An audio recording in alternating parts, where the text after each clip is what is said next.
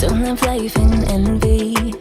Shine a bright energy with the waves I'm making. Gotta make sure I'm happy.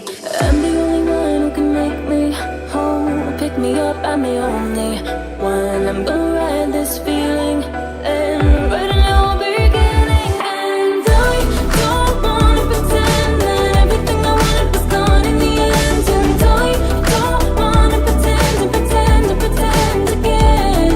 And I don't need to pretend I'm living in this moment. I'm living my best. 'Cause I don't need to pretend and pretend and pretend and pretend. And I don't wanna pretend that everything I wanted was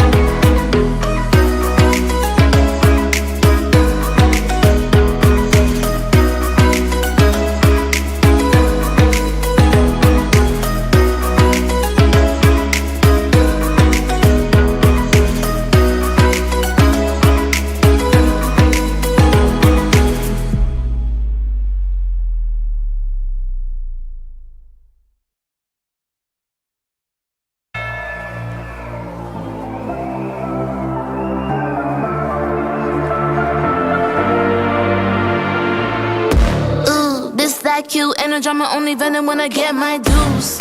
Respect, I'm the next tycoon. Got a pad full of greens, couple M's my soon. Unbeliever, do you see the confidence? Got some people waiting for me on the fence. I live it, but never see me on the fence. Best believe that when I win, it's common sense. I'm designed to fly, defeat all demise. The best me, no fear, no compromise. 100 degrees, I breathe more to life. You should disconnect and throw in the wise. And a hand that's in this. Gotta back it up a high percentage. Got a heart in my sleep, non-stop. Stepping up to the sea, more shots. Getting those I'm alive, unleashed in the fire. Out in the wild, you can never stop me.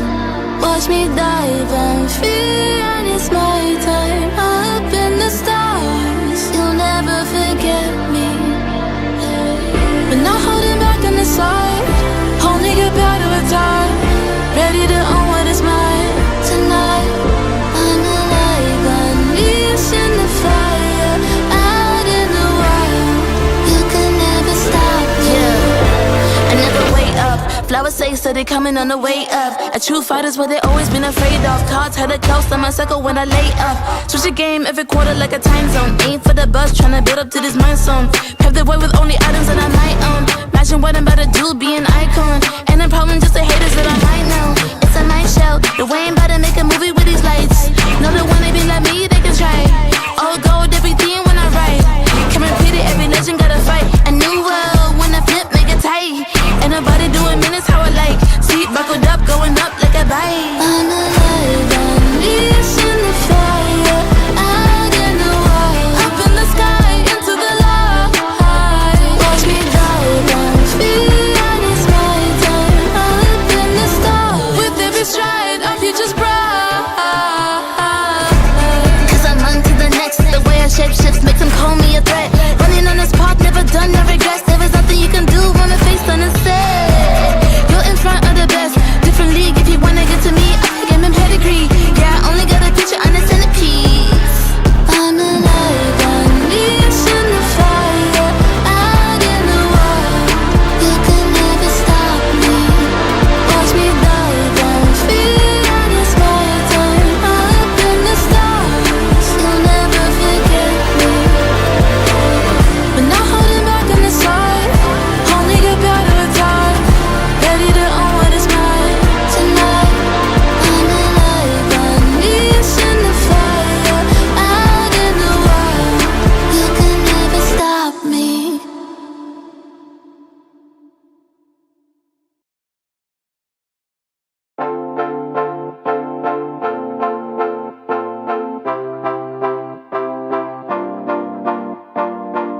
One touch from you takes me to paradise, paradise. One look from you and I fall in your arms, in your arms. Baby, don't stop, baby, don't stop, baby, don't stop it. And give me your love, give me your love, give me your loving. Say that you want, say that you want, say that you want it. Cause this is my love, this is my love. Something about you feels like heaven came along. Baby, can you feel it? Can you feel it? Something that you do makes me feel like we belong. Baby, can you feel it? Can you feel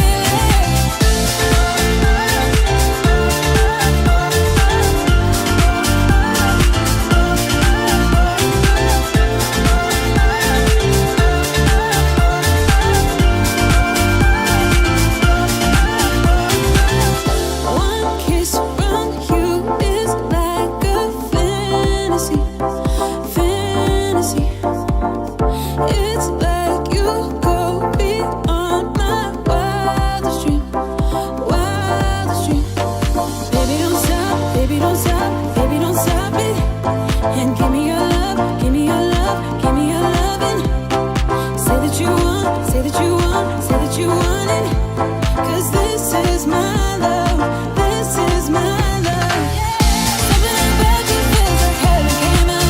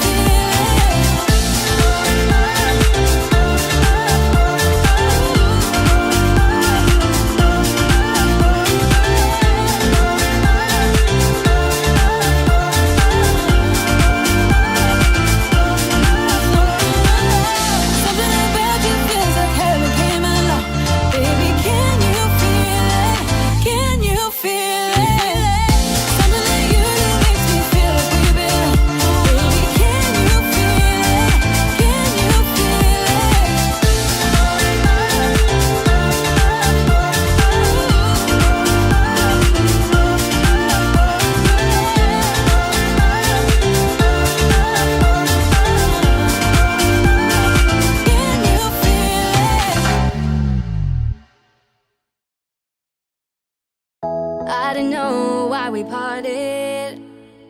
I don't know what went wrong. I just know that I want your body here with me tonight. With me tonight. You know what I need, know just where to touch. Make me feel like I can't explain. Oh no, don't you leave, it's just a bit of fun. You know how to drive me insane.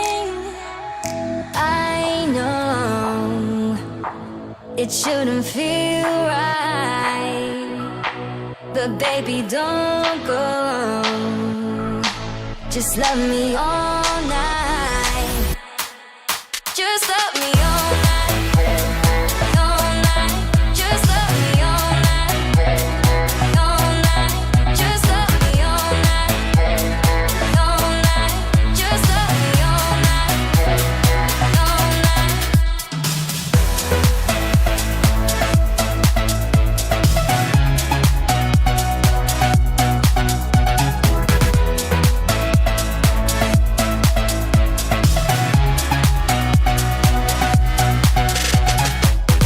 Tell me you want me, baby.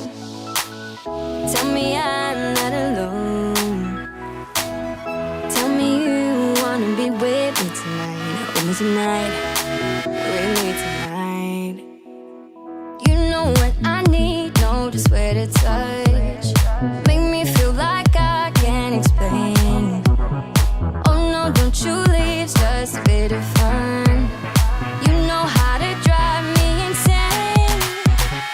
I know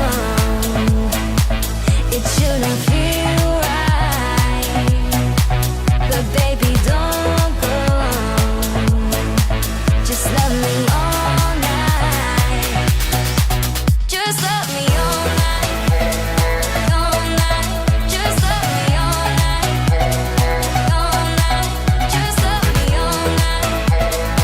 All night. Just love me all night.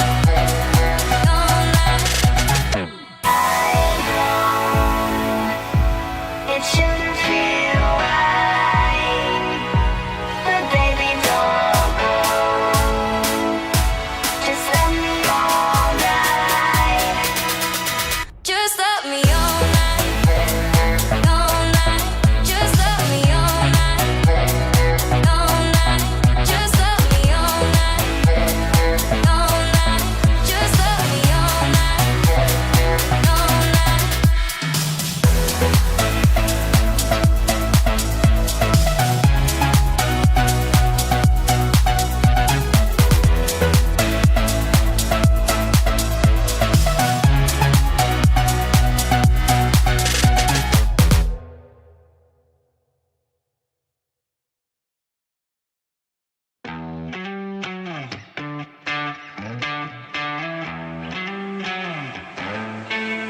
Don't need no thing.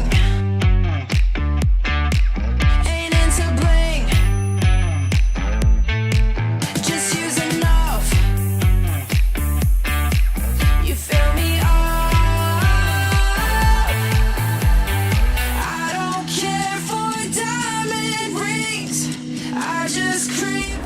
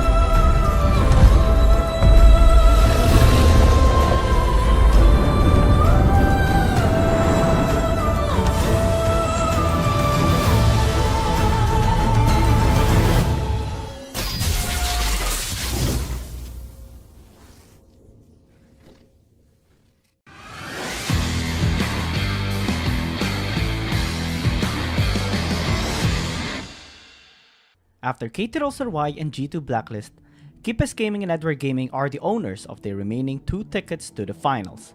Surprises unfolded in the last matches of the playoffs. ThunderTalk, the top-seeded team in the group stages, suffered a bitter defeat against FunPlus Phoenix, while the defending champions Keepers Gaming managed to regain their form.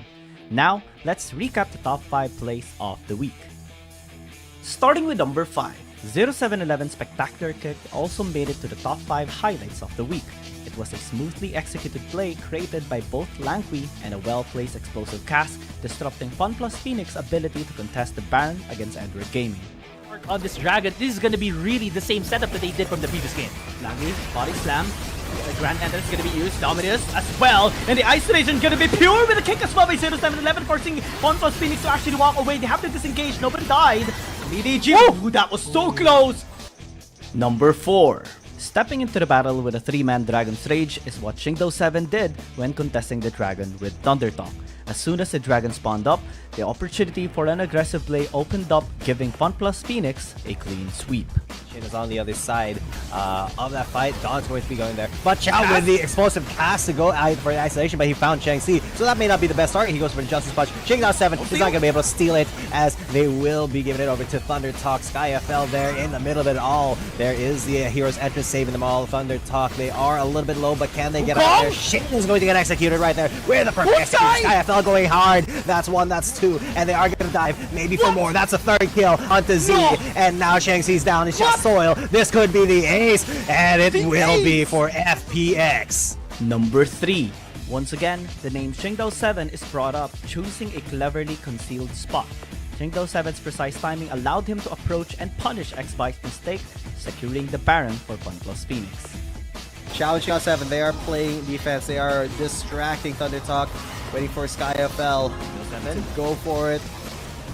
Oh my god, so tense as SkyFL makes his way into the Baron pit. The steal coming in for FPX, and they've trapped ThunderTalk inside the pit. They've already gotten 3. Now Soil is gone, and Shin is the last man standing once again, but he will be standing now. What a hold from FPX. What a play from SkyFL. Number 2. The formidable Langui, a cow-themed champion, may have caused FunPlus Phoenix a lot of difficulties.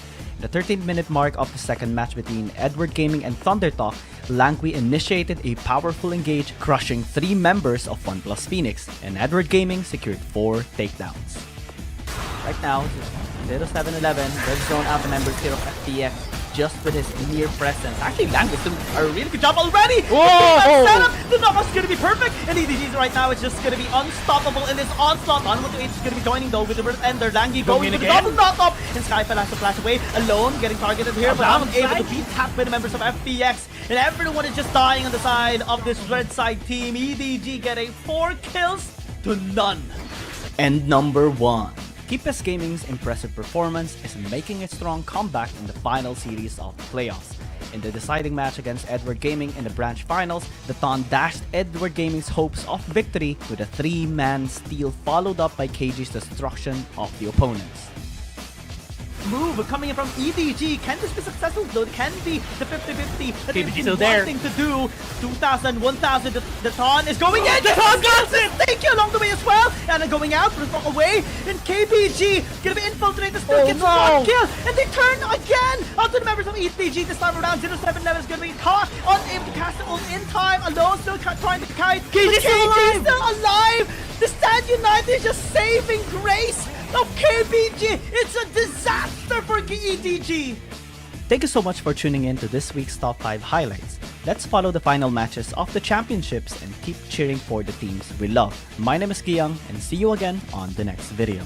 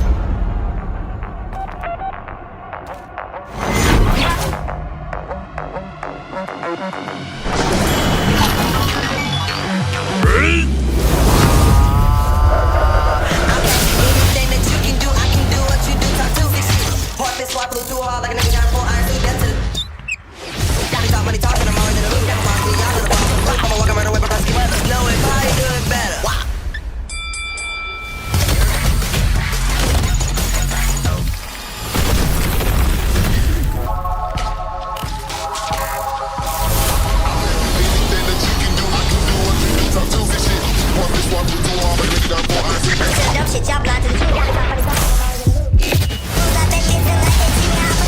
Sun and rain, sleet, snow, any weather. Just know if you can do it, I can probably do it better.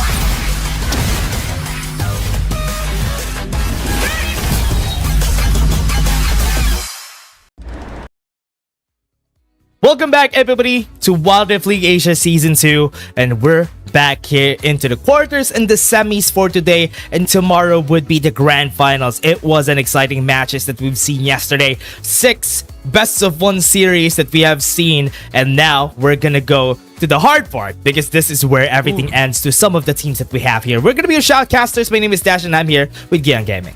It can be the end already for some of these teams. We are bound to say goodbye to some of these teams right now today for season number 2. We have our top 4 teams.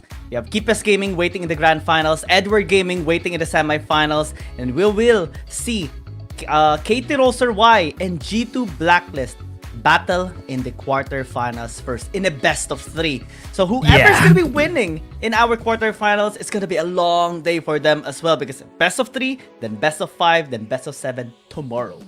Yeah, it's gonna be hard though. Today they're gonna be having a best of 3 and a best of 5. So it is a hard matchup that they have to play today. If ever a G2 or even Roster.Y would be able to win, they're going to be facing against EDG. So right there and then, they already have a disadvantage because they're going to be fighting after a first best of 3 that they're going to be doing today. So that's going to be a big disadvantage for these guys. And also EDG is probably watching what's happening today, so that again is another problem that they have to deal with. Yeah, I mean, yesterday Autolus mentioned that Keepers Gaming has never lost to an APAC team for 2 seasons already. Edward Gaming also has never lost against an APAC team for this season. So that's going to be an insane battle for sure, a big obstacle.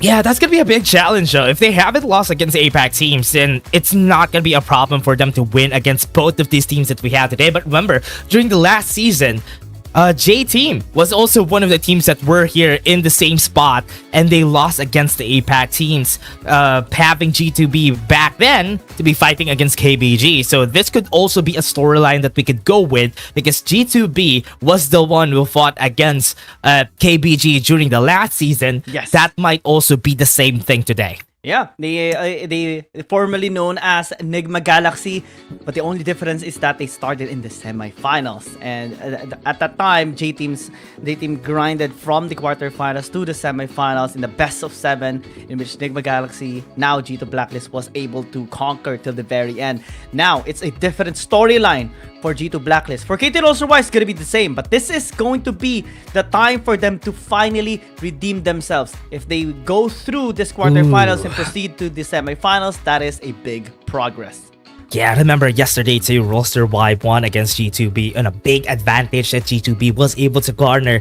They got everything during that time, but they still lost in the end. I mean, that game is still, at this point, would really matter to a point only in where if they won, they could have had advantage against Roster.Y, but it wouldn't really matter because they're going to be staying at the same spot. But that could have given them the boost, the momentum that they needed in order for them to have that confidence to fight against Roster.Y. Yeah, we see KT.RY being the more stable team as of now, especially from the matchup that they had against G2 Blacklist yesterday.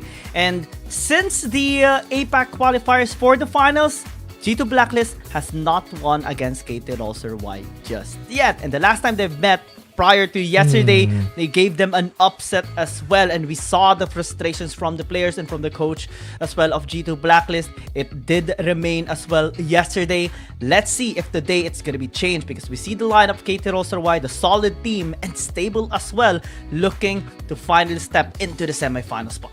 Yeah, the biggest challenge that they have here in this roster, Roster.Y always had Rattel. Rattel has always been one of the strongest APAC Baron laners that we have here. And when you talk about Roster.Y, his name always come up. So with this is going to be a big difference of what G2B could offer. G2B has a very good support. Draw is one of the reasons why most of their games could have been won, because of how he plays around those aggressive supports, and when he tries to play make, that is the chance that G2B has that light in the tunnel whenever they're fighting against these types of teams. Yeah, I mean, we were even showcased by Rattel before with an insane performance on the set, on the Ornn. Lots of outplays have been made, but same goes for G2 Blacklist as well. We look at KD, we look at Ime. Those clutches are still possible for G2 Blacklist. We see 100% as well on First Herald so far in the finals stage, in which G2 Blacklist does love prioritizing early game skirmishes and to accelerating their gold profit as well compared to other teams. KT.RY is more on the balance side. Yeah, and what the difference here for KD and they're very different junglers. KD is one of the junglers that really loves having those carry champions on his side. Could do the same thing. It's a bit of a hybrid of what KD could do, and that is one of the things that KD is always good at. He's always good at securing the early game, always good at securing those objectives. That's why there's a reason why there's 100% first Rift Herald takedown for KD, because that is what he really wants to do every time. Yeah. But the problem there is, now in this meta, the meta doesn't really agree with a lot of the carry junglers that we have, and that's the reason why Trace Esports and Nova got eliminated. Yeah, even if we are on patch 5.0 right now, in which we have seen Syndra being used by Keepus Gaming yesterday. Not for other teams though. KD did try out the Yone, in which he had a great performance for almost the entirety of the game. KT.RY was behind 11,000 gold and but was able to come back slowly but surely because of their players, Daw, Rattel, and as well as Luna and Acrobat being able to pop off and scale better than the ADCs and mid laners of G2 Blacklist at that time. We see the head-to-head between Rattel and Ime as well, and see that Rattel always participates for team fights more than Ime, because Ime oftentimes goes with split pushing so that the rest of G2 Blacklist can actually work around team fights and he can pressure 4 towers as well. But that can be the conflict of G2 Blacklist against KT. Yeah, biggest difference of Rattel and Ime. Rattel always has those champions that he would be able to carry with, and that's what you expect from a player like Rattel. Rattel always wants to put himself forward, and that is one of the biggest things that Rolster-Y has in their backs, because Rattel always helps them out, and Rattel always comes out on top on the Baron lane matchup, and that's the reason why they're a strong team. But Ime wants to neutralize the lane. But again, let's go to the stage first. See the players, see the coaching staff of G2 Blacklist. Yesterday in our last match, we saw negativity, we saw frustrations on their side, but looks like they were able to reset themselves, calm themselves a little bit better. KT.RY are doing the same. All seriousness for our players for the most important series of tonight. It is the quarterfinals, the stepping stone for the semifinals, in which only one team will be able to proceed there. Yeah. Now let's take a look at the players from the other side. Rolster-Y still has the same spot as they had ever since. And these players always had the best spot whenever it comes to the APAC tournaments. One of the biggest difference from the last season is that during the last season, Rolster-Y was in the same spot. They were on this best of 3 before they headed on to the best of 5. And now it's going to be a big difference because they're going to be fighting against G2B. And last season, G2B had the big advantage against them during the group stages, but now it's different. Now, on the winner's bracket is going to be Rolster-Y, and G2B was in the lower brackets when they headed into the playoffs. Let's see on blue side. KT.RY yesterday was on red side, and they had such a great performance with double ADC scaling composition, in which Rattel as well was able to pop off despite picking the Renekton on a 20+ minute game. Oftentimes we see a Renekton fall off massively. Not for Rattel. Can use that champion still in this blue side scenario, but oftentimes you do see him Endo prioritize picking up the Camille, especially in yesterday's games. I believe we have almost 100% pick rate on Camille on blue side. Yeah, and that is one of the reasons why they love picking up Camille. Camille is good at neutralizing lanes. Camille is good at just locking down the same targets again and again. And this is the reason why they banned the Renekton.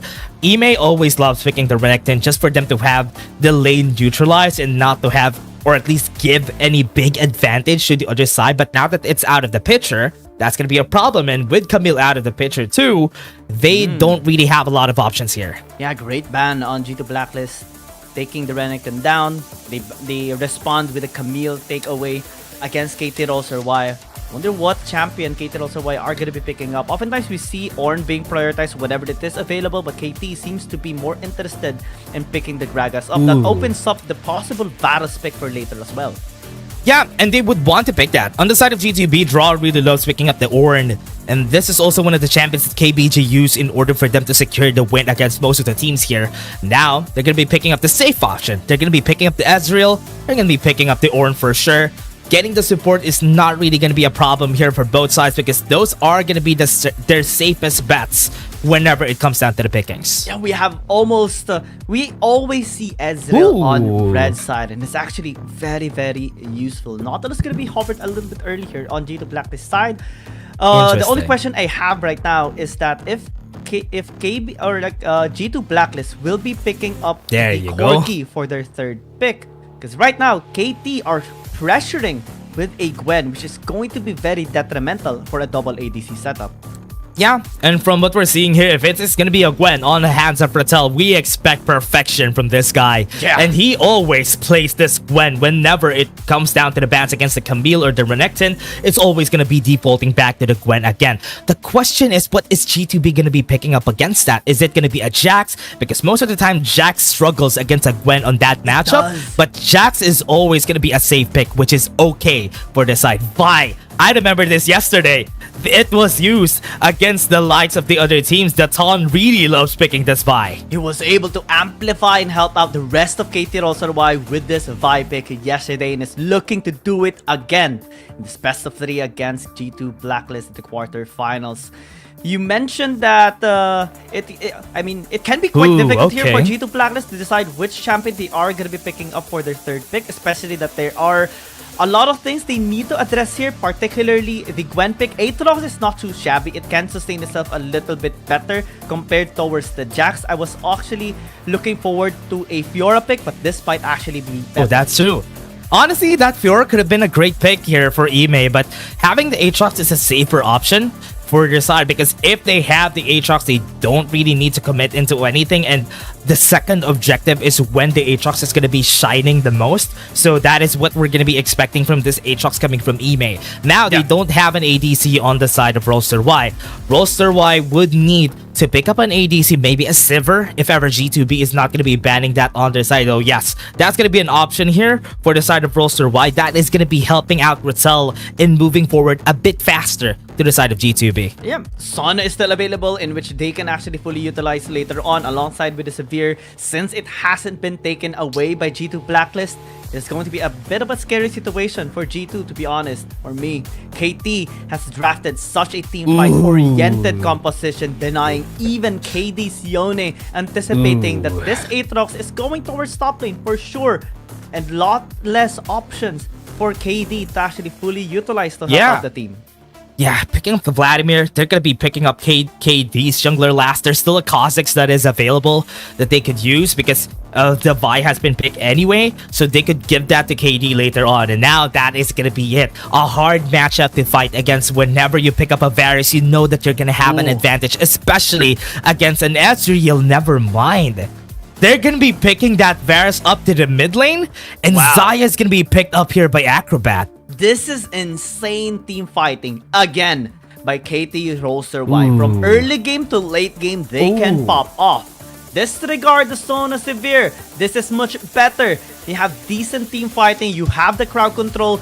Everyone, almost everyone has crowd control. Even the ADCs on KT.RY. And G2 Blacklist has to step it up a notch. KD has to outperform though, or else G2 Blacklist is gonna get overpowered. That is going to be a problem here, though. They picked up the Lee Sin. They need to get the early game in their favor, but they don't really have a lot of champions that could really utilize the early game. Because remember, Aatrox, Vladimir, Ezreal, they need to get their first items first, or at least the Vladimir is going to get a lot of items first, maybe second or third item before the Vladimir pops off. But the Ezreal and the Aatrox are going to be struggling on that first objective, and Roster.Y is going to be using that against G2B because Roster.Y has a Vi. Vi is so good at the early game, especially in that early game pickup. Whenever you have a Varus on your side, that's an easy kill for them. It's an easy setup as well for KT.RY. Bolt Breaker into the Assault and Battery into Chain of Corruption alongside with the cast. Everyone on G2 Blacklist can be separated and they can easily burst down that single target, gifting KT.RY a theoretical numbers advantage for objective teamfights. Now G2 Blacklist has to be more careful in checking out areas, establishing vision. They need to be very cautious on where KT.RY can actually be on the map. They have to amplify their strengths as well in the early game. We talked about KD's performance compared to Do, especially in yesterday, seeing more potential on KD, especially on his unit yesterday's games. But this time on the Lee Sin, he has to really help out the team. He has to secure the first blood objectives, maybe get a couple of steals against Do, because this comp of KT is very scary. Yeah, what they need to do on the side of G2B is to pick up the Vladimir, let the Vladimir scale up until the late game, and that is what you need on this team together with Golden Kite, so they need that damage up. So Lee Sin, KD would really need to push the boundaries here, but now in the early game, Luna is just winning this fight just because when you have an ADC, especially a Xayah at level 1 and picking up the second skill, that is where the Xayah is going to have that advantage in the first or early trades in that battle. You have additional attack speed, you have the passive procs as well with the feathers, additional DPS just to win that level 1 skirmish. Now early dominance being established here by KT.RY, at least in the mid lane. Top lane as well, Ime seems to be having a bit of a problem, but not too much. Regardless, he is going to be able to free hit later on, or at least secure those CS in the laning phase. Bottom lane is where we should see G2 Blacklist try to be a bit more aggressive because they have the Nautilus and the Ezreal. Yeah, considering that they also went to the top side of the map, we're going to be expecting KD to go into bot lane to get that first gank after getting the blue buff. So with that, we can definitely see where they're going to go. It's a good thing they had the ward there. Roster Wide knows that he's in the bottom side of the map. They need to be a bit more careful. Yeah, because top side can be ganked, mid lane can be ganked, they have crowd control. This is the leverage that KT.RY actually has in this composition that they have. Almost anyone can help out Do initiate for a skirmish. They have the crowd control except for just top lane, but this Gwen of Ratel is still going to be able to dish out a lot of damage. Yeah, this is going to be tough for them because on the side of Roster White, they do have a lot of damage, they do have a lot of setups, and not punishing an ADC in the early game, especially that Xayah in the mid lane, is going to be a problem for them. But KD, now in the bot lane, have a Dragon's Rage angle here if ever he goes in.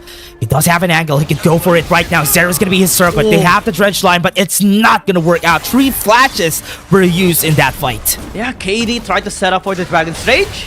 Yeah, they get the Dredge line. They're going to go in. Zera doesn't have any more flash, and that's going to be the first blood to the side of G2B. They re-engage, you take the kill, and disregard the presence of Do. It was a bit too late already to help out the team, and G2 Blacklist gets the early leverage.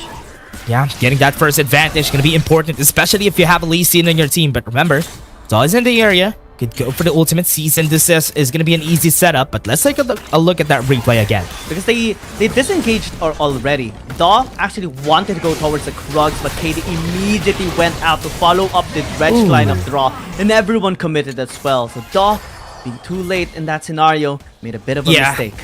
That was a bit too far away though. I thought Do is going to be going in. Charging the Bolt Breaker was his signal to go in, but because he knew that that was not going to survive that, he really didn't commit. But that could have netted them something in order for them to save that support that they have there. But right now, from what we're seeing, advantage to the side of G2B is going to be welcome anytime. And they have vision as well towards Do in his position in taking out the Gromp. So again, KD can work around possibly towards mid lane or bottom lane again to help out Draw and Golden Kite. However, top lane can be something in which he can gank as well, since Ime is already at level 5, in which that Aatrox does have a lot of crowd control to help out KD. Mid lane is going to be a spotted out Lee Sin at least with a ward. And Aaron, I think, will just clear out this wave. Yeah, you know what? I kind of expected here because if the draft is going to be like this, what could have been great about this for the team is if they had a Jax. A Jax could have been good here on the double ADC matchup. But because they don't have, that's going to be where they struggle. Do is already on the bottom side of the map. They don't have vision in where Do is. The G2B is not going to be defending that at this area. Dragon's Rage is going to be used. Rattel is going to be left alone. Ime is here to help him out. And they could go in. Flash is in. Rattel is low HP, but they have the damage. Sonic Wave's going to connect, and they get another kill. And that's what we talked about earlier. The crowd controls that the Aatrox has to help out the Lee Sin is there for G2 Blacklist. Rattel tried to stop and stall out the steal there, or the invade of KD onto the blue buff of Daw as Daw was going towards the blue buff of KD. But the answer of G2 Blacklist is engaged because they know they can pin down the Gwen, especially at this early state of this game. Yeah, wave stage is still good. What they want for the side of G2B is to get that advantage in the early game so that they can secure the objective that they want to go for. Now, we want to go for the Dragon first, getting that stat advantage against Roster.Y. And now on the other side, Roster.Y is going for the Rift Herald first. And KT.RY trying to, as well, just interfere. Ooh! Explosive gas not gonna hit, not connected to anything. Golden Kite went in. We have to hold onto this side though. Golden Kite still getting some damage from Luna. I think G2B is just gonna be taking this for free, but Daw also got the trade on the other side. Just cutting down the wave as well in the top lane through Rattel. Possibly RH used already into the mid lane, but bottom lane. Yep. Gonna be pushing for the kill. Almost got the dredge line there. They still have the Sonic Wave, but they're not gonna follow through. Don't have enough damage on this side, so G2B is not gonna be taking that. But mid lane, remember, has been taken down. And a second charge as well by Shelly. That is actually much more valuable this time around for KT.RY. Mid lane unable to be defended by Aaron alone.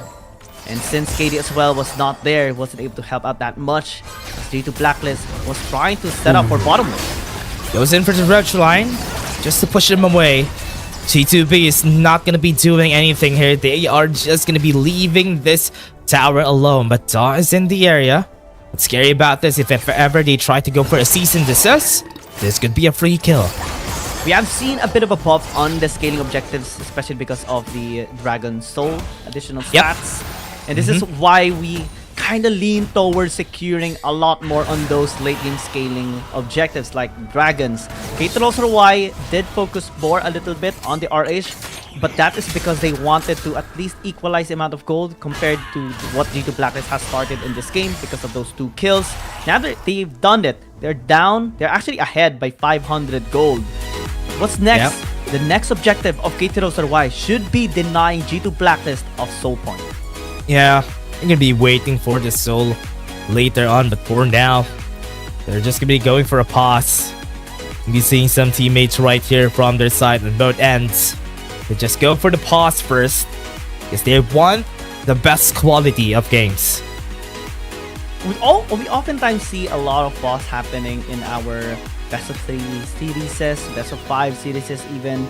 But it's very important as well to just allow these players to have no problems in their gameplay, in their playstyle. I mean, this setup right now that they have online setup, not on site, is kind of complicated to actually handle. So props to our technical team on Wild Rift League Asia season number 2 in addressing immediately the problems that we have on our players. Of course, it's very difficult. It's very difficult to handle this kind of tournament. But regardless, they're making sure that the performances of our players are at its peak.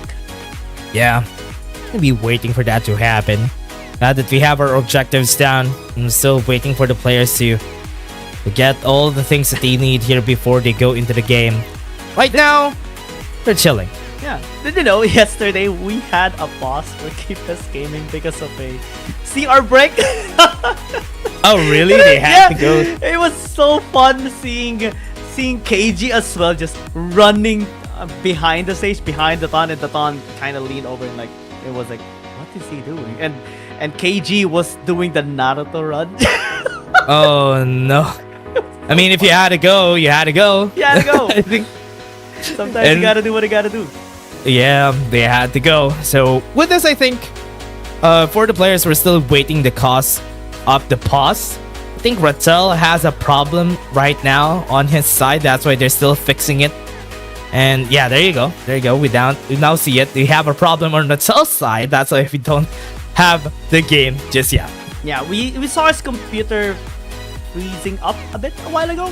I think the camera, camera stuff and all. Yeah. So it's gonna be addressed almost immediately. it only takes like one refresh or something. I'm Yeah, not for a sure. techie guy, so I don't know.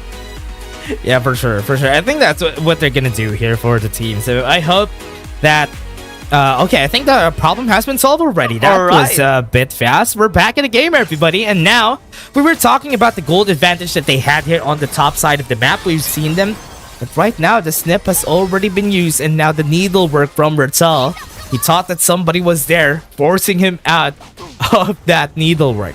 Yeah, just popping out the ult so that Ratel won't be able to fully utilize his abilities, at least for a bit of while. And that can help out G2 Blacklist be able to finally secure this top lane turret, because they lost their mid lane already. KT.RY is responding with grouping up in the bottom side, maybe to get some leverage in preparation for the second objective as well, for the second dragon. Through Barrage did connect onto Ratel, just pressuring him more, and he lost a turret plate. Yeah, got a lot of plays on their side, but remember, Rolster-Y still has the advantage here. Remember how slow the game is whenever we're talking about Rolster-Y, and they are just gonna slowly get any towers that they can. Right now, they're gonna be diving on Ime. Ime doesn't have any more Darken Blades, but it doesn't matter. Was able to flash away. Yeah, especially because the Chain of Corruption wasn't used early enough. Ooh. But they got the tower. Yeah. That's still a good thing, though. Rolster-Y really wanted to go for the tower, because if they didn't get the kill, the tower is going to be on their side, and now they're aware that members of G2B are already here. Daw is going to be here, gets a Dragon Trade, knocks up 2, and Zero is going to be left alone here, uses the flash to run away, and now Rolster-Y is still safe. At the end of that as well, KT.RY did get the better benefit compared to G2 Blacklist, because not only were they able to prevent the engage from G2 Blacklist, they were able to get the tower and deny the top lane tower taking of G2. Yeah, 1v1, Golden Kite still has a lot of damage, but the snip from Ratel still deals a lot of damage together with the needlework. That's why he was forced to run away with the Arcane Shift. He has to just disengage. KT was able to recover the initial mishaps that they were experiencing against G2 Blacklist from those 2 kills. 2 towers as well were already taken in mid lane and bottom lane, in which they only need to secure top lane, and that would give them so much map control. Yeah, right down top side.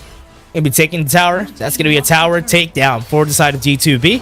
2-1 to get a Chain of Corruption and Aaron, forcing the flash from him. There's so much pressure already coming from just 3 members of KT.RY, because every single one of those has crowd control. That's the thing. Yeah, that's what's scary about this lineup, though. Whenever they try to go for Aaron, if they get the CC lock, especially if they get that first Chain of Corruption on them, that is gonna be scary. But now G2B, it's gonna be on the top side of the map, forcing a dredge line, wasn't able to connect. They are still not done. KD could go for a push. They go for the dredge line, they go for Acrobat, they use the stasis, and now that's gonna be a Dragon's Rage to get the hit. They get another kill. Zero's gonna be next, body slams away. Aaron's too fast, and he's gonna be chasing down Zero. Luna right here onto the top side. He's gonna be chased down, slows on the Sanguine Pool, and this Sonic Wave. Okay, Aaron gets the kill. Great gold funneling on the side of Aaron. Daw cut out, pull Yeah. back. Gonna be forced away. Now that's gonna be a hit, and the dredge line is gonna connect. And that's why they get advantage. 4 members are down, and they can go for the Drake. Ratel is still trying to push away KD out of the objective. That is so not close. gonna be good for the side of Rolster-Y. They don't have their jungler, and G2 Blacklist can pressure for soul point. Yeah, they still don't have their jungler. Time's gonna be nigh. Rolster-Y is gonna be taking this. Golden Kite is gonna be pushing back Ratel. It's gonna be exhausting this guy, but right now that objective is gonna be there. It's raw. Stuff alone. Dredge Line's not gonna connect. And G2B is gonna be running away from this fight. I think this position is not good. Draw might die in the process, but now Still Ratel alive. was able to get it. Zero goes in for the body slam. He's not gonna get the kill. Here comes the flash from Ime, and they What? get the kill in the end. They got it, especially with the Darken Blade slam by Ime. And KT.RY wasn't able to deny soul point. They lost a member as well. Now bot lane is being pressured. Ooh, Ratel doesn't have a lot more HP. KD wants to go for the kill. True shot barrage not gonna hit. Dragon's Wrist connects. Oh, He has the flash 5 to go points. away. And Aaron could go in. But right now they don't need it. Ime almost dies. Now Zero as well almost died just from the Hemo Plague of Aaron.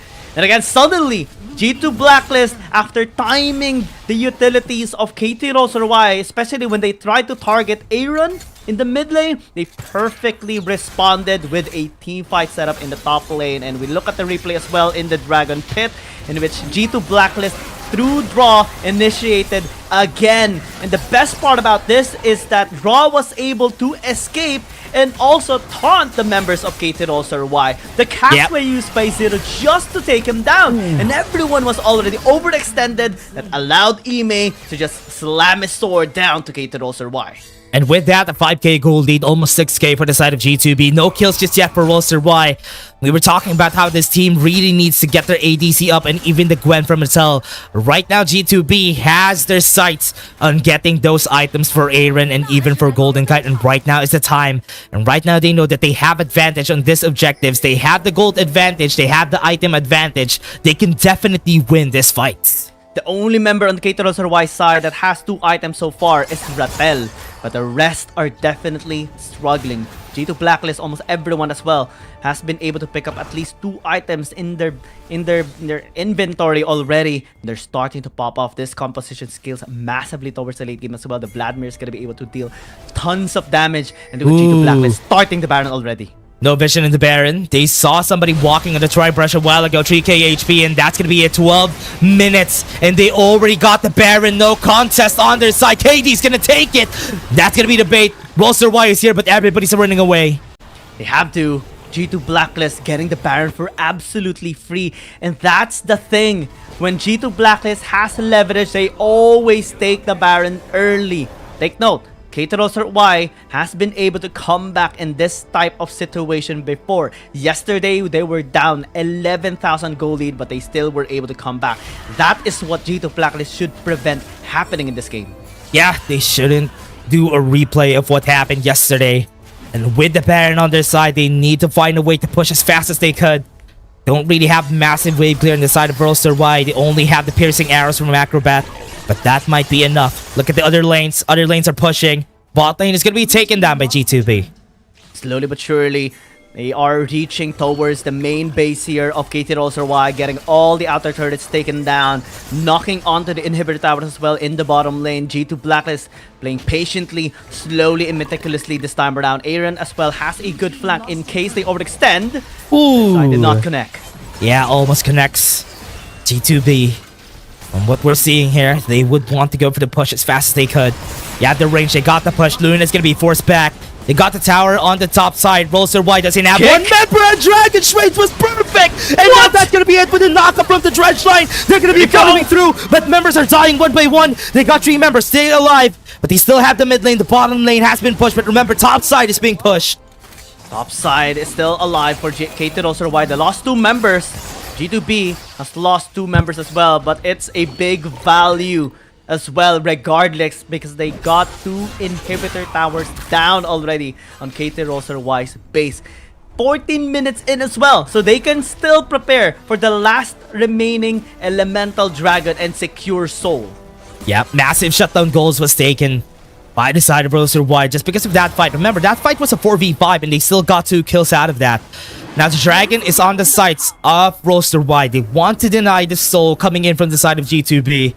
That's what they want to do, but right now, G2B is in position. They still have KD alive. They're pushing back the members of Roster Y. Aaron is just so fed right now. Yeah, Vision as well onto the Dragon Pit. KT.RY can still turn. Yeah, Dom might go for the steal.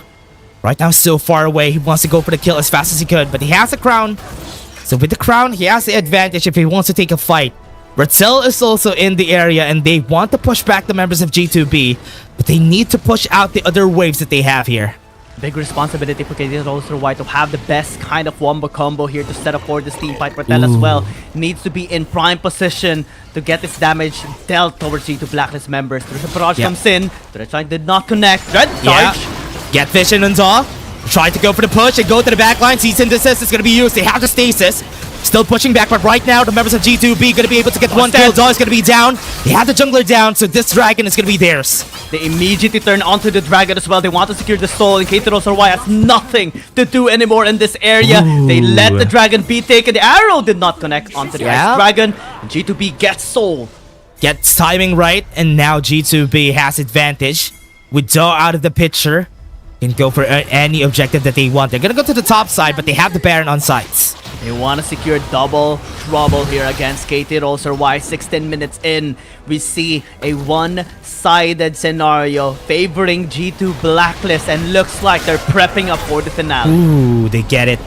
Get all the objectives, they get the advantage, and right now with the Baron on their side, they can go for the push. They have to just put somebody on the top side of the map just to go for the push there. They could definitely end this game.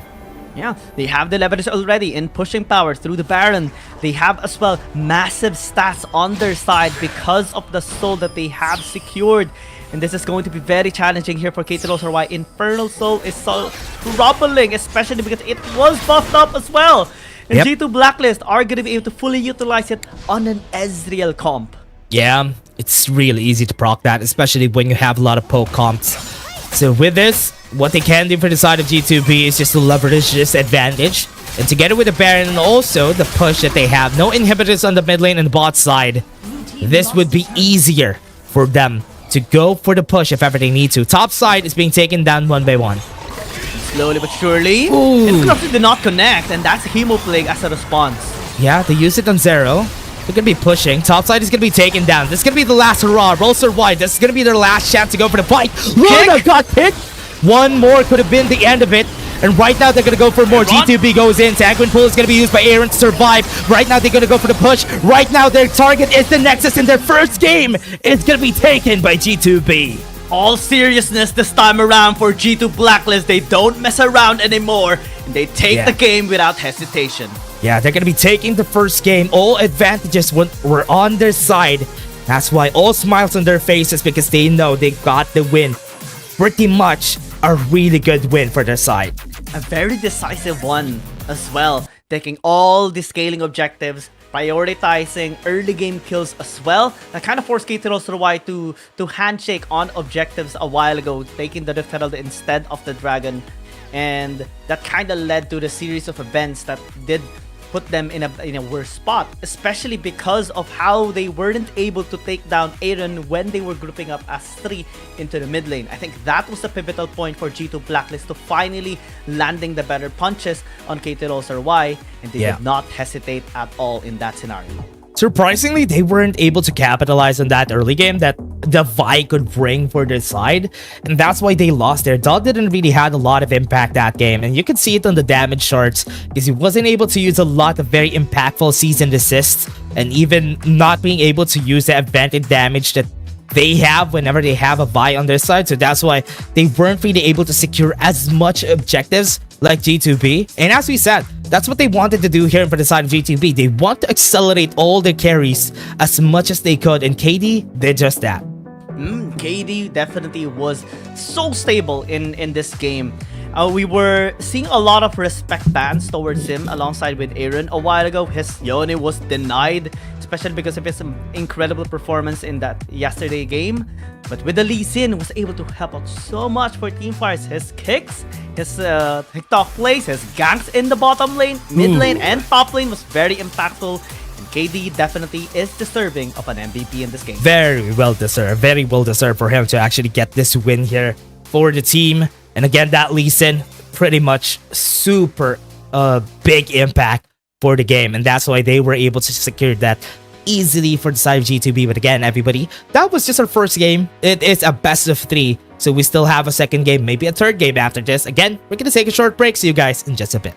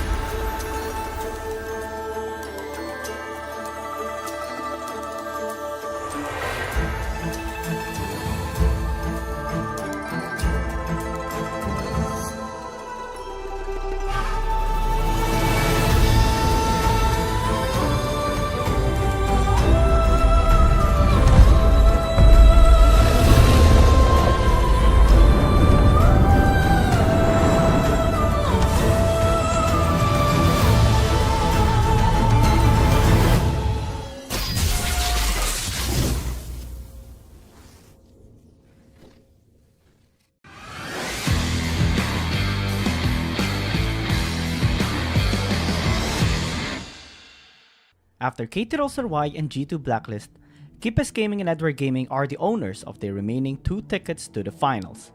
Surprises unfolded in the last matches of the playoffs. ThunderTalk, the top-seeded team in the group stages, suffered a bitter defeat against FunPlus Phoenix, while the defending champions KT Gaming managed to regain their form. Now, let's recap the top 5 plays of the week. Starting with number 5, 0711 Spectacular Kick also made it to the top 5 highlights of the week. It was a smoothly executed play created by both Langui and a well-placed explosive cast, disrupting FunPlus Phoenix's ability to contest the Baron against Edward Gaming. On this Dragon, this is gonna be really the same setup that they did from the previous game. Langui, body slam. The Grand Entrance is gonna be used. Dominus as well. And the Isolation gonna be pure with a kick as well by 0711, forcing FunPlus Phoenix to actually walk away. They have to disengage. Nobody died. EDG. Ooh, that was so close. Number 4. Stepping into the battle with a 3-man Dragon's Rage is what Shingdo7 did when contesting the Dragon with ThunderTalk. As soon as the Dragon spawned up, the opportunity for an aggressive play opened up, giving FunPlus Phoenix a clean sweep. Shin is on the other side of that fight. Don's going to be going there. But Chow with the explosive cast to go out for the isolation, but he found Chang Si. So that may not be the best target. He goes for the Justice Punch. Shingdo7 is not going to be able to steal it, as they will be giving it over to ThunderTalk. SkyFL there in the middle of it all. There is the Hero's Entrance saving them all. ThunderTalk, they are a little bit low, but can they get out there? Shin is going to get executed right there. With the perfect execution. SkyFL going hard. That's 1, that's 2. And they are going to dive maybe for more. That's a 3rd kill onto Z. And now Chang Si's down. It's just Soil. This could be the ace. And it will be for FPX. Number 3. Once again, the name Shingdo7 is brought up, choosing a cleverly concealed spot. Shingdo7's precise timing allowed him to approach and punish X-Bike's mistake, securing the Baron for FunPlus Phoenix. Chow and Shingdo7, they are playing defense. They are distracting ThunderTalk, waiting for SkyFL to go for it. Oh my god, so tense. SkyFL makes his way into the Baron pit. The steal coming in for FPX, and they've trapped ThunderTalk inside the pit. They've already gotten 3. Now Soil is gone, and Shin is the last man standing once again, but he will be standing now. What a hold from FPX. What a play from SkyFL. Number 2. The formidable Langui, a cow-themed champion, may have caused FunPlus Phoenix a lot of difficulties. In the 13th-minute mark of the second match between Edward Gaming and ThunderTalk, Langui initiated a powerful engage, crushing 3 members of FunPlus Phoenix, and Edward Gaming secured 4 takedowns. Right now, 0711 red zone out the members here of FPX just with his mere presence. Actually, Langui doing a really good job already! Whoa! Setup! The knockout's gonna be perfect! And EDG's right now, it's just gonna be unstoppable in this onslaught. Onward to H is gonna be joining though with the Birth Ender. Langui going with the double knockup! And Skyfell has to flash away alone, getting targeted here, but unable to be tapped by the members of FPX. And everyone is just dying on the side of this red side team. EDG getting 4 kills to none. And number 1. KT Gaming's impressive performance is making a strong comeback in the final series of the playoffs. In the deciding match against Edward Gaming in the branch finals, the Ton dashed Edward Gaming's hopes of victory with a 3-man steal followed up by KG's destruction of the opponents. Move coming in from EDG. Can this be successful? Though it can be the 50-50 that they've been wanting to do. 2,000, 1,000, the Ton is going in! The Ton gets it! Thank you along the way as well! And then going out, but away, and KPG gonna be infiltrated, still gets 1 kill! And they turn again onto the members of EDG this time around. 0711 is gonna be caught, unable to catch. Welcome back to everybody to Wild Rift League Asia Season 2, and we're here again. We saw G2B get a 1-0 against KT.RY. Y wasn't able to fight back because they didn't really get a lot of kills that game, Gayong. So again, we're still gonna be a shoutcasters. My name is Dash and I'm here with Gayong, and we're looking forward to what Game 2 is gonna offer. Yeah, and what KT.RY is going to be adjusting in their composition, possibly in their playstyle as well, because we didn't see any comebacks in that game a while ago. Maybe as they transition towards red side, we would see similar to how they performed yesterday against G2 Blacklist. Yeah, and I remember one of the weakness of Y is when it comes to the best of 3 series. If they don't win the first series, it is a really big struggle for this team because most of the time they lose the momentum early on, but if they win the first series, it's definitely going to be sure that they're going to be winning the second game or even the third game if ever a third game comes out. So that's why Y, this is going to be a big challenge for them. Yeah, I mean, the last time that they met against G2 Blacklist and had a best of 3 series, G2 Blacklist handed them over a 2-0 sweep. Yeah. And that's going to be the attempt again by G2 Blacklist so that they would have the fullest momentum going towards the next series. If they win the series, KT.RY doesn't want that to happen. They want to come back. They want to finally reach a game number 3 in which they can possibly get a reverse sweep against G2 Blacklist. I love the bans as well. They might be interested in taking away the Yone as well of KD because I think he's going to be very, very confident in picking it up early. Yeah, very smart. You talk about how Ezreal is always going to be a red side pick, and banning the Ezreal this time around is a very smart choice for G2B so that they won't be able to pick that up on the side of BO3. They're going to be forced to use another ADC, maybe even a Zeri as the first pick here for the team. G2B is going to be picking up their support. They could go for the Gragas first or even the Camille first here, but Lee Sin first pick is surprising here for G2B. Yeah, first pick as well. Not picking up the Gragas, not picking Yeah. up an Aatrox, not picking Camille. up an Thorn. Or Camille. Yeah, you mentioned it. Camille is open. There you go. Now that they're gonna be picking up the Camille on the side of BO3. But it's also a smart choice because they want to pick up the Lee Sin. They don't want Da, because we all know that Da also picks up the Lee Sin. They don't want Da to pick up the Lee Sin on their side, so G2B is risking that because KD played that Lee Sin well during that last game. What would be the answer though of G2 Blacklist towards Aatrox and the Camille? I mean, Lee Sin can stand a really good chance against Camille. Just one kick can deny the Hextech ultimatum. But in terms of late game scaling, it's going to be very impactful for the Aatrox and the Camille being better than the Lee Sin and even the Renekton.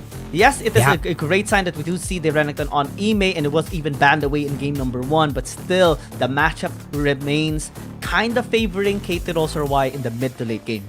Yeah, that's smart. Picking up champions that they're confident with, G2B, picking up the Renekton for Ime, always has been an Ime pick, and Aaron Golden Kai picking up the Varus is also something that you expect from G2B. So they stuck with comfort, and that is okay.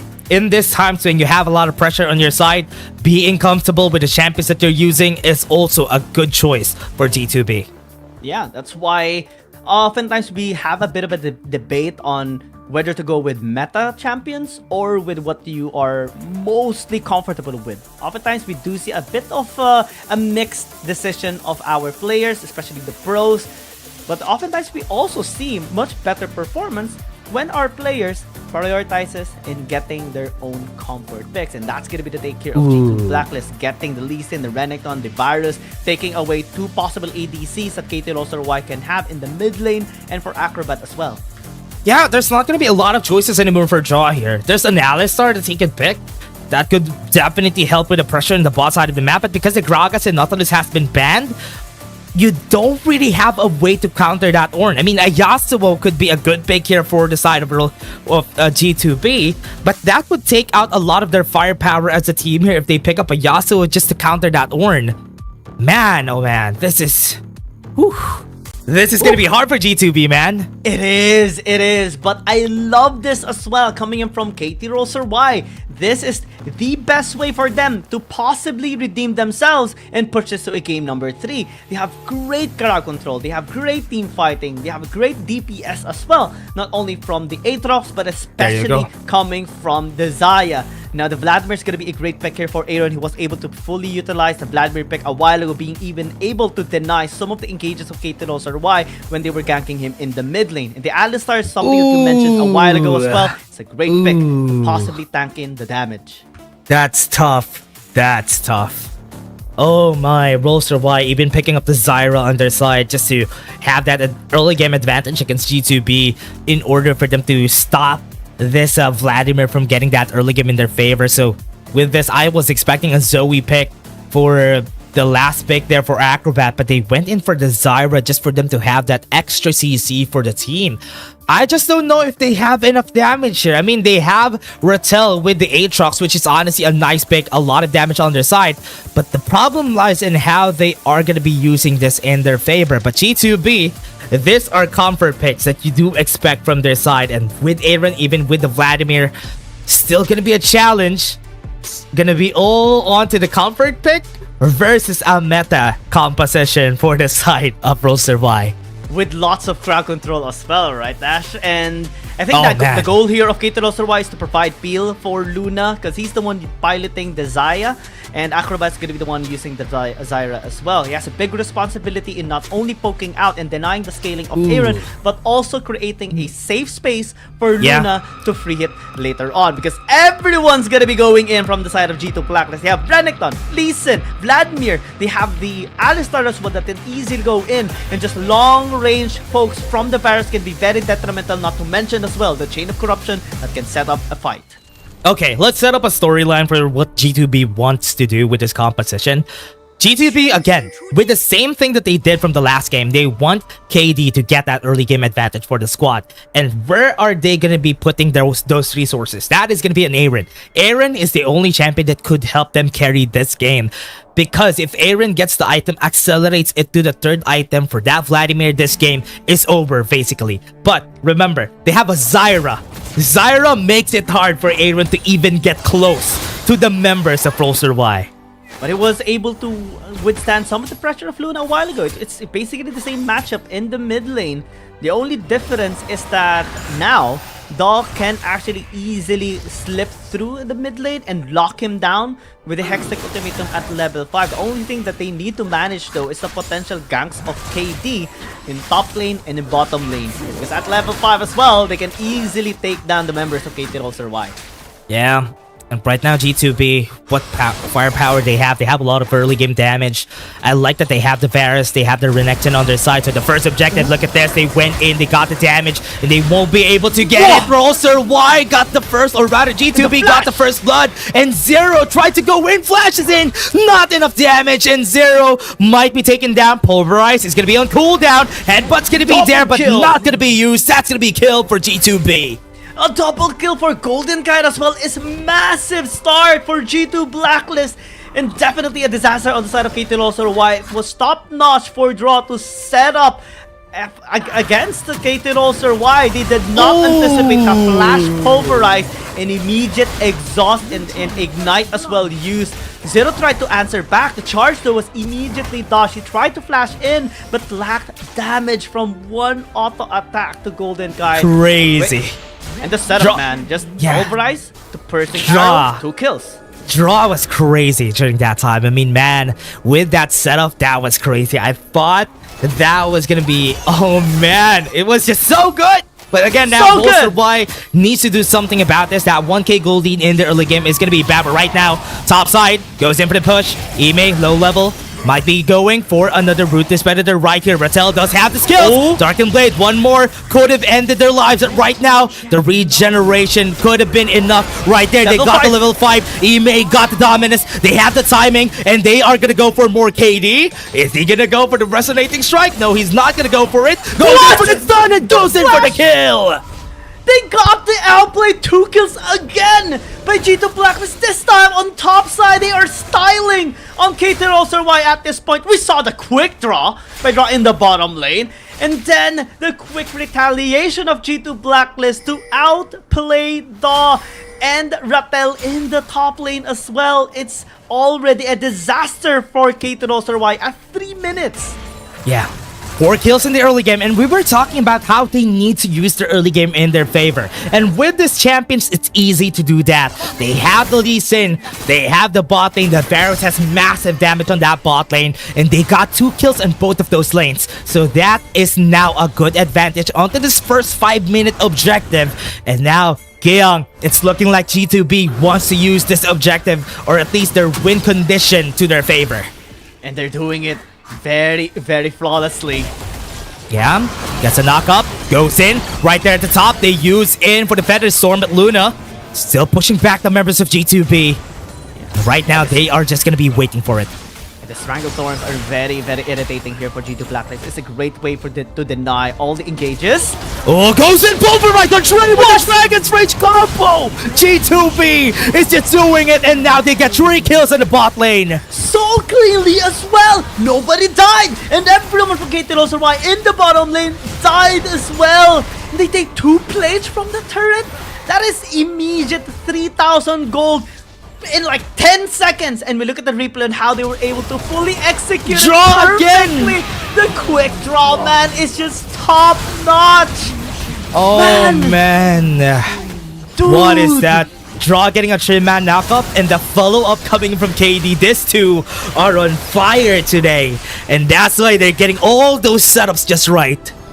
And to think that KT.RY banned away the Nautilus, banned away the Gragas, they took the Ornn as well, but you can never ban the performance of Draw on any support champion that he's gonna be using. And so far, he has been just making so many TikTok plays. Crazy. Crazy. The Draw has been doing a lot of plays here. Remember, Draw is on the side lane.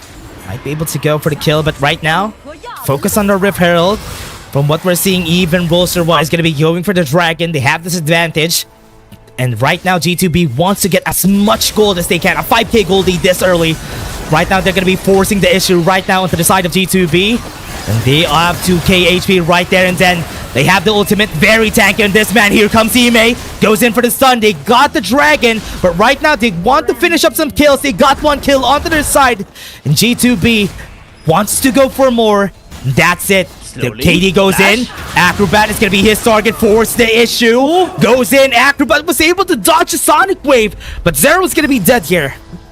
They should be able to pick up the kill onto Zero. Desire was able to stay alive. It's taking a lot of time. Finally, they do take the kill. They lost the Dragon though. KT.RY was able to get it till the very end. That's good for KT to at least invest a little bit more on the late game, because that's where they can actually shine the most. KD, look at him. Uses the safeguard in order for him to run in.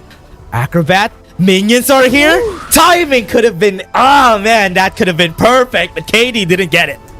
KD being cheeky in the top lane, but we saw Acrobat being able to sniff out his intentions. 7,000 gold lead though at 6 minutes into the game. His massive performance coming in from G2 Blacklist. Yeah, from what we're seeing here from Roster.Y, 9-0 with a 7k gold lead. It's gonna be a bad spot to be in this early in the game. Oh, the pushback coming from KD. And right now they wanted to go for more. Uses the Proto Belt enchant. And right now Aaron's on the backside, gonna go for Luna. Flashes in. Damage is gonna be enough, and that Hemo play was able to get the kill. Zoe's being chased down. Pulverize is gonna be cooled down in a bit, but he was able to just swing away. Oh, KD! Oh. Maximizing 3 blast cones there. Oh, wait, what? Goes in, Call it the Forge, got damage from Rattel! That could have been it, but KD was able to get again. Jaw was able to get the knockup on the tree. G2B loses 2 members, but Golden Kite damage onto Acrobat is going to be ending lives. And this is going to be shutdown gold for shutdown gold. That's going to be bad, though. He's going to be dying. Golden Kite survives, and now Roster.Y wants to go for more. They get the knockup on 1, and Abram's going to be dead. 4 members, 4 shutdowns have been given to Roster.Y. But Ime was able to pick up a tower in the top lane, continue pushing as well towards the second tower.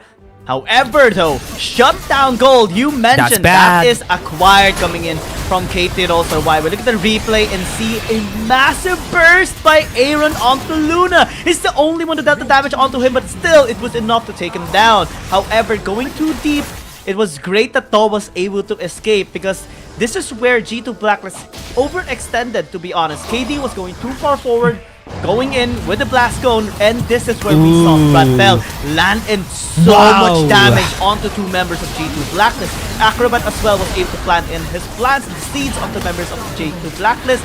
Golden Kite continued to kite out, maximizing his DPS till the very end as he fell down.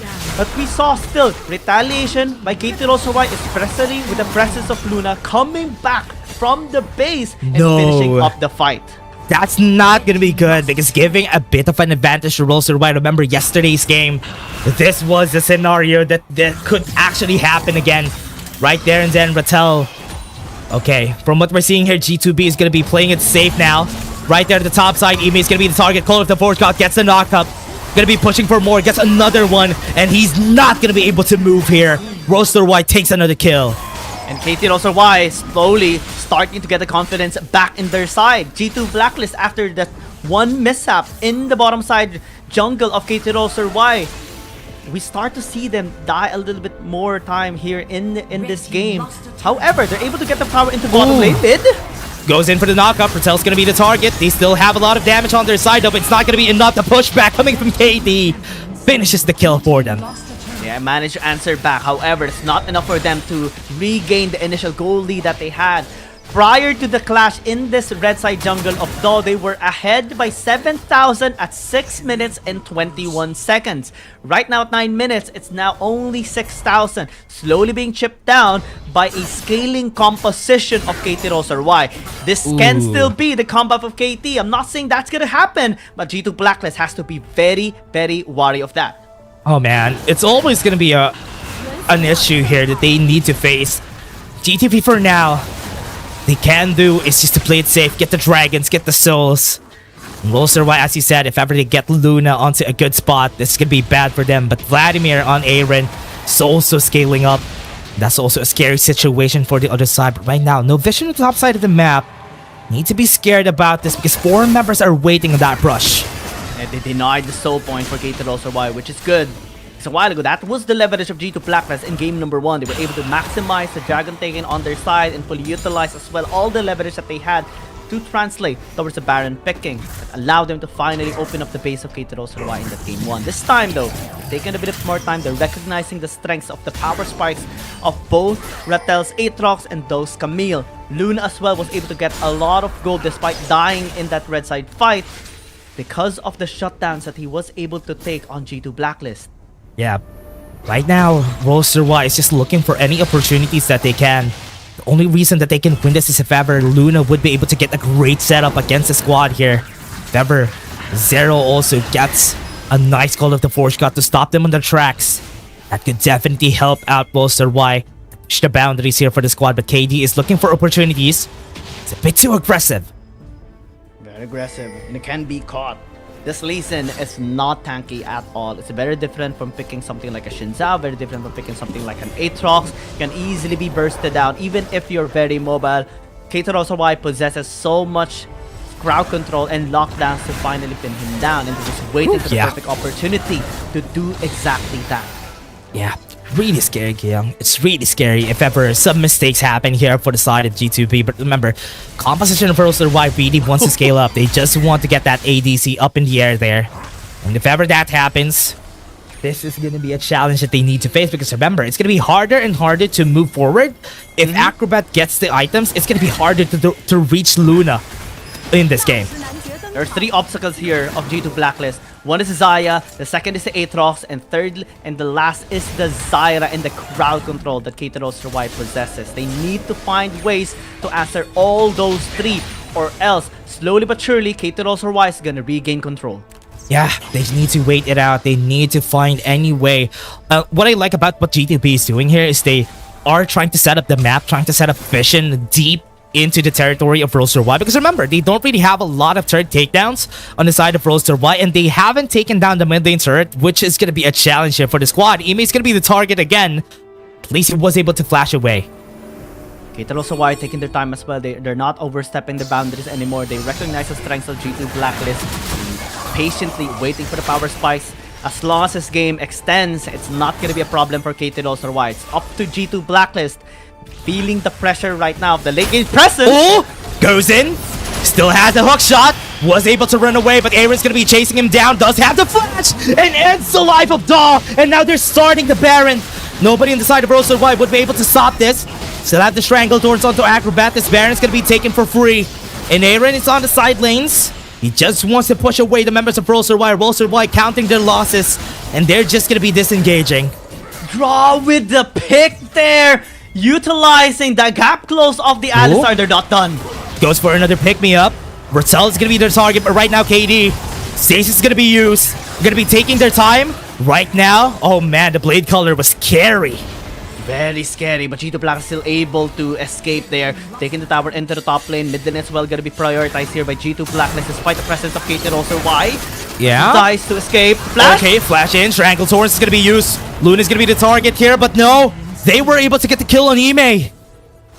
Able to shut him down as well. Buying enough time, buying enough space here for KT.RY to recover the pressure from the mid lane push of G2 Blacklist. They can still set up vision here on the bottom side river to maybe take the third dragon on their side. We look at the gold lead, actually seeing massive on the jungler side of G2 Blacklist and the ADC as well. 4.3 on KD and 3,000 for Golden Kite. Yeah, the calls coming in from Draw has been massive here. Dark and Blade is going to be used. Look at the top side. Draw is going to be here. Hookshot's going to be used. They use the Hexacle Ultimatum. KD is going to be the target. Pushes him back. And that's going to be the knock up onto Rattel. They walk away, not overextending because they know that G2 Blacklist can easily follow up and go towards the top side. Objective is spawning as well in the bottom side river. KT.RY wants to get it. However, Yeah. since G2 Blacklist are complete, cannot contest just yet. Still a second dragon, so still good for Y. Still not done for them. 7k gold lead, closing down to 8k. Y, what they're looking for is an opportunity here in order for them to come back. They're trying to look for any kills that they can, but they haven't seen the right target just yet. They got the kill on eBay a while ago, but it didn't really matter at this point. But what matters right now is the leverage that G2 Blacklist has. 8,000. Ooh. Draw. Draw comes in again, goes in for the Chains of Corruption. It's a good thing they had a way to get out of that. Yeah, the Q Assassin now, they're gonna be going for Draw. They're gonna be targeting him. Aaron goes in. Luna could be dead here. To the Hero Flag, and he's dead. And right now, they're gonna be pushing. KD goes in, goes away with a safeguard. And G2B, right now, 5-man complete. They can eliminate Y, and they're gonna be pushing for mid lane. That's an inhibitor turret down. They knocked onto the base of KT.RY and bashed their front door already. Mid lane inhib taken down. KT lost 2 members in the process as well. Just in time for G2 Blacklist to maybe set up for Baron next. Ooh, that's scary. Zero's gonna be here. Gonna be the target again. Headbutts to the people. That's the cavalry right there waiting. Zero's gonna be the target. Right now, do they have enough damage? KD's going in. KD's gonna be the target here. They don't have any holds. They don't have any CC. Stasis is gonna be used. 11k gold lead. And G2B is gonna be running away. But Draw, forced to use the ult. Right now, he's gonna be running away. Jungle Thorns has been used as well. Rattel, the damage there towards G2 Blacklist side. It keeps on being slowed down, being stunned, being knocked up.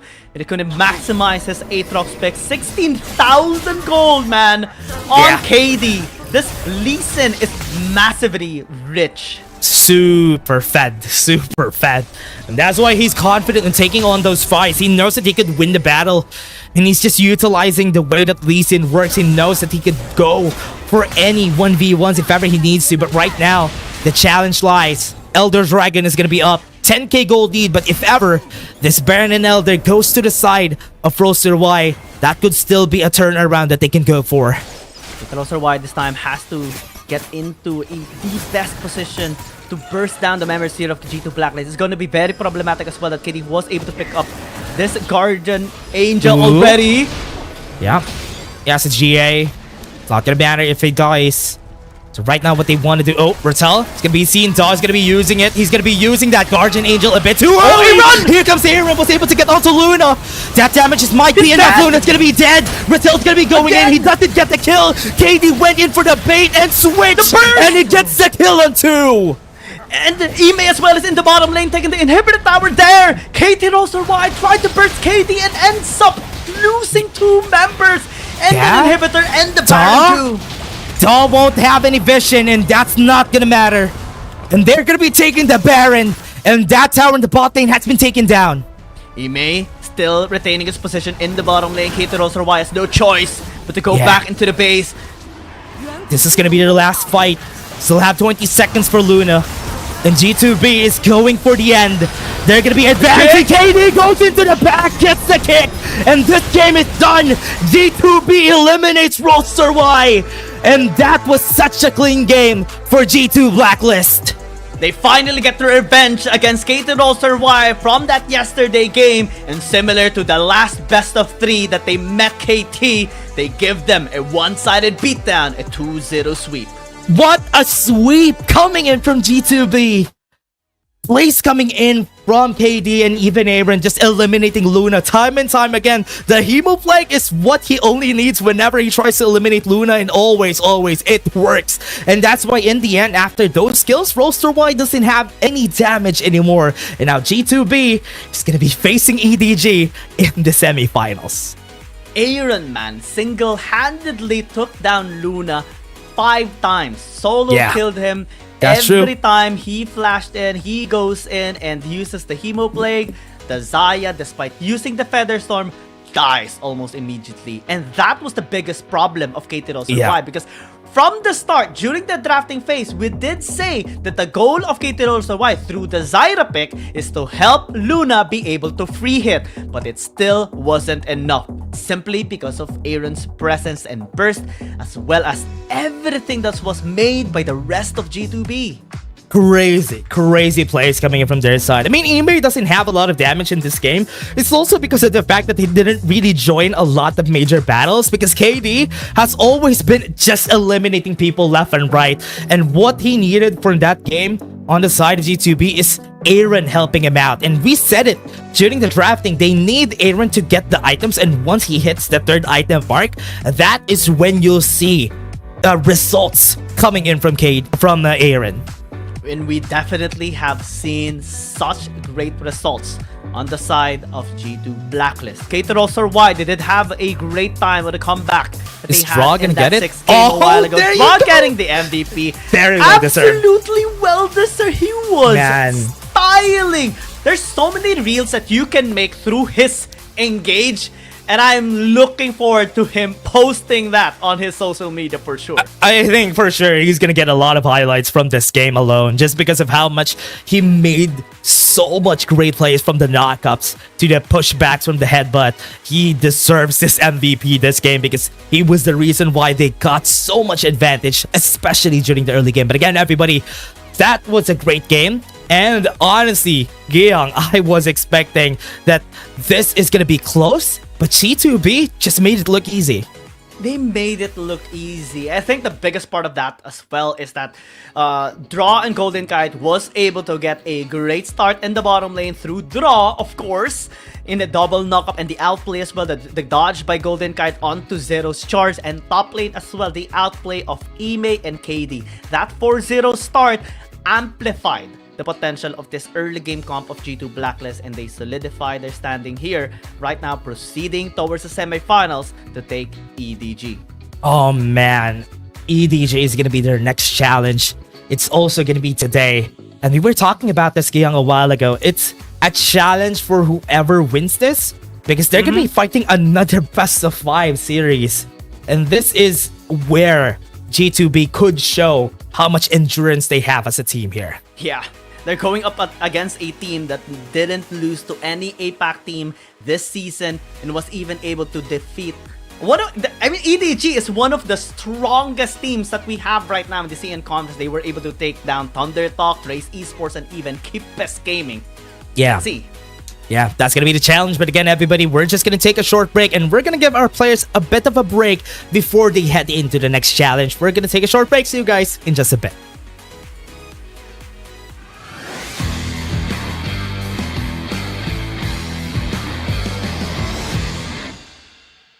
After KT.RY and G2 Blacklist, KT.RY Gaming and Edward Gaming are the owners of their remaining 2 tickets to the finals.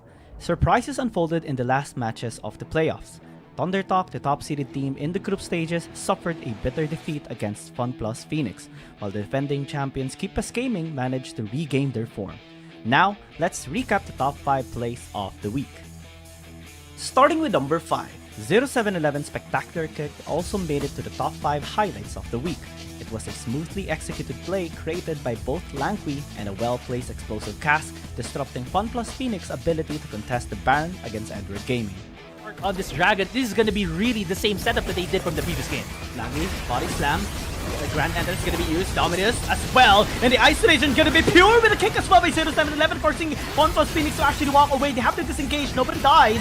EDG, ooh, that was so close! Number 4. Stepping into the battle with a 3-man Dragon's Rage is what Shingdo7 did when contesting the dragon with Thunder Talk. As soon as the dragon spawned up, the opportunity for an aggressive play opened up, giving FunPlus Phoenix a clean sweep. Shin is on the other side of that fight. Dog's going to be going there. But Chow with the explosive cast to go out for the isolation, but he found Chang-Si. So that may not be the best start. He goes for the Justice Punch. Shingdo7 is not going to be able to steal it, as they will be giving it over to Thunder Talk. SkyFL there in the middle of it all. There is the Hero's Entrance saving them all. Thunder Talk, they are a little bit low, but can they get out there? Shin is going to get executed right there with the perfect execution. SkyFL going hard. That's 1, that's 2, and they are going to dive maybe for more. That's a 3rd kill onto Z, and now Shang-Chi's down. It's just Soil. This could be the ace, and it will be for FPX. Number 3. Once again, the name Shingdao 7 is brought up, choosing a cleverly concealed spot. Shingdao 7's precise timing allowed him to approach and punish X-Bike's mistake, securing the Baron for FunPlus Phoenix. Challenging on 7, they are playing defense. They are distracting Thunder Talk, waiting for SkyFL to go for it. Oh my god, so tense. SkyFL makes his way into the Baron pit. The steal coming in for FPX, and they've trapped Thunder Talk inside the pit. They've already gotten 3. Now Soil is gone, and Shin is the last man standing once again, but he will be standing now. What a hold from FPX. What a play from SkyFL. Number 2. The formidable Langui, a cow-themed champion, may have caused FunPlus Phoenix a lot of difficulties. In the 13th-minute mark of the second match between Edward Gaming and Thunder Talk, Langui initiated a powerful engage, crushing 3 members of FunPlus Phoenix, and Edward Gaming secured 4 takedowns. Right now, 0711 red zone out the members here of FPX just with his mere presence. Actually, Langui doing a really good job already! Whoa! Setup, the knockback's gonna be perfect, and EDG right now is just gonna be unstoppable in this onslaught. On128 is gonna be joining though with the first ender. Langui going for the double knock-up, and Skyfell has to flash away alone, getting targeted here, but unable to be tapped by the members of FPX, and everyone is just dying on the side of this red side team. EDG getting 4 kills to none. And number 1. Keepes Gaming's impressive performance is making a strong comeback in the final series of the playoffs. In the deciding match against Edward Gaming in the branch finals, the Ton dashed Edward Gaming's hopes of victory with a 3-man steal followed up by KG's destruction of the opponents. Move coming in from EDG. Can this be successful? Though it can be the 50-50 that they've been wanting to do. 2,000, 1,000, the Ton is going in! The Ton gets it! Thank you along the way as well! And then going out, but it's away, and KBG gonna be infiltrated, still gets 1 kill, and they turn again onto the members of EDG this time around. 0711 is gonna be caught, unable to cast it all in time, alone, still trying to kite. KG still alive! The Stand United is just saving grace of KBG. It's a disaster for EDG. Thank you so much for tuning in to this week's Top 5 highlights. Let's follow the final matches of the championships and keep cheering for the teams we love. My name is Giyang, and see you again on the next video.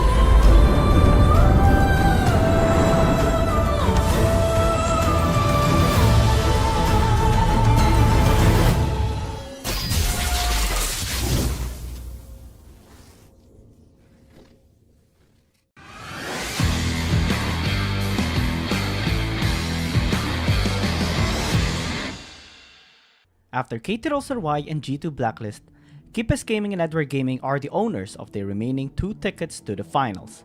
Surprises unfolded in the last matches of the playoffs.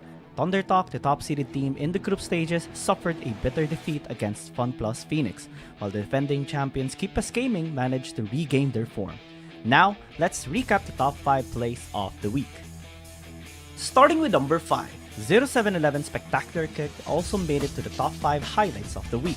It was a smoothly executed play created by both Langui and a well-placed explosive cast, disrupting FunPlus Phoenix's ability to contest the Baron against Edward Gaming. On this Dragon, this is gonna be really the same setup that they did from the previous game. Langui, body slam.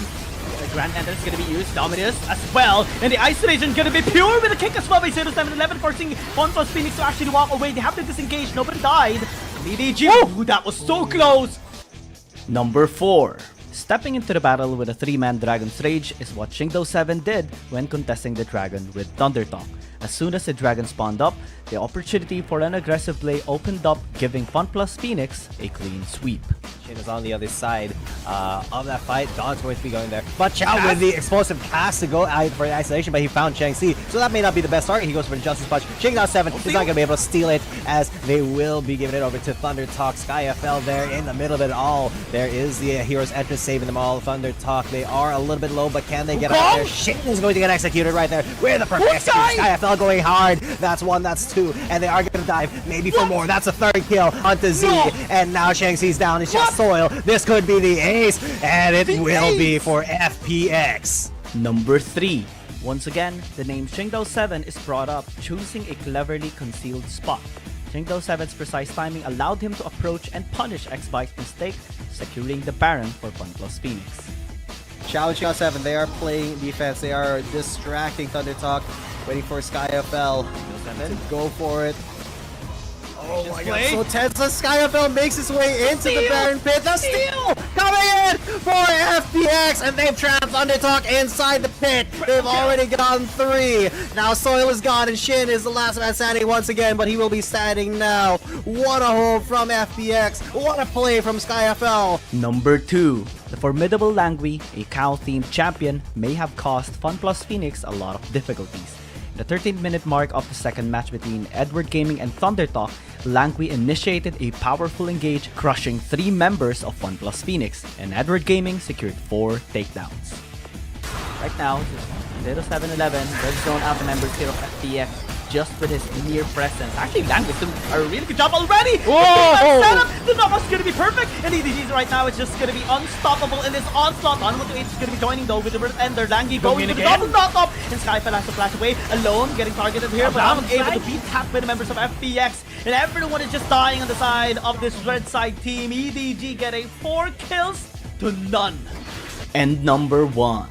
KT.RY Gaming's impressive performance is making a strong comeback in the final series of the playoffs. In the deciding match against Edward Gaming in the branch finals, the Thon dashed Edward Gaming's hopes of victory with a 3-man steal followed up by KG's destruction of the opponents. Move coming in from EDG. Can this be successful? Though it can be the 50-50 that they've been wanting to do. 2,000, 1,000, the Thon is going in! The Thon gets it! Thank you along the way as well! And then going out, but it's away, and KPG gonna be infiltrated, still gets 1 kill, and they turn again onto the members of EDG this time around. 0711 is gonna be caught, unable to cast the ult in time, alone, still trying to kite. KG still alive! The Stand United is just saving grace of KPG. It's a disaster for EDG. Thank you so much for tuning in to this week's Top 5 highlights. Let's follow the final matches of the championships and keep cheering for the teams we love. My name is Kiyang, and see you again on the next video.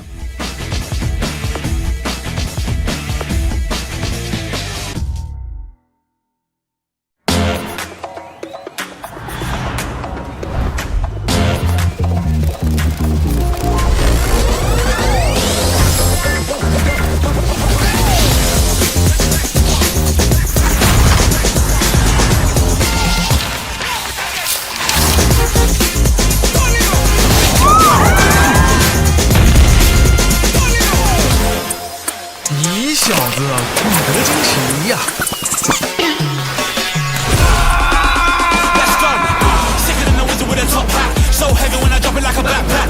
Chit chat back, stick it in the WhatsApp. Looking at the glitter in your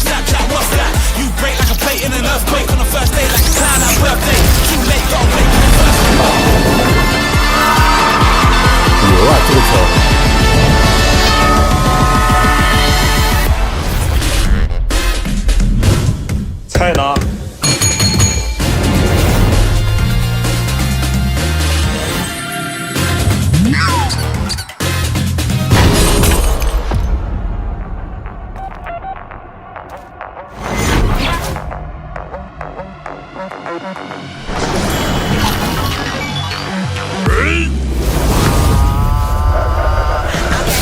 Anything that you can do, I can do what you do. Top two, this shit.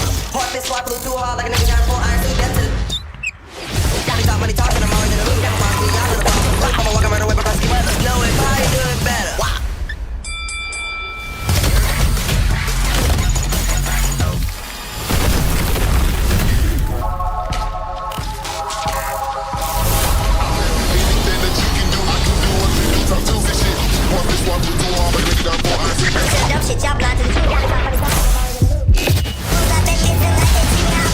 Sun and rain, sleet, snow, any weather. Just know if you can do it, I can probably do it better.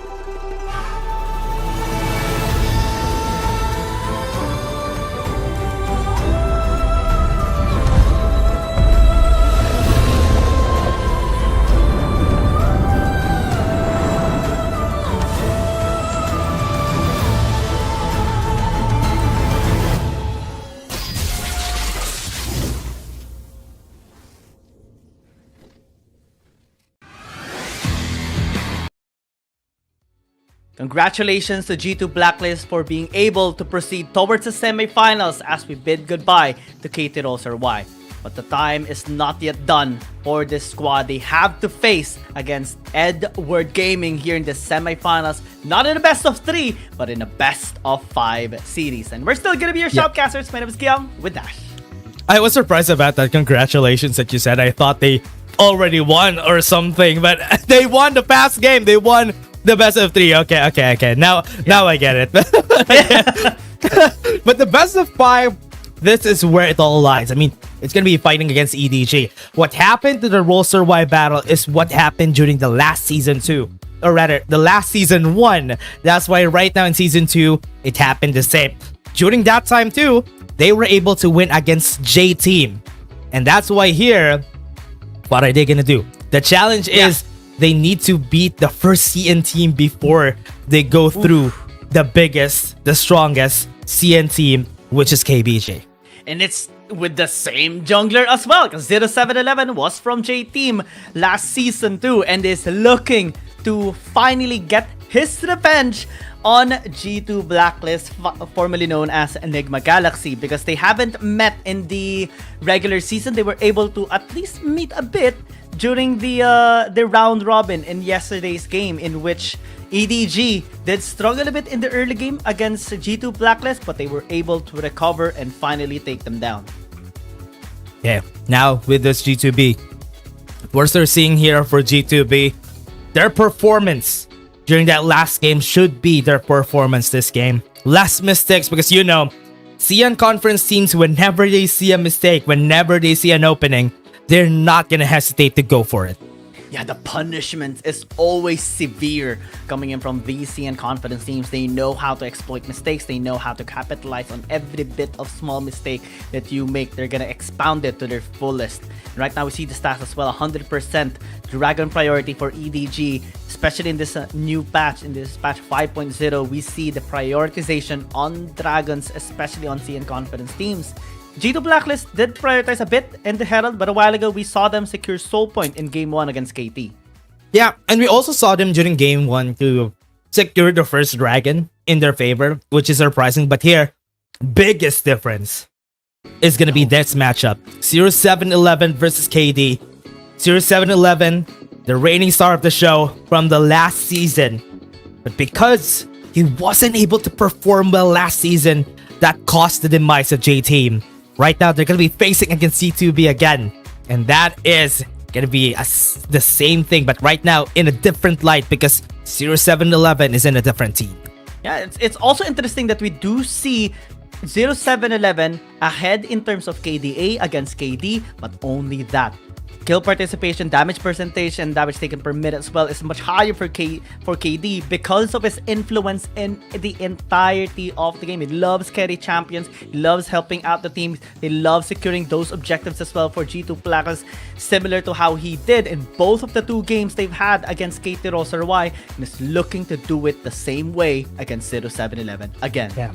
And they need to find a way to put 0711 down because that is one of the biggest honestly, that is one of the biggest reasons why they were able to win the last time, because when 0711 gets tilted, it's gonna last the whole series.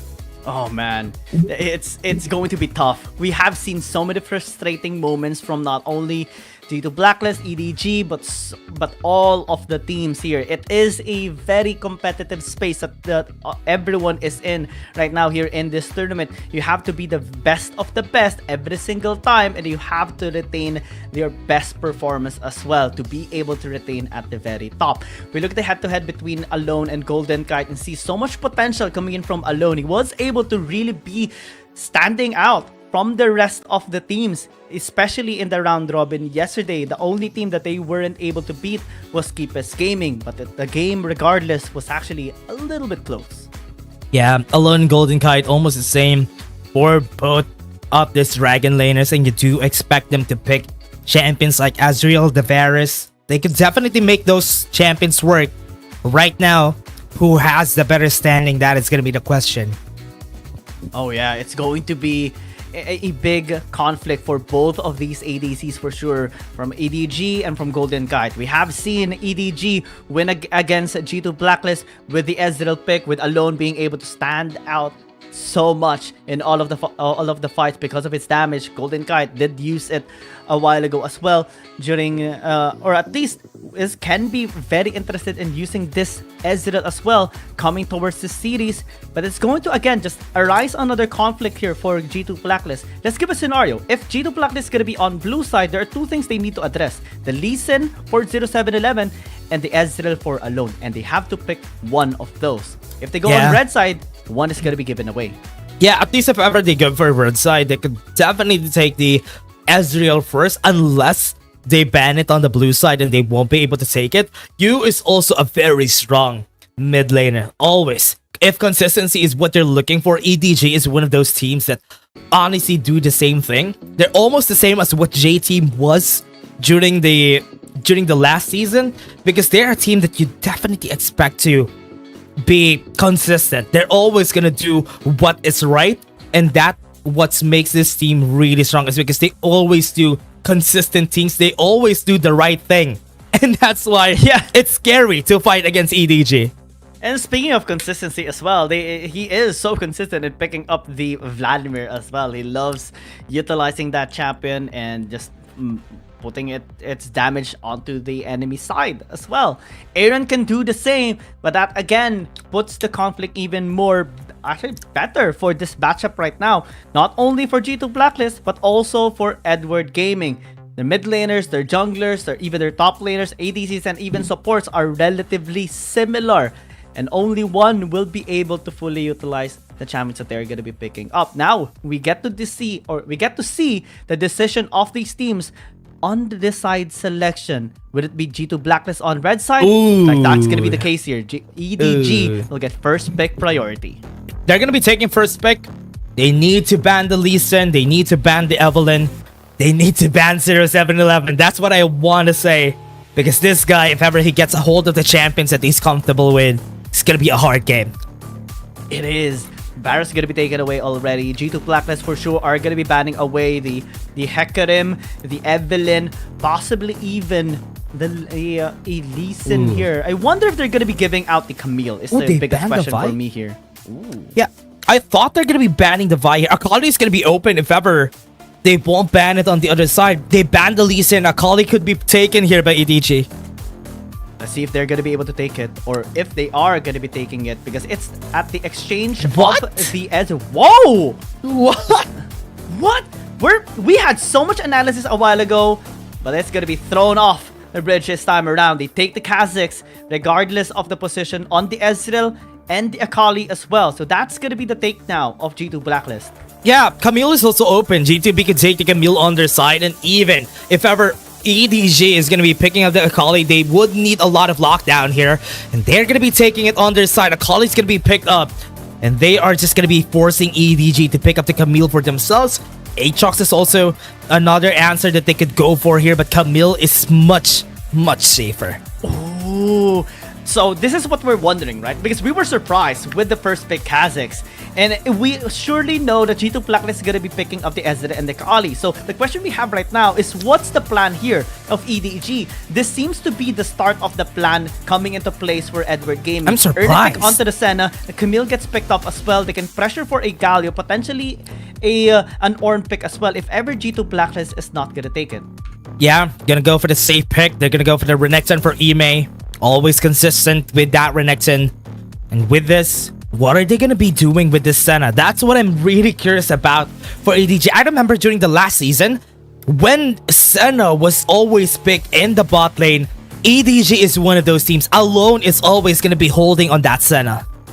Man, Senna is going to be a big pick here for sure. The sustain, the late game scaling, the massive range advantage that it can have, the snares, everything can be changed out by Edward Gaming. They're minimizing, mitigating the burst damage champions that G2 Blacklist can still pick here. With the Riven being taken away, what will they ban out next is the question, because G2 It's a Blacklist Yone. are just going to be taking some of those support champions. Yone, you mentioned. Yeah, they should be banning the Yone because that's one of the champions that G2B could use.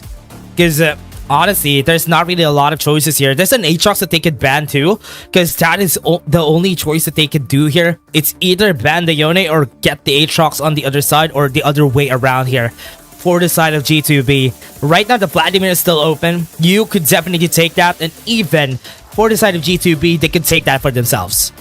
Yeah, it has to be the Yone ban. Oftentimes, we do see KD Oh, and wait. Aaron as well Never work mind. in tandem with the Akali and the Yone. Support. And they have demonstrated it's so good as well a while ago. But this time, not that it's going to be Hubbard here for Oh drop. no, they banned the Yone. It's not really a lot of choices now. Aatrox is gonna be here. Remember, during patch, the last season 4, the last patch 4 point something patch that we had, it's 4.4C if I remember correctly. 4.4D was the Aatrox was nerfed when it comes to the monster damage, but right now they even denied the Aatrox out of the picture. That's gonna be hard though. What are they gonna be picking for KD? Dude, this is OG coming in from Edward Gaming. This is Season 1. Composition as well, with the Nasus being picked up here on their side. Again, the scaling is going to be massive. The slows are going to be there. The sustain is going to be there as well. So much front lines for Edward Gaming. Jay's going to be locked in here for KD, which is still good in terms of burst, and early game skirmishes control can be made better here on the side of G2 Blacklist. That's but they hard. have a ticking time bomb right in front of their faces right now. Pressure is on them. Oh man, the Nasus and even the Senna. I remember during the time that this was meta, it was a really scary time. It was a really scary period whenever the Senna gets picked up on the other side. But right now, they have a lot of lockdowns. Dude. They have a lot of damage on the side of EDG. This is going to be a scary matchup to deal with. They are a composition that could deal with any problems, especially if it's going to be a long drag-on fight.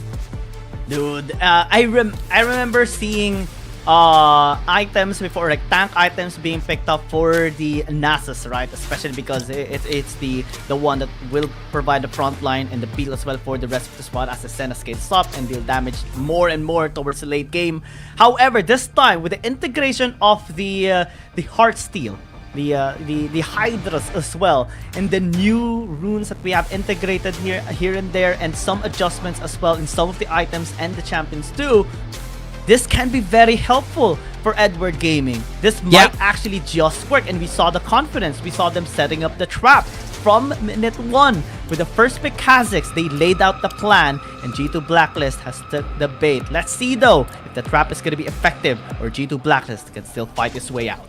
Okay, one of the things that we should put out there is that, remember, during patch 4.4D, it has been integrated for the kit of Jace to have less damage to monsters. I think it was 50%, if I remember correctly, on that Jace monster damage, which would really reduce the wave clear that we have on that Jace. And that's the reason why KD has been pulling back on picking up the Jace during the last parts of our group stages. But right now, he had no choice but to pick this Jace. And he has to fully utilize this regardless of the situation. Taking time bomb, it's the way to go here. Edward Gaming is going to be happy just playing this safe for the entire game. Wait for 20 minutes, wait for 25 minutes. The longer this game goes, the better the Sen is going to be in prime position to deal damage. Yeah. Now let's take a look at this. With what they want to do with EDG, it's a lot of damage that they can work with here for the team. The only hard CC that they have is going to be the stun from the hook shot. And even the Hextech Ultimatum, they're going to go for the fight. Early play, no escape tool anymore for Alone, still able to flash away, and Golden Guy is gonna get taken down. The outplay there for Edward Gaming. They take the first blood. No answers here for G2 Blacklist. Oh, wow. Almost got the kill there. A bit too aggressive from G2B. Losing that early game battle was not really good. Some of the things has to be taken into consideration there. The slow, the stats reduced by the Nasus, and of course, the sustain from the Senna as well. They utilized the exhaust early too. Yeah, and let's take a look at the replay again. Got holded down.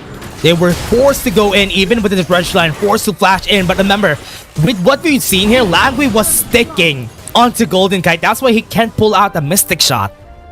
And that first skill as well, man. Enough HP to not die from the auto attack of Golden Kite. That made the biggest difference of them all. And that got them their outplay. And G2B now in a bit of a lost state. Yeah, it's gonna be hard though. There's a lot of sustain for the squad of EDG. That's gonna be where the first problem is for the side of G2B. They need to find a way to take down all the healing that they would get from that Senna. Dude, this is massive. Slow push into the top lane, and 0711 is also level 5. Emi is gonna be taken down here for sure. Tries to flash out with his slice and dice, tries to buy a bit of space, bought a bit of time. Still is gonna be able to stay alive in the top lane. Use here into the top lane as well. Senna finally taken down into the bottom lane. Tower though is gonna be dove here with the squad as they take the Renekton down. Aaron a little bit late. Yeah, Aaron's gonna be here. He tries to flash in, but he's a bit too far away. Oh, Shuriken as well did not connect and finds no one there. Oh, they got a kill in the bot lane though. We haven't seen it. I think we're gonna see it again. Langui still is alive. Draw gonna be disengaging, but Golden Guy goes in and takes the kill down. Alone needs to disengage, but he wants to fight. Rusha Parash gonna be used, but Draw still unable to help him in time. And the rest is here from EDG to get the 2 kills. Oh, they got the double kill. They only got 1. That's gonna be bad. They got the trade from a while ago. They got the 2 kills at the bot lane, but they traded with another 2. G2B gonna go top side. Man, so many fights happening here. Left and right. Aaron still buying time. Finally take the Aatrox down. They don't let go without a fight. They equalize the kills. Yeah, G2B. It's a good thing that they're equalizing it. They're getting some gold out of the platings that they're getting on the top side of the map. That's a smart way of playing around the losses that they garnered during the early game. And big value as well onto the place. They were able to get 3 there as Edward Gaming was trying to get something in the bottom lane as well. But regardless of the situation, EDG being in the lull state right now, not being behind that much gold against G2 Blacklist, can still scale out, which is their initial plan. Fights are still not finished, and we have seen almost another fight right there in the mid lane. Right now, EDG is matching the pace that G2B always plays at, which is really fast, honestly. Now, with this, they are trying to get as close as they can get to the amount of kills that G2B wants to go for. But with what we're seeing, Alone getting 2 kills, that's a good spot for them. Yeah, this time it's you that is helping out Alone, quite interestingly so as well. As that's going to be Langui just getting some stacks possibly into the mid lane too, to maybe deal more damage into the late game. That's the thing about Sen and Nasus combos. Both of them are gonna scale out so well into the late game, and you have to find ways to slow down that scaling. Yeah, and one of the things that I love about this composition overall, though, I mean, you don't really see a lot of damage coming from the Senna, but the amount of healing that is gonna be the scary part. The amount of sustain that they have together with the shielding that they get from the Senna on those big fights. That is what's scary. Especially you have like three bruisers. Let's put the Nasus together with it. That is a scary spot to be in.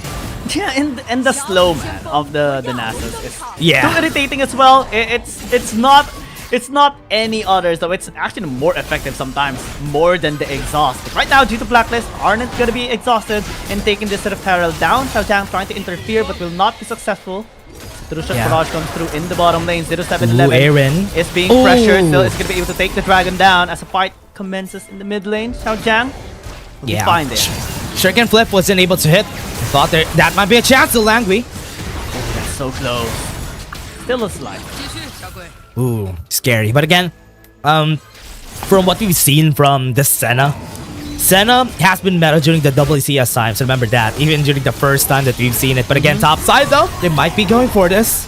World Ender though zones them out. This time he flashes in! Wasn't able to get the kill onto KT, but still that pressure is high and it's still just level 9 Aatrox at 6 minutes, man.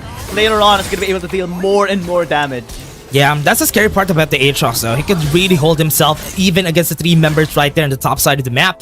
And even without any kills for 0711 in this game, you can see the objective advantage is what they want whenever they pick up the Kha'Zix. That's why they want to get the objective as fast as they could whenever it comes out. 10 minutes is when we're gonna see it again. Right now, based on the rotation, G2B wants to go for top side. Stepping on the gas pedal, trying to take this tower into the top lane, but Xiao Jiang doing a really good job once again to defend it. They were only able to chip down 150 health on the tower. Still not done. At least they got a plating out of that. And G2B, from what we're seeing from them, trying to match the amount of damage that they can deal here. They might be taking this tower down. That charge already invested, but unable to still take this tower down. Xiao Jiang, man, is defending this so well. And G2 Blacklist are struggling massively to finally take this tower down. And because of that, EDG is getting ample time to take the tower into the mid lane, potentially push bottom lane as well. Alone's going to be here in the top lane alongside with Langui as they finally commit onto this fight. Slowing them down, waiting for an opportunity, buying enough time here. Draw. Gonna be caught out with a snare. We finally choose the target here onto the That's Nasus. too Might not be tanky. the best idea. They're just gonna be disengaging. The snare comes through from Alone as well, catching draw out. They should be able to take the skill. G2 Blacklist cannot answer at all. This is what we were talking about. Their damage is going to be lacking on that top side.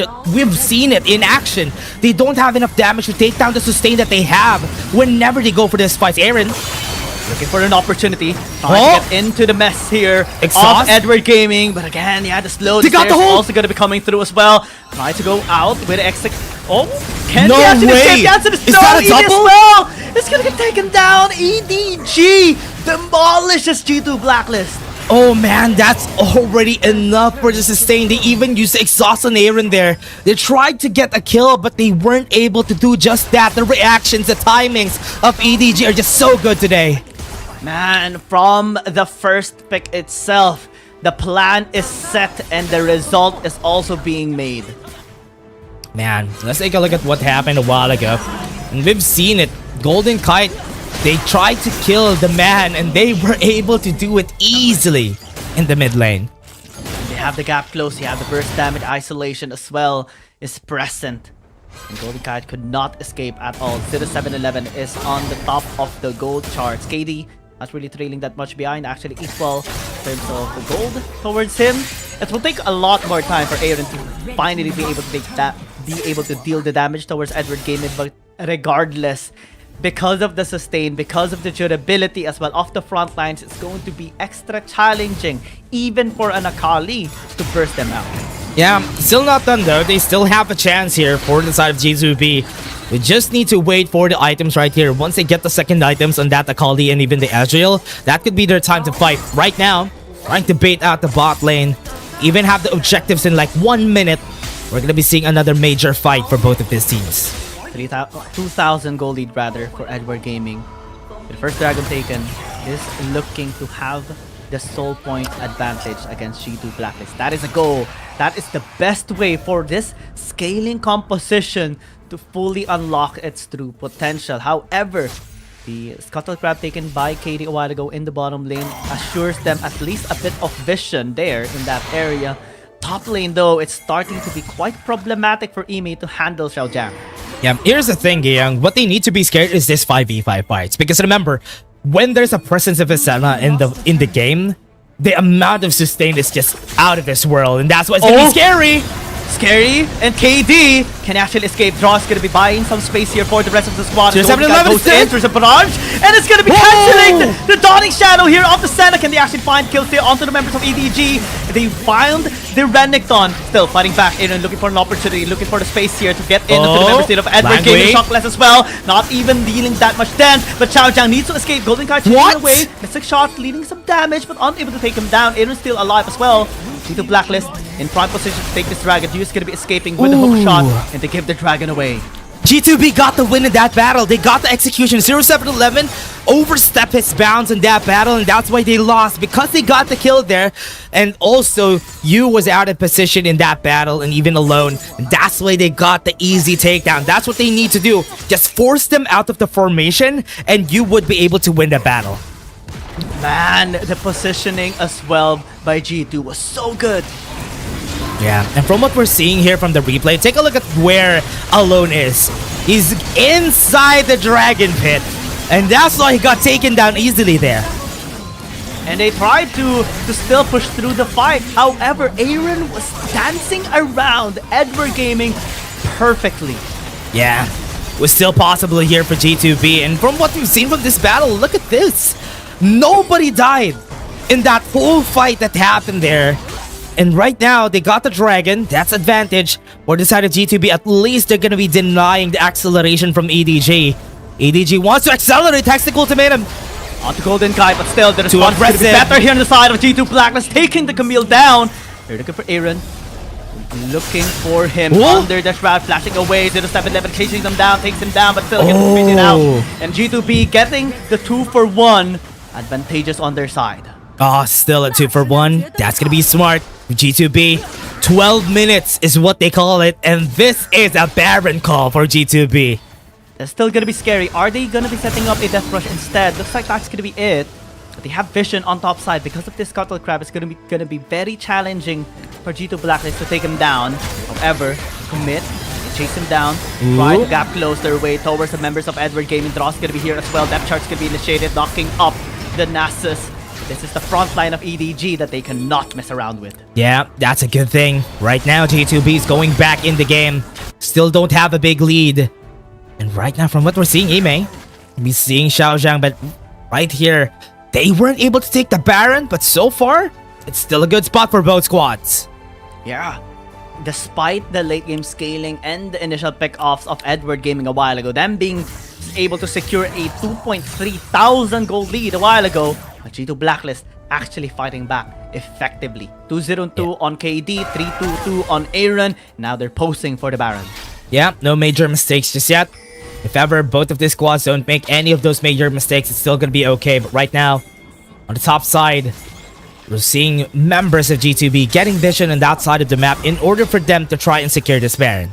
You can easily burst down the Baron as well with their massive damage, but they're looking for an opportunity elsewhere.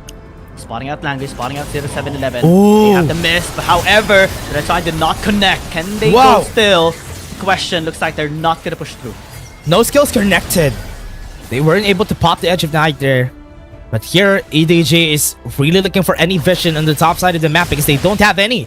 Because if ever, they can easily take this Baron on the side of G2B. Right now, even on the side right here of G2B, they don't have vision on the blue side jungle of EDG. This is a very scary situation here for Aaron. Position is not that good. We do see Draw though, getting there as well a while ago. However, is that it? Redstein puts him in a bad spot this time around. Their Enchant, Langqi, posing, threatening towards him as well. The first end is getting gassed here by Xiaojiang, chasing down Draw. They are committing onto the support. They're able to take him down, but KD is gonna be here as well. It's there. connecting onto the Renekton, next to get the meet him as well, Ultimatum. isolating him from the rest of the squad here of G2 Blacklist. Xiao Jiang commits onto the fight, taking him down. 2 kills now by Edward Gaming. EDG found the mispositioned member right there, and Draw wasn't able to fight back. And because of that, they got the first kill, and with them reacting to that first kill, G2B gave another, and now EDG could use this advantage in order for them to get more. They go for the recall, and they can go for a call wherever they want. But right now, everything is still in standstill. Calling the mid lane is the name of the game here Pull for back. Edward Gaming. He's gonna get obliterated here, and Air's gonna be next, hiding under Shroud. Stasis gonna be used to buy some time. Golden Guy's gonna be joining him. Perfect execution to go out, and the Stasis as well to buy some time. But still, the damage is gonna be felt here by G2 Blacklist as the Ezreal explodes. Xiao Jiang still lives. The Blacklist has lost 2. Xiao Jiang is doing so much for EDG today.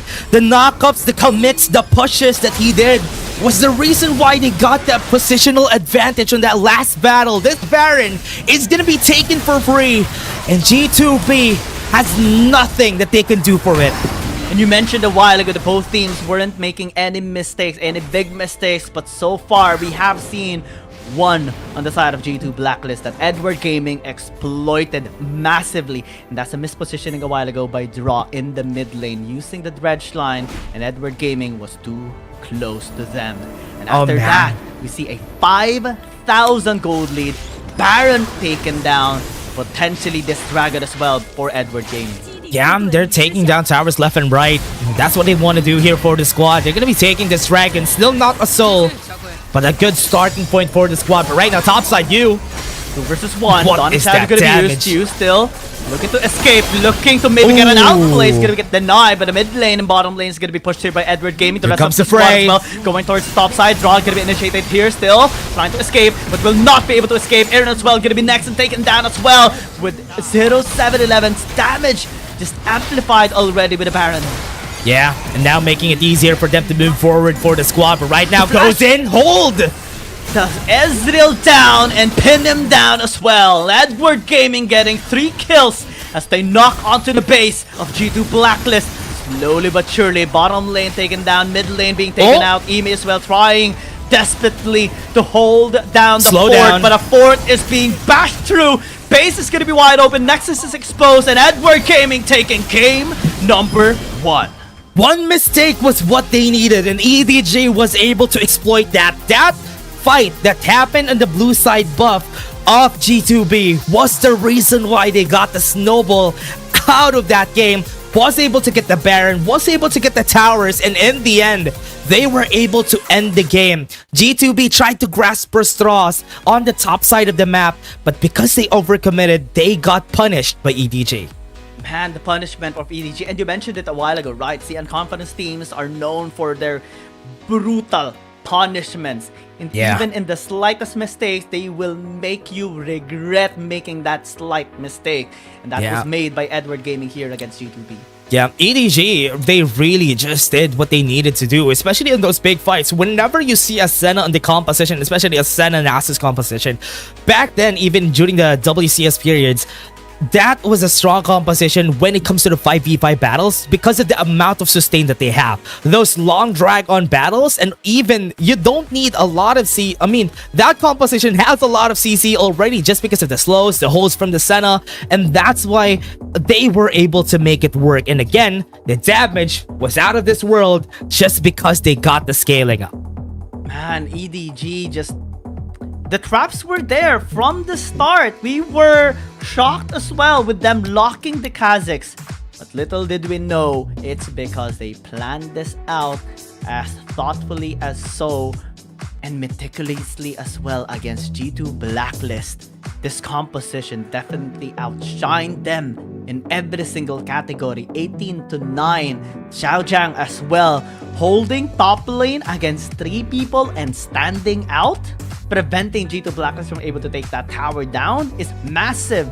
And the double scaling, man, it's just so good for Edward Gaming. The way they have fully utilized the Camille 2 is top notch. Man, it's gonna be more challenging here on out. That's gonna be the question. Will they ban the Senna Nasus now that they've seen, or at least even just the Senna on their side? Because they weren't able to answer it during this game. And remember, during the times that this was meta, it was a meta in where there was also a lot of bruisers on all of the sides of the map, and that's why here it is so hard to fight against it. Alone getting the MVP is very well deserved. It was also because of this pick alone that they sorry about that pun, but again, it was also because of this pick that made it so hard for G2B. Now the question is, how do they adapt to the Senna? Because they have to adapt, or else EDG are just going to be fully utilizing this here again and again and again in order to take down G2 Blacklist. We are going to be finding out later on if G2 Blacklist can tie up the score. We'll just go into a short break. Dash and I will be back.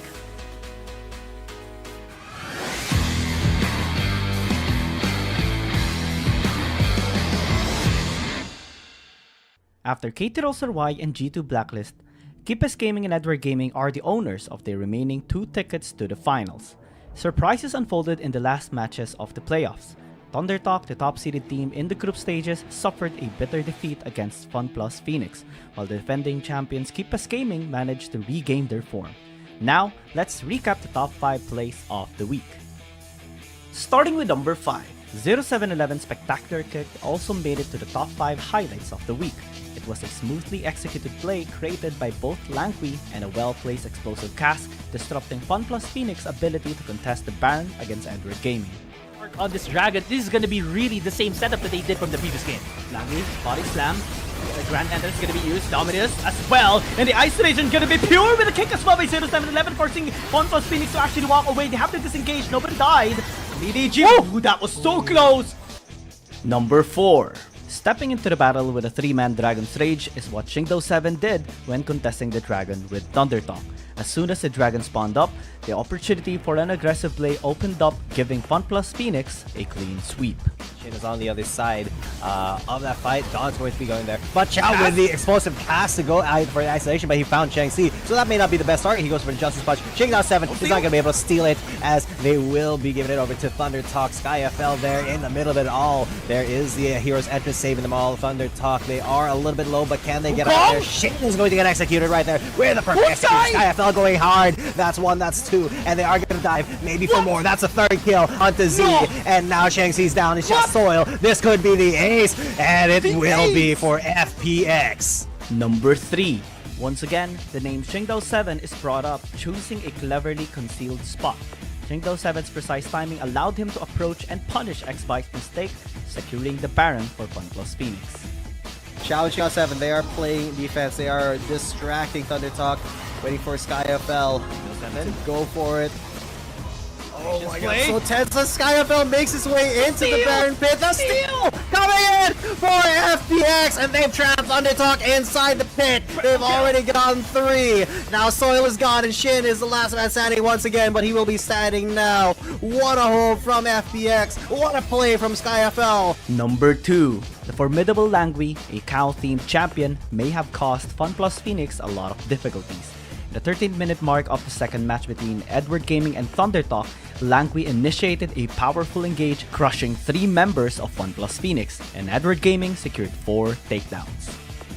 Right now, 0711, red zone out the members here of FPX just with his mere presence. Actually, Langui doing a really good job already! Whoa! Setup, the knockup's gonna be perfect, and EDG right now is just gonna be unstoppable in this onslaught. On128 is gonna be joining though with the Birth Ender. Langui going for the double knockup, and SkyFell has to flash away alone, getting targeted here, but unable to be tapped by the members of FPX, and everyone is just dying on the side of this red side team. EDG getting 4 kills to none. And number 1. KT.RY Gaming's impressive performance is making a strong comeback in the final series of the playoffs. In the deciding match against Edward Gaming in the branch finals, the Thon dashed Edward Gaming's hopes of victory with a 3-man steal, followed up by KG's destruction of the opponents. Move coming in from EDG. Can this be successful? Though it can be the 50-50 that they've been wanting to do.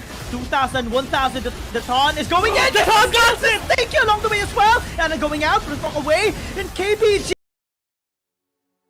Game number 1 being won by Edward Gaming through brilliance from the drafting phase into the execution in that game number 1. But let's see if G2 Blacklist is going to be having a great answer this time in game number 2. We're still your shoutcasters, Kyung and Dash. We're very excited for this game number 2 as well.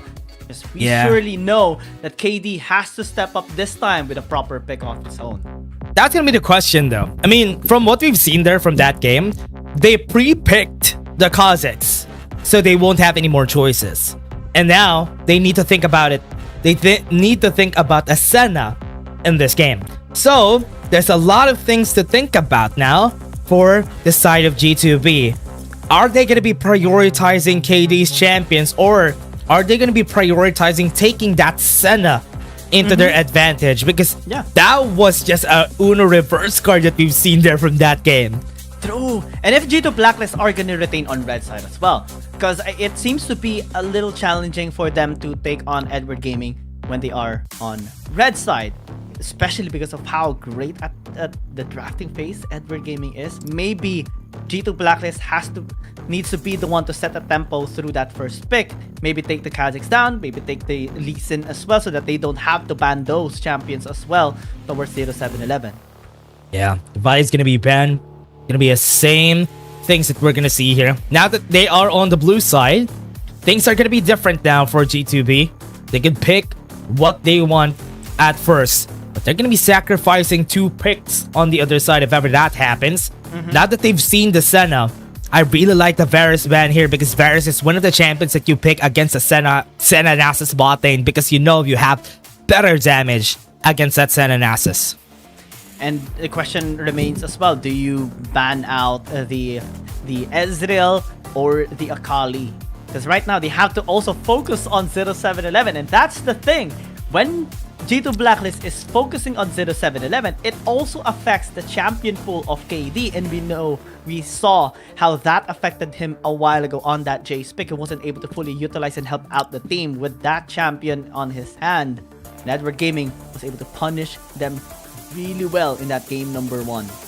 Or is that, the question is that just a way to go with it? Like, what they wanted there was to force G2B to maybe ban the Senna in this game, because if G2B bans the Senna now, that means they're on their heads now. It's a good thing that they did not ban the Senna there. They just want to pick a jungler that they could make use of on the side of G2B. Right now, the Kazakhs is one of their biggest choices here for KD. I mean, the thing about the G2 Blacklist is that they don't need to ban the Senna comp, because they can also utilize that against Edward Gaming. They can make it work. They have the sustain and they have the Hecarim this time available, since Edward Gaming did ban out the Renekton from Ime. Okay, they're gonna be forcing a Kazakhs here again for EDG. It's not gonna be a problem if they do that. And the Ezreal is open. So they're gonna commit. Double commit on that Senna. Immediately as well. That's EDG for you. And they've read the intentions of G2 Blacklist as well, because it's either going to be the Severe comp or the Senna comp here for G2 Blacklist to fully help out the Hecarim. And that's going to be very problematic coming towards the second banning phase. Now they have to take the Severe and the Sona, but that leaves out a potential ban by Edward Gaming onto the Aatrox. Wait, they go back to the Sona. Not sure if this is the right way to go about it, because yes, as you said, a Sivir could also be needed for the team composition here. They need somebody to be the damage here, and because Akali is open on the hands of you, remember yesterday? He used this against G2B. Yup. And this is going to be so challenging right now. Very dangerous. A very dangerous path that G2 Blacklist is walking to right now. They take away the Kazakhs, potentially taking away Yon as well for 0711, just in case that he would be trying to be very aggressive against G2 Blacklist. I'm wondering if they're going to be picking though an ADC into the mid lane and a Senna Seraphine in the bottom lane to fully utilize the amount of shield that they can have on consistent team fights, because they have Camille, someone that has sustain, and a Hecarim as well that has sustain and would need a lot of mobility. This could be an angle. EDG? Is this a Shinzao angle for 0711? Remember last season, that was his favorite pick? And because everything is getting banned, they have no choice but to pull it out again. Because they could do that, but there's also an Aatrox that is available that Xiaozhang could use. That could be what they would be picking here for the side of EDG, because Xiaozhang was a monster last game. Dude, actually, the Sivana is a great ban here because EDG can bank double down on scaling with the There you go. Sivana pick, and that's going to be so problematic here for G2 Black as they let the Aatrox be taken instead. And still is a massive threat towards team fights. Massive late game scaling again from Edward Gaming. Ooh. Ashen and another ADC could be a good pick here. Yeah, there you go. The Lucian could be what they need. They're lacking on the damage department, Giyang, because the only way that they would have damage here is if ever this Camille gets way ahead and the Lucian would be able to get the early game in their favor. I'm looking at what jungler they're going to be using here, but please pull out the Xin Zhao 0711. It's been a long time. It's been a long time. We have been wanting to see that. Olaf! Wow, and that's gonna be so useful as well because That's so it good. will be able to deny all the crowd control and to be sustained by a Senna. Man, I mean, there's a Camille. I mean, whenever we see an Olaf, a Camille is also a good counter against it because the Hextacles, he can't pass through the Hextacles ultimatum. But remember, 1v1 against an Olaf on that Hextech ultimatum is a no-no because you're gonna be losing for sure. Because this is one of the champions that 0711 just pulls out on situations like this. And because there's a lot of CZ, I'm not gonna say anything about it because it works. man, this is... I love the drafting phase coming in from both G2 Blacklist and Edward Gaming, but I have to give my hats off towards Edward Gaming. Man, they continue to surprise us every single time. Game number 1, we saw them first picking Kha'Zix and potentially, and just later on goes with the Senna composition. This time, they flex it immediately as a response to G2 Blacklist, and they complete it with so much frontline and burst, especially because of this Akali pick for you.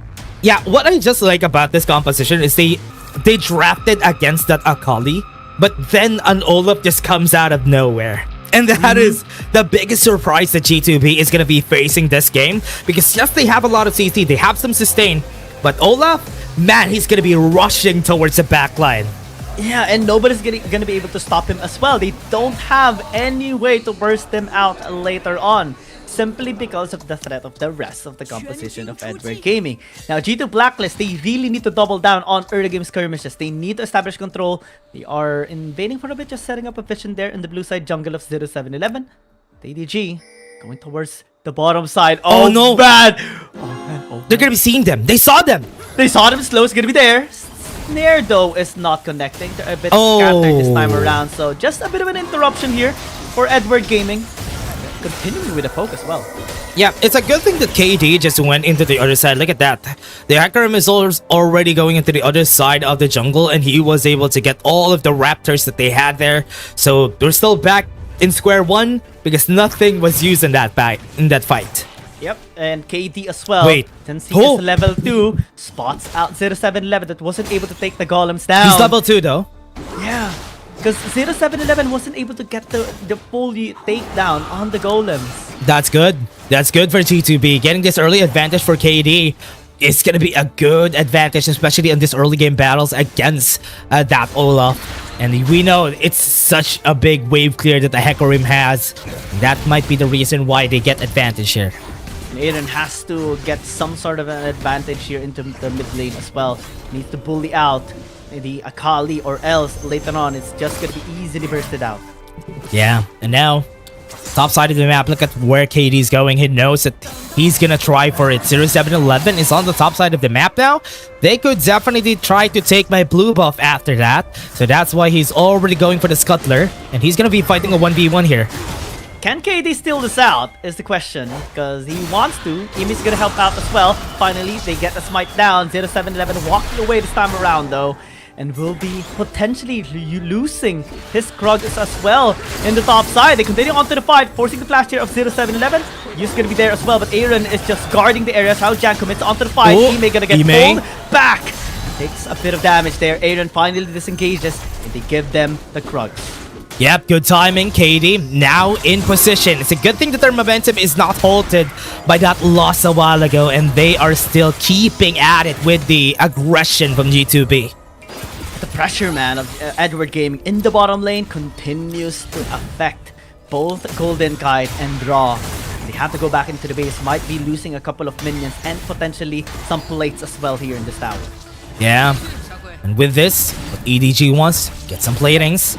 Even just get this advantage on the bottom side of our map. One plate has been secured. 0711 lingering by the area. Should be spotted by a ward here by G2 Blacklist, so they just let him be. KD as well, just continuing on the invade. A bit of a vertical jungling here on both junglers as well. Just a handshake for now. And Edward Gaming actually liking this setup right now of G2 Blacklist. They're not being too aggressive. They're not really ganking here and there. And that creates some space and time for Edward Gaming to continue scaling. Yeah, from what we've seen here for G2B, it's gonna be a problem once we hit late game if ever they don't get the early advantage for that Hecarim and even for that Lucian. Because what you want for Lucian is to get there early to mid game because his damage is gonna be falling off. But remember, EDG has an Akali, has an Aatrox, and even a Senna on their side, which is the scary part. It's a good thing that they're gonna go for it though. No one's gonna be there though to follow up. All of it's not there, but wait, they did force out the flash arrow though. That was made the way. That was insane, and they should be able to get the skill onto the Akali as well. You find some space though. Still, it's gonna get taken down by Aaron. Golden Kite fadeaway shot. The what flash. Was that? What? I wasn't expecting that. I thought that was a mistake, but no, they just went for it. And it worked! Dancing Banana this time is going to be used here in the bottom lane, forcing out the response there of Langui. KD's here. Trying to buy some space there for Alone, but KD with his spear present, force out the flash. Wait, Guy overextended though, it's getting taken down! A bit of a mistake here for G2 Blacklist, and the punishment is there. Yeah, and from what we've seen there, Aaron might go for another fight here. Looking for an angle, looking for an opening here of Edward Gaming, but they're being prevented in doing so. Alone though, Cunning gonna be used, but blocked by the minions and Langui. Oh man, and now with this EDG, look at where Yu is. He's gonna be going for Aaron. Does he have the timing? No, he's not gonna get it. Yeah, that was so close though.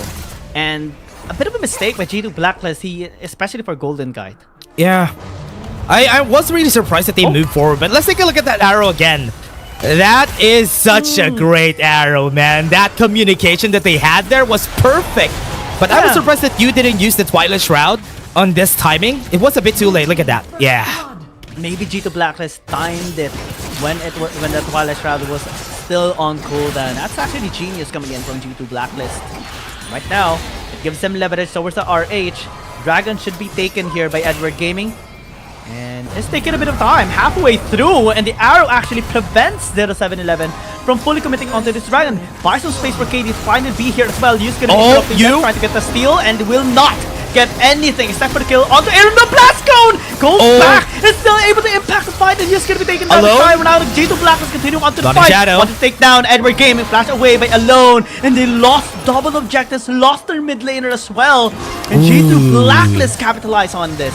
G2B taking objectives, taking the mid lane tower together with the Rift Herald. That's a big advantage that they could get here.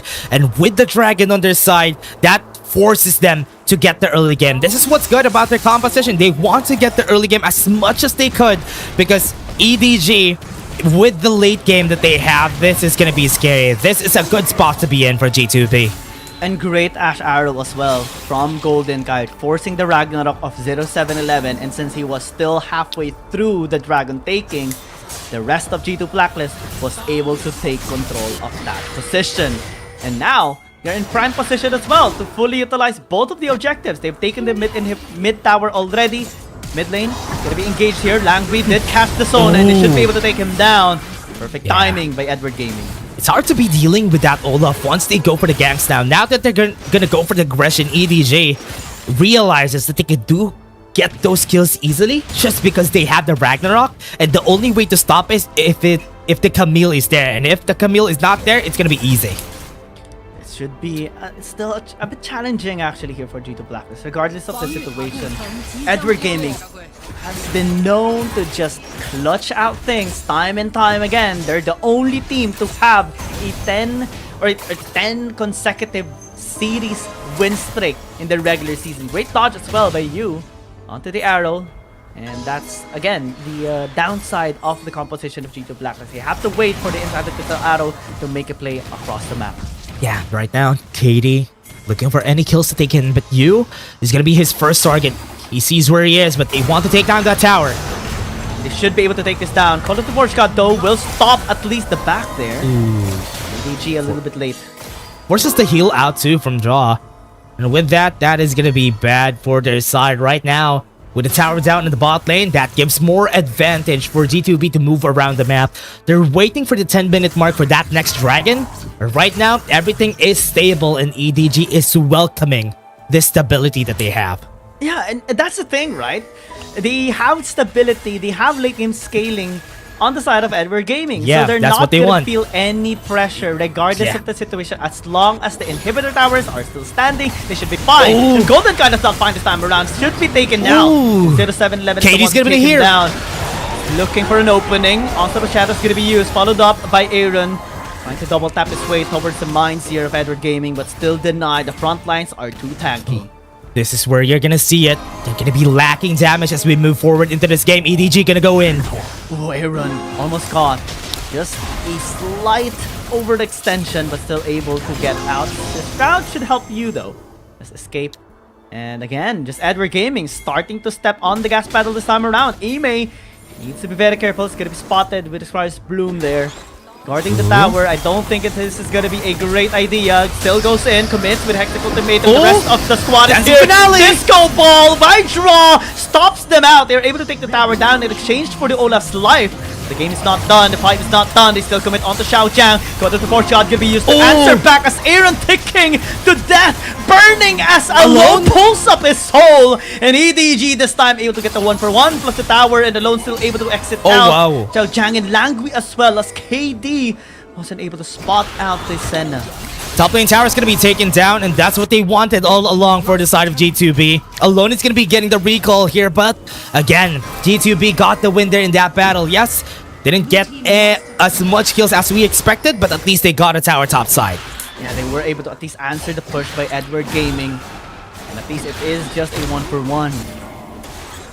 Yeah, let's take a look at the replay again. That was a really good setup here for the side of EDG, but because of that dancing finale, making it hard for them to even react or even go back. The try right here from EDG. Look at this fight though. The combo coming from their side, but because they don't have the damage just yet, they weren't really able to pull it through, but Alone made it a 1-for-1 in this battle. Yeah, after the burst there onto Aaron, they were able to, or at least Alone was able to finish up the kill, and that's the thing. It is the scaling composition of Edward Gaming. It is gonna get more and more difficult for G2 Blacklist to win this game, as long as the Senna and the Akali gets the scaling items for this game. 3-0-1 for Alone, and that is Ooh. huge. Yeah, on the bottom side of the map, look at Aaron. It's gonna be the target of the hole there. Even the ult of Langui gonna be invested. Arrow blocked by the Ornn. Ime trying to get an angle towards this Senna, but it's still being denied. Gets snared KT's up. here. Has to go to meet him onto Langui instead as they pull up the Meteor Enchant as well. The Onslaught Shadow is gonna be disengaging the members here of Edward Gaming as they get the second kill. G2 Blacklist, but have found the opportunity to get this dragon. That's gonna be a dragon call. A bit of a mistake there from EDG. They wanted to go for the kill against Aaron, but instead, they got punished themselves. That was a bit too early, and everybody was so far away. That's when G2B capitalized. And they got Soul Point as well. It's just so important for G2 Blacklist to match the momentum here of Edward Gaming. Yeah. Take a look at the replay again.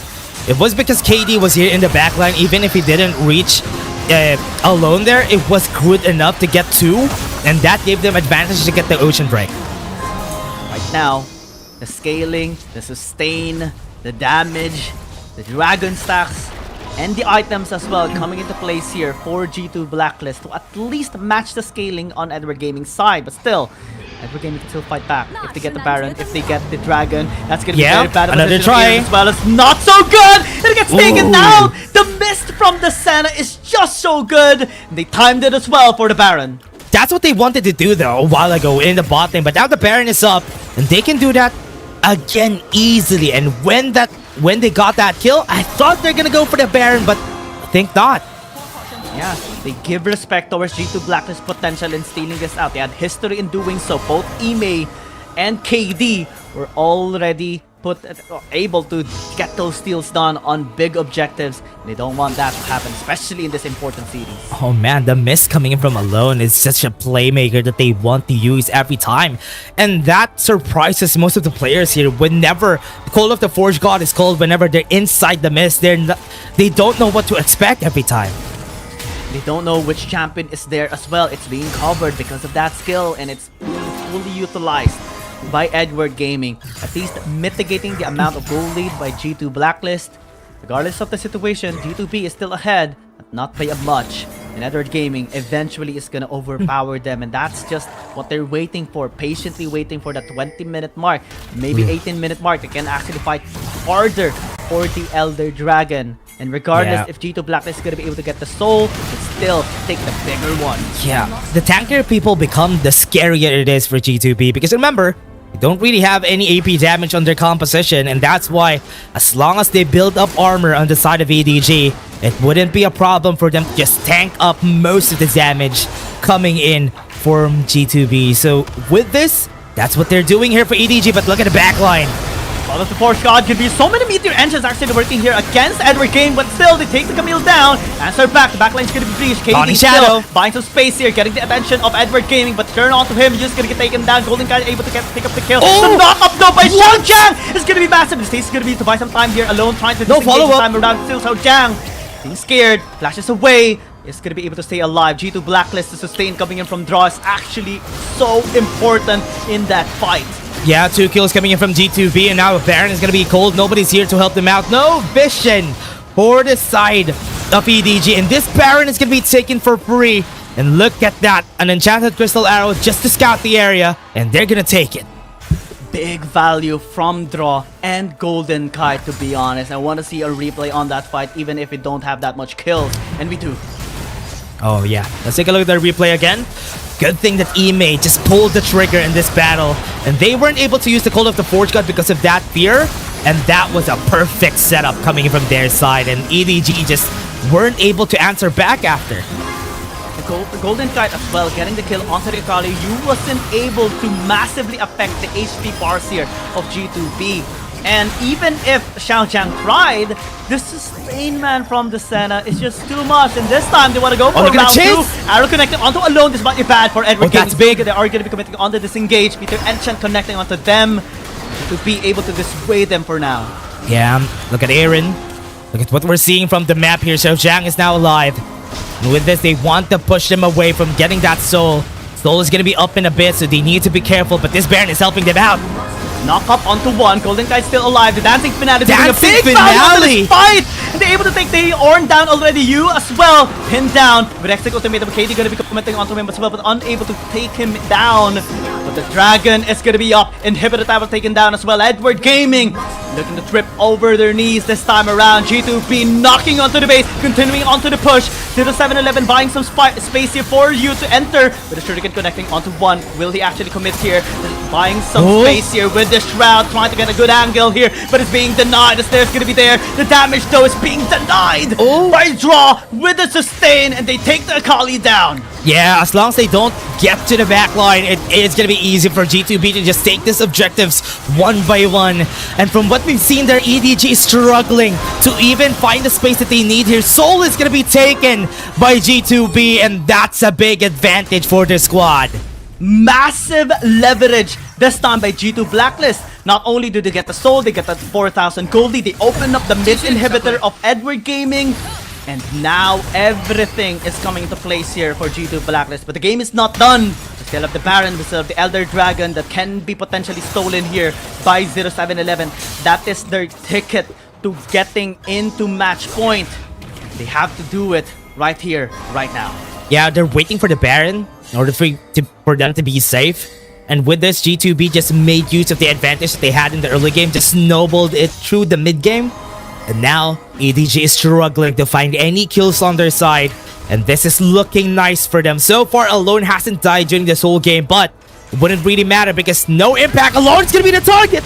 This matters the most. The meter entrance as well gonna be used onto the Senna, and they turn onto him, onto the shadows, onto the backline. 0-7 is gonna be dead. Backline the though. is gonna be a little bit late, and now KD is just buying enough of the space, He got taking the pushed. members down. And G2 Blacklist found an opportunity through Golden Kite, the golden ticket in this fight right now. As Edward Gaming desperately trying to defend their base, but they're being prevented in doing so. The inhibitor tab in the bottom lane is gonna get taken down as they focus onto the Nexus. They're gonna tie up the score, and G2 Blacklist finally take them down. G2B takes a 1-1 out of that game, and that was a very clean game from the squad. What they wanted was to get that early game in their favor, and they didn't give an inch to EDG for them to take any objectives against them. And that's why here in the end, was just unfortunate for the side of EDG to not be able to make use of that composition. In the end, G2B made it work, and with that Ashe and Sona, wow, they were just able to stop any engages from the side of EDG. Man, I mean, we were kinda nervous with a Senna composition once again in the late game scaling by Edward Gaming, but such a genius response, to be honest, by G2 Blacklist. The Sona sustained, and they had 3 meteor enchants, man. I think that was the biggest struggle of Edward Gaming, because once someone gets locked down and their target is alone or you, the 3 meteor enchants are gonna be used simultaneously to land the dent onto anyone that is gonna be in close proximity. Yeah, it was so hard even to get any dents on the members right there of G2B because of the amount of healing that Raw has been giving for the team there, and the perfect laydown of the dancing finale on those big fights was the reason why it was so hard to even touch the backline. Remember, they have 2 ADCs in their composition, making it easier for them to get the damage, but because those tanks weren't able to get into a point that we expected them to be, they weren't really able to tank up a lot of damage coming in from the side of G2B. And man, it's just a great looking of opening here that G2B has actually done in this game. Edward Gaming were actually bullying them from minute 1, and they were actually getting the leverage into this game as well. But after the biggest opening, actually the arrows connecting, and we saw as well some fancy arrows coming in from Golden Kite. And his priority onto the Akali, we don't see Ashes hunting down, chasing Akalis here. This only happened in this game right now. G2 Blacklist was able to take Edward Gaming.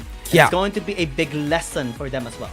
And that's what they want to do every time. Whenever they see an Akali in the matchup, they always just put out an Ashe, especially if it's an APAC team, because they love to lock down that Ashe. And Camille is always going to be a priority when they expect the other team to pick up the Akali, because it's going to be easy for them to lock down that Akali. And that game, Yu wasn't able to do anything. He was like 1-6, if I remember correctly, on the end there, and wasn't able to do anything much to the backline.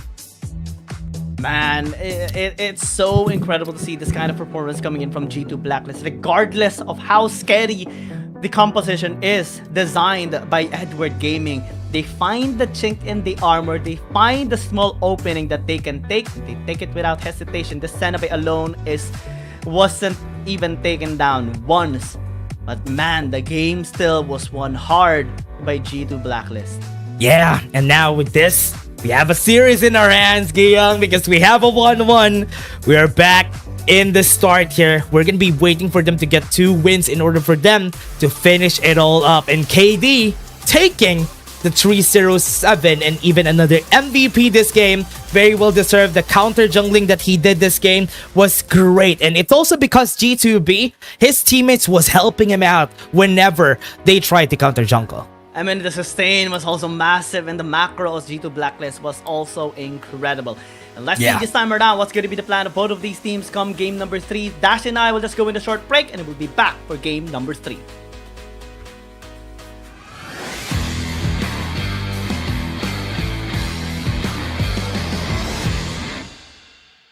After KT.RY and G2 Blacklist, Keepers Gaming and Edward Gaming are the owners of their remaining 2 tickets to the finals. Surprises unfolded in the last matches of the playoffs. Thundertalk, the top-seeded team in the group stages, suffered a bitter defeat against FunPlus Phoenix, while the defending champions Keepers Gaming managed to regain their form. Now, let's recap the top 5 plays of the week. Starting with number 5. 0711's spectacular kick also made it to the top 5 highlights of the week. It was a smoothly executed play created by both Langui and a well-placed explosive cast, disrupting FunPlus Phoenix's ability to contest the Baron against Edward Gaming. On this dragon, this is gonna be really the same setup that they did from the previous game. Langui, body slam. The grand entrance is gonna be used. Dominus as well. And the isolation gonna be pure with a kick as well by 0711, forcing FunPlus Phoenix to actually walk away. They have to disengage. Nobody died. EDG. Ooh, that was so close. Number 4. Stepping into the battle with a 3-man Dragon's Rage is what Shingdo7 did when contesting the dragon with Thundertalk. As soon as the dragon spawned up, the opportunity for an aggressive play opened up, giving FunPlus Phoenix a clean sweep. Shin is on the other side of that fight. Don's going to be going there. But Chow with the explosive cast to go out for the isolation, but he found Chang Si. So that may not be the best target. He goes for the Justice Punch. Shingdo7 is not going to be able to steal it, as they will be giving it over to Thunder Talk. SkyFL there in the middle of it all. There is the Hero's Entrance saving them all. Thunder Talk, they are a little bit low, but can they get out there? Shin is going to get executed right there. With the perfect execution. SkyFL going hard. That's 1, that's 2, and they are going to dive maybe for more. That's a 3rd kill onto Z, and now Chang Si's down. It's just Soil. This could be the ace, and it will be for FPX. Number 3. Once again, the name Shingdo7 is brought up, choosing a cleverly concealed spot. Shingdo7's precise timing allowed him to approach and punish X-Bike's mistake, securing the Baron for FunPlus Phoenix. Challenge Shingdo7, they are playing defense. They are distracting Thunder Talk, waiting for SkyFL to go for it. Oh my god, so tense. SkyFL makes his way into the Baron pit. The steal coming in for FPX, and they've trapped Thunder Talk inside the pit. They've already gotten 3. Now Soil is gone, and Shin is the last man standing once again, but he will be standing now. What a hold from FPX. What a play from SkyFL. Number 2. The formidable Langui, a cow-themed champion, may have caused FunPlus Phoenix a lot of difficulties. In the 13-minute mark of the second match between Edward Gaming and Thunder Talk, Langui initiated a powerful engage, crushing 3 members of FunPlus Phoenix, and Edward Gaming secured 4 takedowns. Right now, 0711, Red Zone Alpha members here of FPX, just with his mere presence. Actually, Langui doing a really good job already! Whoa! The knockback's gonna be perfect, and EDG right now is just gonna be unstoppable in this onslaught. On128 is gonna be joining though with the Red Ender. Langui going for the double knock-up, and SkyFell has to flash away alone, getting targeted here, but unable to beat half by the members of FPX, and everyone is just dying on the side of this red side team. EDG getting 4 kills to none. And number 1. Keepes Gaming's impressive performance is making a strong comeback in the final series of the playoffs. In the deciding match against Edward Gaming in the branch finals, the Ton dashed Edward Gaming's hopes of victory with a 3-man steal, followed up by KG's destruction of the opponents. Move coming in from EDG. Can this be successful? Though it can be the 50-50 that they've been wanting to do. 2,000, 1,000, the Ton is going in! The Ton gets it! Thank you along the way as well! And then going out, but it's away, and KBG gonna be infiltrated, still gets 1 kill! And they turn again onto the members of EDG this time around. 0711 is gonna be caught, unable to cast it all in time, alone, still trying to kite. KG still alive! The Stand United is just saving grace of KBG. It's a disaster for EDG. Thank you so much for tuning in to this week's Top 5 highlights. Let's follow the final matches of the championships and keep cheering for the teams we love. My name is Kiyang, and see you again on the next video.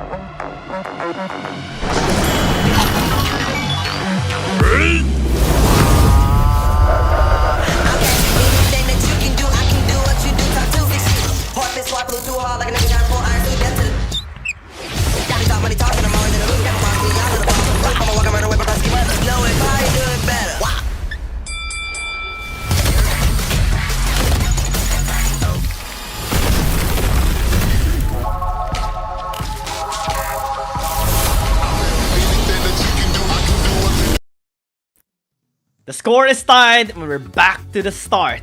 Let's see who's gonna be getting the leverage this time around. Will it be Edward Gaming or will it be G2 Blacklist? This is the series with a best of 5 and the final spot on the line to face Keepest Gaming, and only one will prevail. Yeah, and again, it's a chance for both squads to reset because both of them got a win out of each other. So that would just stop the momentum all over. But it's going to be an advantage for G2B because getting this win could really snowball for them to go for the comeback. And EDG, with the confidence that they had a while ago, now it's going to be different. Now it determines what is going to be their picks. EDG won a while ago when they're on the blue side, but now they're on the blue side again. Is it the same thing? Whoever gets the blue side wins the game? That's gonna be the question if ever they get the win here again. It has to be, I mean, G2 Blacklist has to have a great answer this time around towards the composition of Edward Gaming. Maybe through game number 2, they finally have the better answer towards the Senna composition. The sign that they need to have here is Edward Gaming picking the Kazakhs for 0-7-11 and potentially going towards the Senna comp, because they can still answer with the Sona composition regardless of who the jungler is gonna be and regardless of who the top lane is gonna be. The sustain is still massive. They pulled it off with a double ADC setup as well. Through the arrows, they can pressure down. Looks like Kazakhs is the way to go. Potential Senna? Let's see. Yeah. And Kazakhs is again going to be picked. This is what they did during the last time. Picking up the Kazakhs, then forcing G2B to pick a jungler of their own. And from the other side, we've seen it. They banned the Hecarim themselves. So with that, they don't really have a lot of choices here in their belt. They have an Orin available. G2B could pick that up in order for them to have draw. Get that playmaking ability as the Orin. But they are going to be picking the Camille instead. Might be better of a choice here towards G2 Blacklist, to be honest, compared to the Akali, because this opens up the potential isolation again, similar to game number 2, in which we even saw Ime being able to isolate alone or you oftentimes, and that's going to be the same strategy that they're going to be trying out here in this game. However, there is a potential for Edward Gaming to deny the Sona if G2 Blacklist doesn't pick it up on their third pick. Ooh, they go back for the Senna again. EDG is just doubling down on this composition that they built. And now, with them picking up the Yone on the first rotation, that's what they want to do. They want to secure that Yone so that they won't have any problems later on.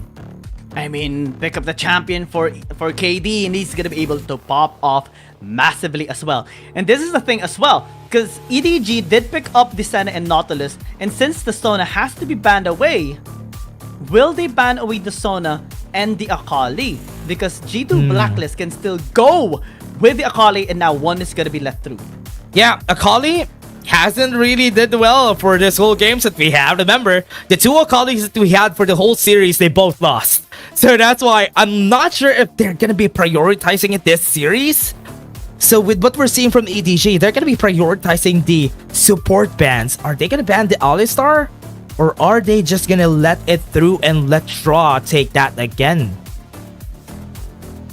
Let's see, Alistar. Oh, they ban like it. you mentioned, so opening up the Sona here. Will G2B take this up? They don't know which champion is still gonna be used in the Baron lane and in the mid lane. It can still be very bursty on the side of Edward Gaming. And this is the thing, why I was still mentioning the Akali a while ago, because G2 Blacklist is at its best strength when both Aaron and KD gets their champion, as in getting the Akali and the Yone simultaneously. That's where they can maximize their burst and outplay potential. But Edward Gaming getting cheesy again! Yasuo for you! Why? What? Why? Oh my, okay. They were expecting a Sona pickup there. That's why they wanted to pick the Yasuo on their side. But no! They picked the Leona! And now, Edward Gaming doesn't have any magic damage. They got surprised. Oh man, they thought they're gonna be picking up the Orin there, man. That's why they pick up the Yasuo. Now, there's no... What? There's no way to win well here except for the Mystic Shots and the True Shot barrages. G2B got the Uno reverse card there. That's big brain play coming in from G2 Blacklist. But still, This is a massive potential composition that Edward Gaming still has, regardless. Despite of them not getting any magic damage and them not really having anything much to win wall, they still have many knockups to set up for the Yasuo, but they still have so much consistent DPS and burst and crowd control in their composition. G2 Blacklist has to be very careful in what they are going to be threading towards this game number 3, because Edward Gaming is still a team that can fully utilize this comp regardless of any situation. Yeah, let's just talk about that Yasuo again. That Yasuo, oh man, G2B just got the surprise reverse Uno card right there, just picking up the Leona casually because they were expecting them to pick up the Ornn themselves. But again, Yasuo, ever since we saw the Yasuo is just a last breath bot, a win ball bot whenever it comes out, especially for CN Conference team.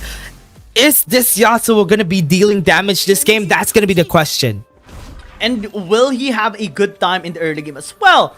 Is because he can be bullied a lot by the Akali, and even if you have some sort of taps and pokes on your side with a Steel Tempest, you can still be poked out a lot by the Akali just with the 5-point strike, taking down the shield and then just kiting you out every single time. Yeah, that's gonna be the challenge here now for them. How are they gonna be utilizing this Yasuo? This was not in their plans in the first place. And G2B, they're gonna be happy about this, getting this advantage on the draft. They're the team who just needs to build up a lot of armor, and everything's gonna be working out for the squad here if ever they do that. This time though is struggling in the laning phase. We saw Aaron just muscling him out and zoning him away. That's the thing. See the stats as well. Last Embrace, 27 seconds of stun and suppression, but the suppression is going to be better this time around for G2 Blacklist as they take Alone down. Golden Kite going to be traded out here potentially as the flash. Oh no! The double kill on the outplay. G2 Blacklist gets the best start. Remember, they should respect the damage and even the CC coming in from that Leona. They did the same thing as what they wanted to do during game 1, but it's not going to work the second time around because G2B is going to be taking those 2 kills. They're much more ready this time around, and they get the outplay.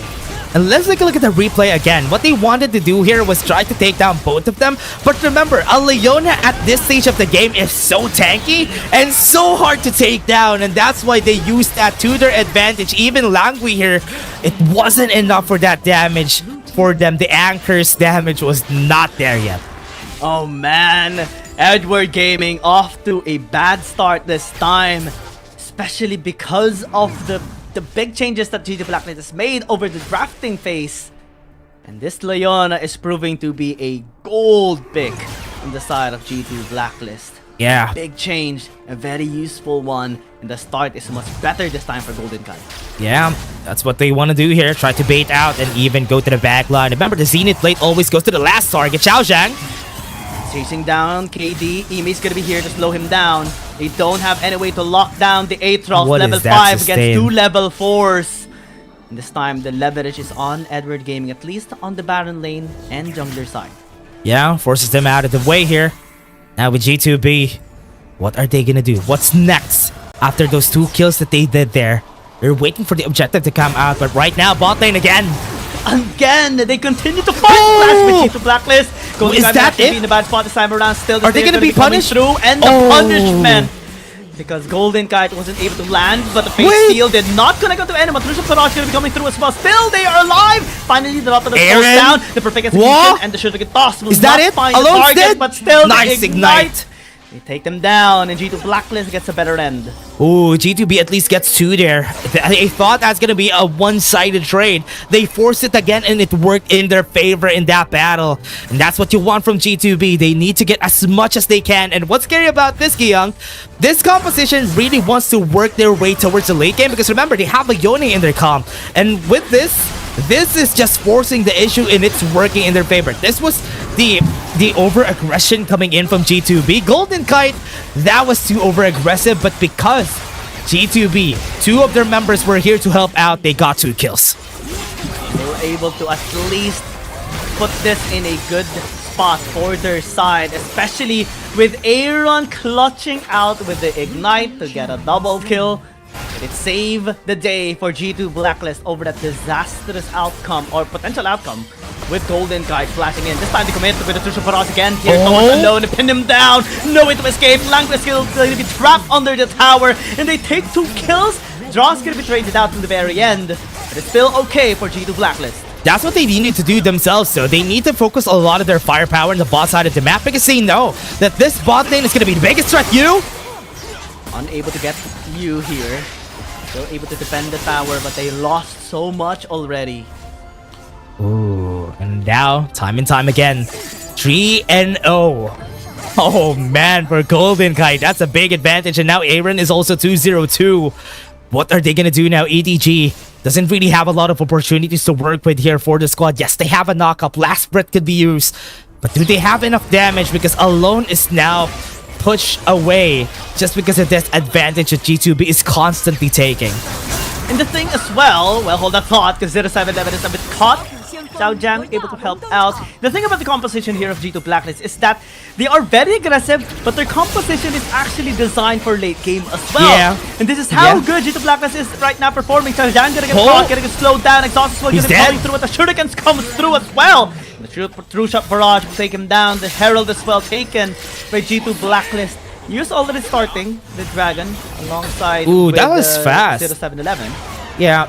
They're going to be taking the Dragon. This mid lane could be taken down. EDG needs to move around in order for them to get to the mid lane tower. Right now, they're going to go in. Fate sealed. And the follow-up's going to be there from Golden Kite as well. Aaron trying to get into their face. Unable to gap close his way. This tower in the mid lane should fall down. 0711 going in is a bit of an overextension to be honest. But here, this time it's going to get turned. Draw though is on the other side. There should be at least a sacrificial lamb here for G2 Blacklist. Able to stall out for so long though. Oh, that mid lane tower survived out of that. I thought that was the plan of G2B. In order for them to take down the tower, they should just focus on that. And now the punishment already happened and EDG is slowly but surely taking down some members of G2B. But again, G2B still has advantage, but they haven't taken down the mid lane turret. We still have to take that mid turret down. It's gonna be a bit problematic here on out because Edward Gaming is just gonna be doing their very best to defend that tower. A while ago, it was made really well by Edward Gaming in at least one of their games, especially in that game number 1. And this is gonna be the most important game of them all. They don't want to give the leverage in terms of momentum to G2 Blacklist. They don't want them to be the one match point here in the series. Especially if G2 Blacklist gets any advantage, that's one of the things that you love about them. Because this team, whenever they get any advantage in a series, they're going to be snowballing that whole series in their favor. And KD is one of those people who really works well on a very upwards momentum for the squad. So that is what they're going to be using here this game. Especially, man, Aaron on the Akali, KD on the Yoni. That's the combination that only G2 Blacklist possesses. No other team loves to have this kind of combination and was successful to be able to participate in the playoffs as well in the final stage of Adivligatia. Xiao Jiang able to dodge that Zenith Blade. It's going to be good on their side. Mid lane, after they take the tower, now they're going to be engaging. Not the best sign. Golden Kite's dead. Golden Kite going to get slowed out, still able to escape. And Aaron is just buying so much space for the ADC. Great timing of that exhaust. That's why he was able to run away there. And because of that, they weren't successful in taking the kill. But looking at the damage of 0711, that was quite scary. Oh man, through the barrage, damaging 3 members. They're not successful in trading this mid tower of G2B. Yeah, they're still waiting for their carry, their actual carry, which is KD, actually get the items here in order for them to win this game. I mean, 2 minutes on the clock, having a Blade of the Ruined King is still a good spot for their squad. And they are still waiting for KD to get those items up. And if ever he gets it, once we get to the late game, that is when KD is gonna pop off. No steals for KD. Smite comes through for 0711, secure that red buff. And we see confidence rising up on the side of G2 Blacklist. Slowly but surely, establishing more and more vision. The vision is exposed there on ADG's side. They saw G2 Blacklist. They just disengage for now. Langby's gonna be the first one to check. The blade goes through. Fate And Seal! Alone, the Fate Seal onto the back line. Alone gonna be the bad spot. It's solution for Raj as well. It's a perfect execution here. Ime joining. Hexagon to make them onto 0-7-11, taking them down as well. Oh, Can't wow. even do anything here for this fight as Edward Gaming, one by one, is losing their members. And G2 Blacklist gets 3 in exchange for 1. Left with 2 members and they weren't able to answer back. KT starting that fight with a great Fate Sealed was the reason why they got all the advantage that they needed in that battle. 1v1 mid lane. And you just has to disengage. They cannot do anything to this Camille. Yeah, I think it's gonna be hard though. Ime is just well fed this game, and even if he doesn't get a lot of kills, he was actually sitting pretty on the top side. That's why he was able to work things out there. G2 Blacklist making this game work so far really well. 3,000 gold lead. They haven't picked up the second dragon just yet, but Edward Gaming seems to be struggling, managing, finding ways to take down these carries of G2 Blacklist. And they have so many as well. It's not like they have a front line, 2 front lines, and then 2 carries. No, they have 4 carries and 1 front line that can suppress so much. Then that's so problematic here on the side of Edward Gaming. Where's the damage gonna come from? That's gonna be the question here for EDG, because if the Yasuo is gonna be building Wits into the Divine Sunder, where's the damage gonna come from? That's gonna be the challenge here for EDG, because G2B, tons of damage in this squad. You're gonna be expecting tons, but EDG is gonna go in. Draw. They're able to flash out.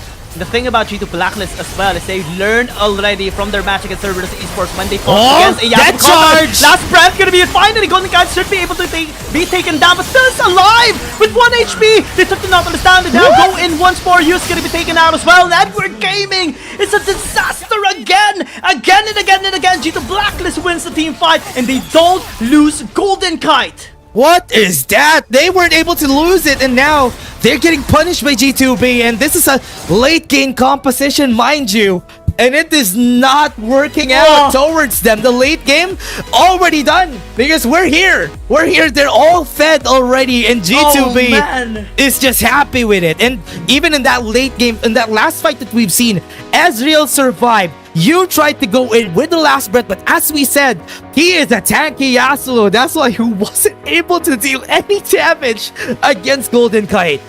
And we see a pause by Edward Gaming as well. It seems like they're having a bit of an issue here. Let's see though what the issue is going to be. And the thing about this as well is going to be a little bit difficult and a bit complicated as well. Because if we are going to be seeing a chrono break here in this game, that's going to be very complicated here to be addressed. Edward Gaming did just come out from a massive loss of the team fight. That's gonna be bad though. If that becomes a chrono break, that would break the momentum of that battle. Because remember, that battle started with nobody making any mistakes, but you wasn't able to move left and right. I've seen it in the tower. That's why he was staying there. But it was Xiao Zhang. It's gonna be good. It's not gonna be a chrono break during that game. Most likely, it's not gonna be a chrono break. If it was you, it is gonna be a chrono break, because he dove into the tower, just walked left and right from that tower. That's why I thought, is there a mistake there? That's why he was walking, was not able to finish the S, but it's a good thing it's Xiao Zhang. No chrono break for sure. Everyone was moving there. Everyone was operating, trying to get the leverage down on their team side. So yeah, most likely no chrono break is gonna be coming through. We don't want any issues to happen here in this game for sure, right? We want the best peak performance of every player, of every team to be shown and showcased here in the biggest stage of them all, in the Wild Rift League Asia Season number 2. And regardless of the situation, if by the ends of this earth we still experience some issues, we will address them immediately. Yeah, EDG gonna be addressing the issue. Problem has been solved already, everybody. We're gonna be going back. No chrono breaks happened that game, and G2B is free to push again. Taking the tower down in the mid lane.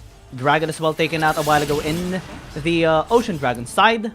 And 6,000 gold lead by G2 Blacklist at 11 minutes into the game. 605 on Golden Kite, surviving twice from death with 1 HP. And getting that shutdown goal could have been big for EDG, but because they weren't able to get it, all worked out in their favor. But again, from what we've seen here, it was a checkmate. We've seen it during the draft. That's why this Yasuo was picked, and it worked out towards the win of G2B. But again, they're gonna go in.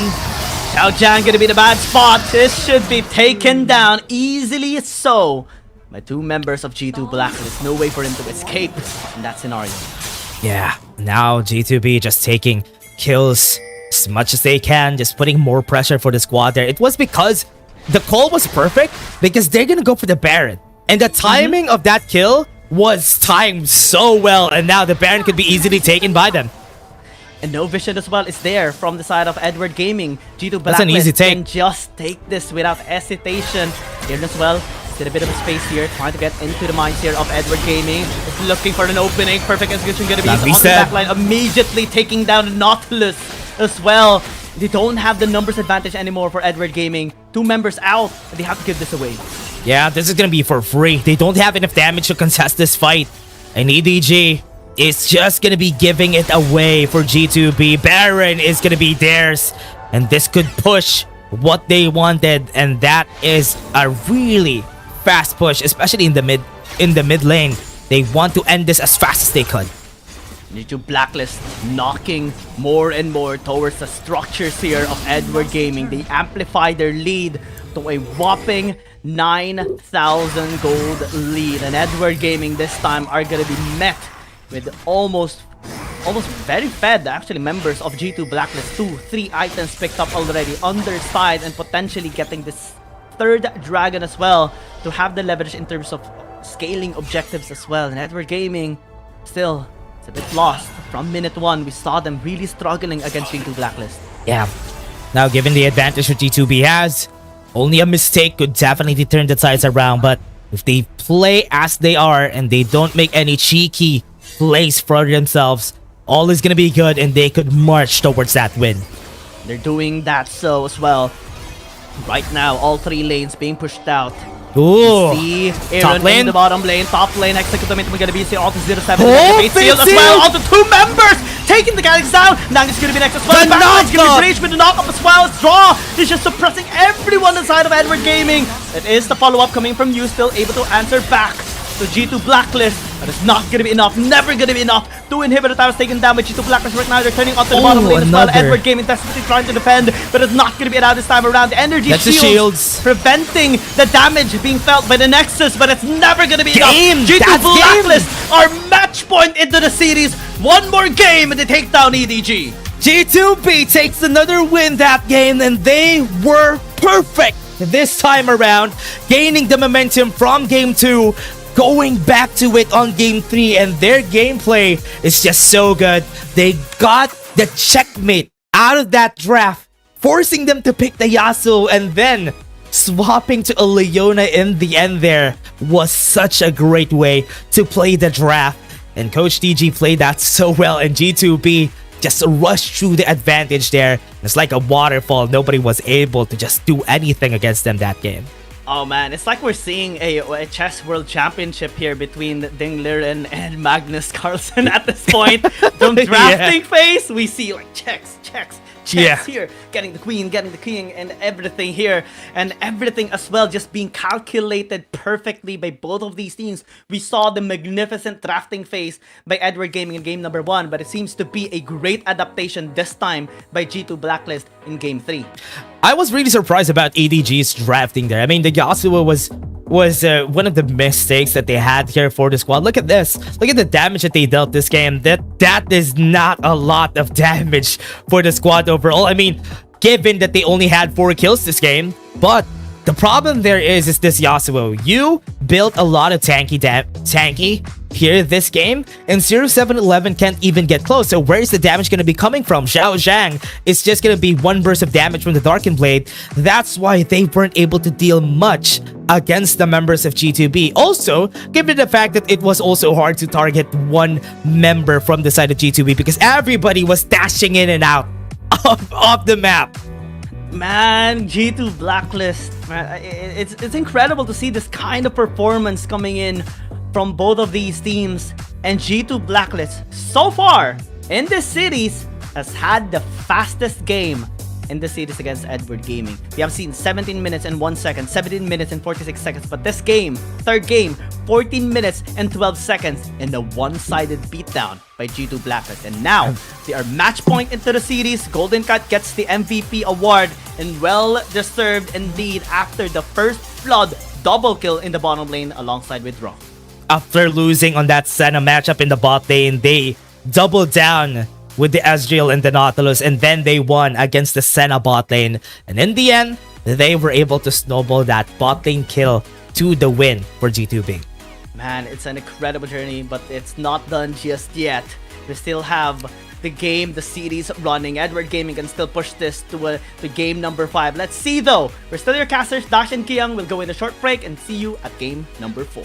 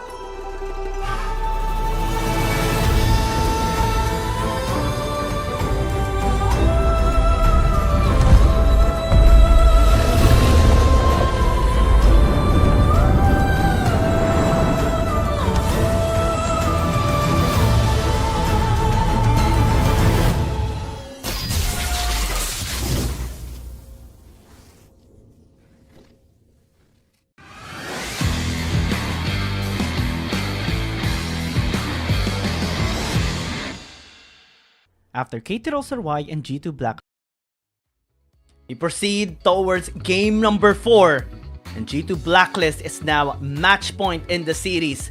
The only game that Edward Gaming has won so far is game number 1. We have seen some great adaptation coming in from G2 Blacklist side. Now they're one step closer to victory, one step closer to the grand finals. EDG has to pull all the stops to stop G2 Blacklist.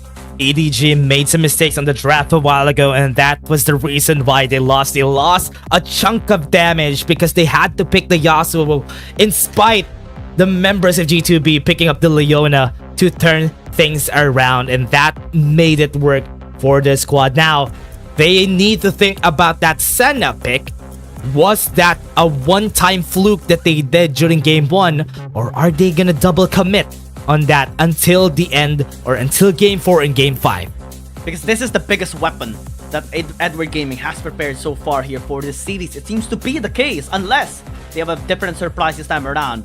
Something that can really shock everyone here, especially G2 Blacklist. They have to bring out the big guns, or else they're about to be taken down here by G2 Blacklist. They don't want that to happen. They want to get their revenge on KT.RY Gaming in the grand finals, especially after they lost to them in the upper bracket finals in the Insane Confidence finals qualifier in a 4-0 fashion. This time, they're one step, at least one step closer to that. They have secured 1 point already here in the series. They only need to tie up the score to reset the momentum again. Oh man, they need to change the draft. They need to change how they think here. It's a good thing for G2B that they weren't phased from that Senna composition, because remember, during the time that this was meta, they really know how to counter it. And that's why the Senna composition just got taken off the charts, because it wasn't working anymore. And G2B is not even doing anything special here. They're just doing what they do best. It was to make sure that they got the early game and be stable. And that aggression is what makes it work for G2B. And they're going on blue side as well. We have seen them draft an interesting composition here, as Edward Gaming did proceed with the Senna composition. So no changes are going to be made here by G2 Blacklist. Still, they are going to be banning out the Vi, the Evelyn, potentially the Lee Sin as well to 0711, targeting him down, making sure he won't be able to fully utilize his strength here in this game on number 4. Oh yeah. Now, with the jungle being banned for both sides, they just don't want to see the champions that they expect from 0711 getting picked. So right now, even that Kha'Zix that they used to win during game 1 didn't really work against G2B during game 3. So now what else do they have here? Do they still have a magic out of the hat? Are they going to be pulling out a rabbit out of the hat? Are they going to be picking what they want to pick for the grand finals? They need to, because if they don't, they're going to be losing this. Ooh, some adaptations coming in from both G2 Blacklist and Edward Gaming. G2 Blacklist no longer bans a Lee Sin, opens up this pick towards their side. Edward Gaming not banning out this time around the Gragas and the Renekton. They take away the Hecarim and the Lee Sin. This opens up a potential pick here for Akali G2 again. Blacklist. Maybe the Akali, maybe the Yone, maybe the Renekton for Imei. Let's see what's going to be the priority here. Senna is still available. Severe is still available. Camille going to be prioritized here by G2 Blacklist. It's again a great start. Akali going to be picked up by EDG for sure. Yui's going to be picking that up for the squad. But Zeri is going to be... Wait, what? Zeri is going to be prioritized? I mean, we haven't prioritized Zeri since a while ago. But there was some bans on that Zeri. But they prioritized that? Akali is going to be open again for G2B. What's going to be the response here of G2 or of Edward Gaming? What are they planning? It seems to be an interesting take that they're making right now. Zeri, Nautilus, are they gonna go for double ADC? Are they gonna go with Corki here? They're gonna be... Oh yeah, picking up the Akali again. Then they're gonna be picking the jungle. Yone could be picked again this game. It's not gonna be a problem if they do that for G2B. They did that last game. It's not gonna be a problem. They're gonna be losing on the ADC department. We're not gonna be seeing much of their ADC picks, but... Ooh, they're gonna go for the Kha'Zix first. Oh, looks like G2 Blacklist is anticipating that the Yone is gonna be countered out by 0711 with the Kha'Zix, so they take it instead.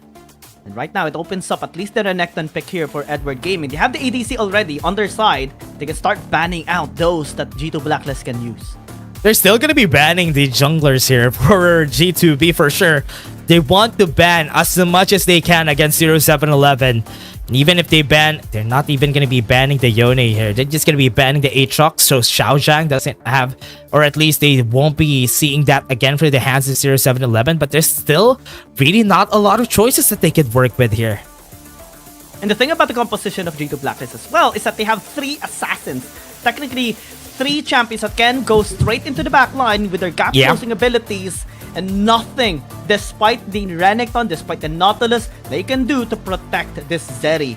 Not yet, at the very least. They need someone that can soak in the damage, maybe have a lot of crowd controls, maybe AoE damage as well to prevent the backline from being breached.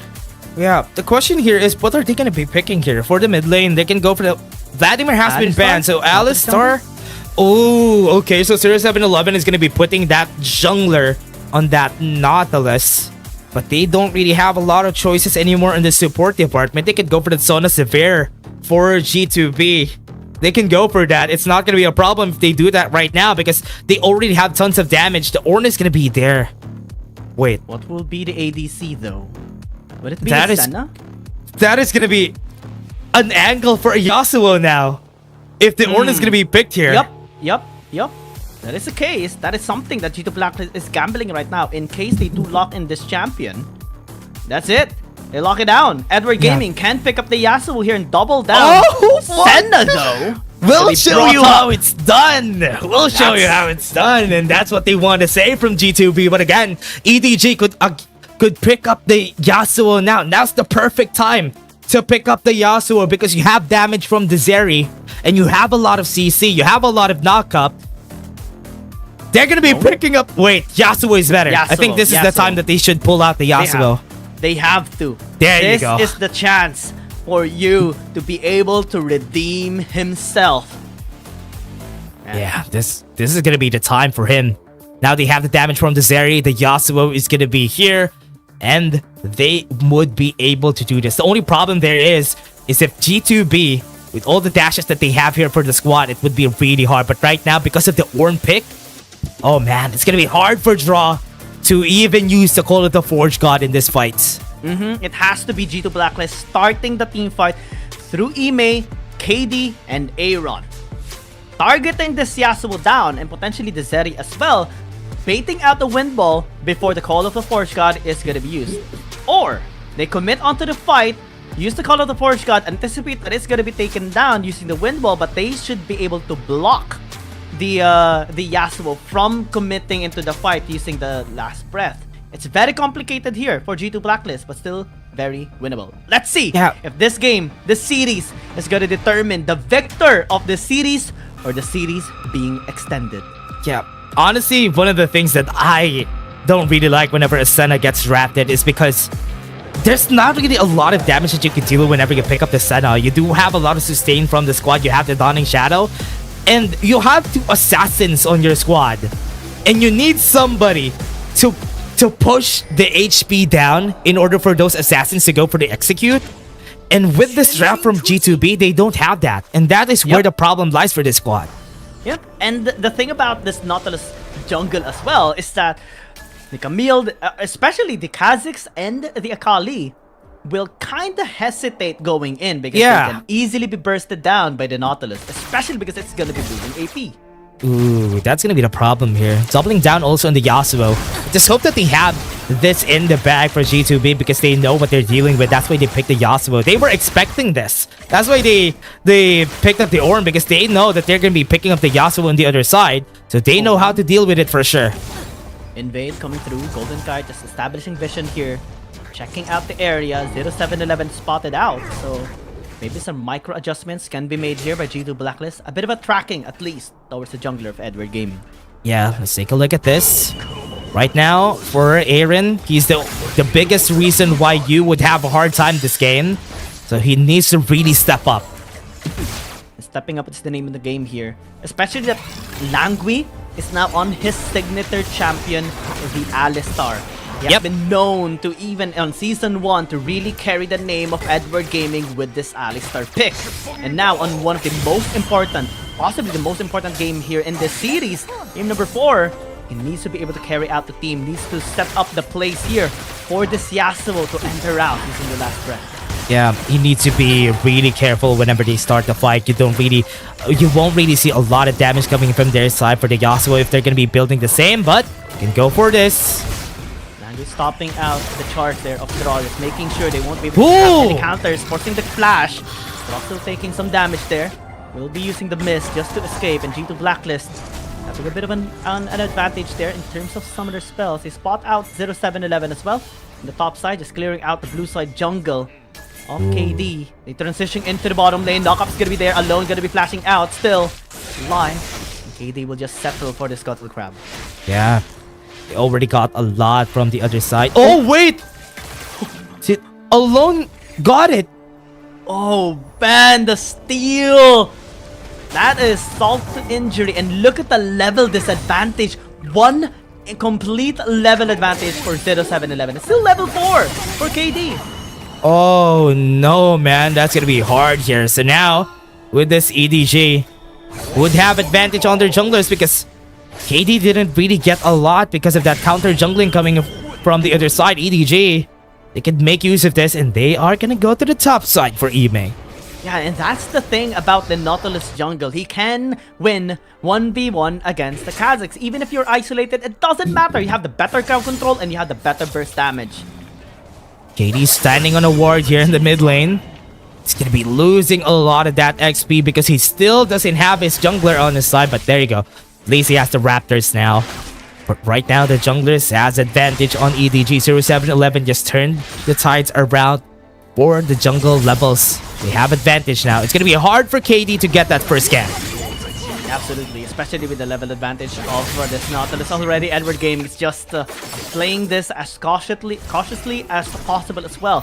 Winning the lane, at least top lane and mid lane actually is a little bit stable here for G2 Blacklist. Bottom lane, we have seen them having a bit of a leverage, especially with the summoner spells used there by Alone and Langui just to provide some space in the laning phase. But overall, still, we see the potential of its composition of Edward Gaming. Now they're going towards top side. Dominus is going to be used, a flash as well. Hexagon Tomatoes dodge a bit of that damage, but it's still not going to be enough. Hook shot though provides safety for Ime. Actually goes in. Wait, He's going to be helping him out, but he still dies in the very end. The trade is going to be there though. Aaron still joining, not going towards 0711, but bottom lane, the Senna is going to get caught there. Straw still looking back. Yeah, almost got killed. Yeah, almost got killed in the process there. And now EDG getting advantage on both sides. Even on the top side, they got the kill. Great advantage. Now they have a 1.5k gold lead. And as we said, this would destroy the tempo of KD. Just losing a bit of that jungle camps a while ago was the reason why it was so hard for them to get back the tempo from that jungle fight. Now let's take a look at the replay at the bot lane, how they lost that battle, because we haven't seen it. It was off cam. It just went in for a pulverize, and the lightning crash together with it just made it easy for them to secure that. Even Alone just had an easier time in this battle. Just because of that lightning crash, it was easier for him to just run away from both of them. And the turn as well by Alone and Langui. Draw kind of overextended at the end because they anticipated the charge and they were able to block out that knockoff and get the outplay in the bottom lane. Now with the leverage they have in terms of gold, 2,000. In fact, they're still actually going towards the dragon, committing onto the fight as well. Last breath gonna be using Golden Kite against caught. Draw it a little bit late onto the charge, and Aaron as well won't be able to deal the damage he wants now into this fight. You anticipated the damage there. No steals coming through. You still committing onto the fight. Perfect execution. Aaron gets the kill. And now you still continuing, chasing down this Akali. Call of the Forge got used there by Draw, just buying enough space here for Aaron. Donning Shadow though, will be used trying to sustain both the Ornn and the Akali, but still it's not going to be enough. Hook connecting only onto the tower. Still leverage onto Edward Gaming. Yeah, Edward Gaming still got the advantage there. They still got the dragon on their side, and that is big. And with the Rift Herald now, that could be the only reason why they gained advantage here for the side of G2B. They are looking to just lessen the gap. Let's take a look at the replay in that battle again. EDG was ready to take on this battle because they know that right now G2B has this advantage in the bot lane. Golden Kite is far, far away. It's a good thing that Aaron got the +1 here, and that was the only reason why they still got an okay trade in this battle. And that's the thing, it's just an okay trade. It's not something that can actually help them in the long run.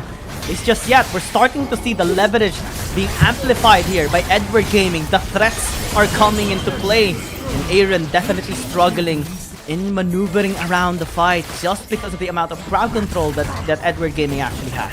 Yeah, now G2B, what they can look for here is opportunities.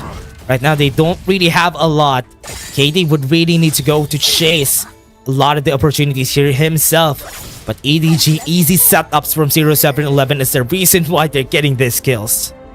Kills are just there. 6 total. but more on the side of this Zeri, in fact. And that's gonna be problematic here for Edward Gaming. 2 kills for the Zeri, 2 deaths for the Senna.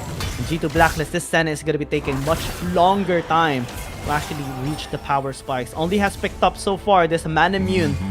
We do see more items picked up by the Zeri. Bloodthirster, the boots as well has been completed as well. Again, just struggles are being seen here on the side of G2 Blacklist squad. Yeah, they're slowing down the game. And as much as we want the game to be stable, EDG would want that to happen. Because right now they're going for the chase down. Forcing the flash of Langry, still is gonna be fine though. We're gaming. Can just go for the long run. They know that this Zeri is gonna hurt so much. This Yasuo is gonna endure so much.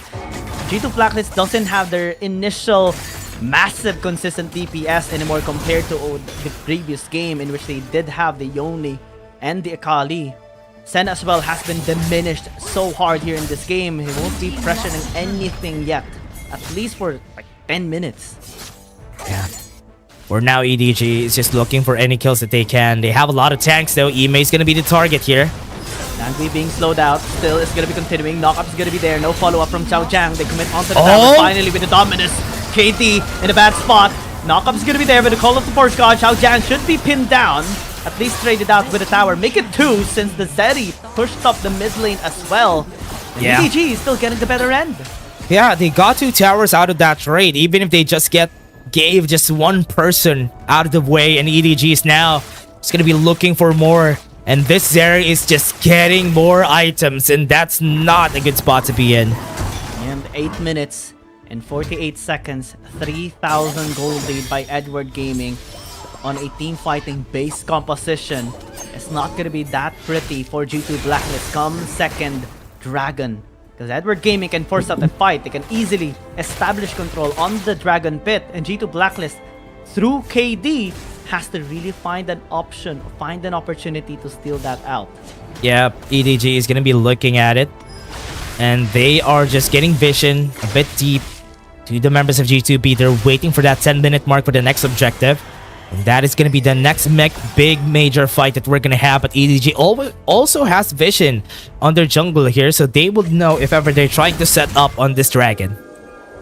Edward Gaming still playing this slow. That is the name of the game here for Edward Gaming. They have no pressure whatsoever to try and work out for ganks. They can just do this very thing right now. Wait for you to be able to get the Divine Thunder and also some sustain items. Wait for the Zeri to finally get possibly his 3rd item as well. He is ahead by 2,500 compared to Golden Kite. That is how far ahead this ADC is on the side of Edward Gaming. Yeah, and remember, what's hard about this is that they don't really have any way of getting that early damage. Now they're taking the dragon fast.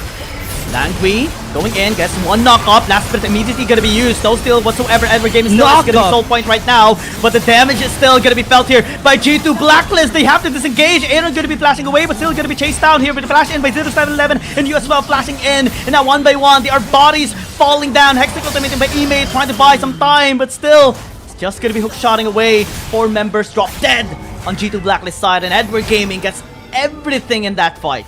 Yeah, and what's so hard about this is that they aren't dealing enough damage. Remember, we're talking about tanks here on the side of EDG. This is why it's so hard. They're fighting against tanks. They don't have DPS that could definitely take down this tank's damage. And you could see that in this fight. They tried to go for the steal. KD tried to go for the steal here. But what comes after is that these tanks are just face tanking everybody. And Alone was free to hit on the backline there. It was a good thing that Aaron tried his best to get the kill there. But it was already too late when they found that out, and that really worked in favor of EDG. Golden Kite as well wasn't able to do anything in that fight. He was being chased out, he was being bullied a lot. And right now, G2 Blacklist find themselves 2,000 gold lower right now. Much deeper hole that they were in a while ago, pre-Dragon fight. Soul point already for Edward Gaming, 5,000, going 6,000 already as well. The minutes go by here in this game. And G2 Blacklist, regardless of the time duration, it's still gonna be the same pattern here. Still gonna be the same situation because Edward Gaming does have the better scaling lineup. Yeah.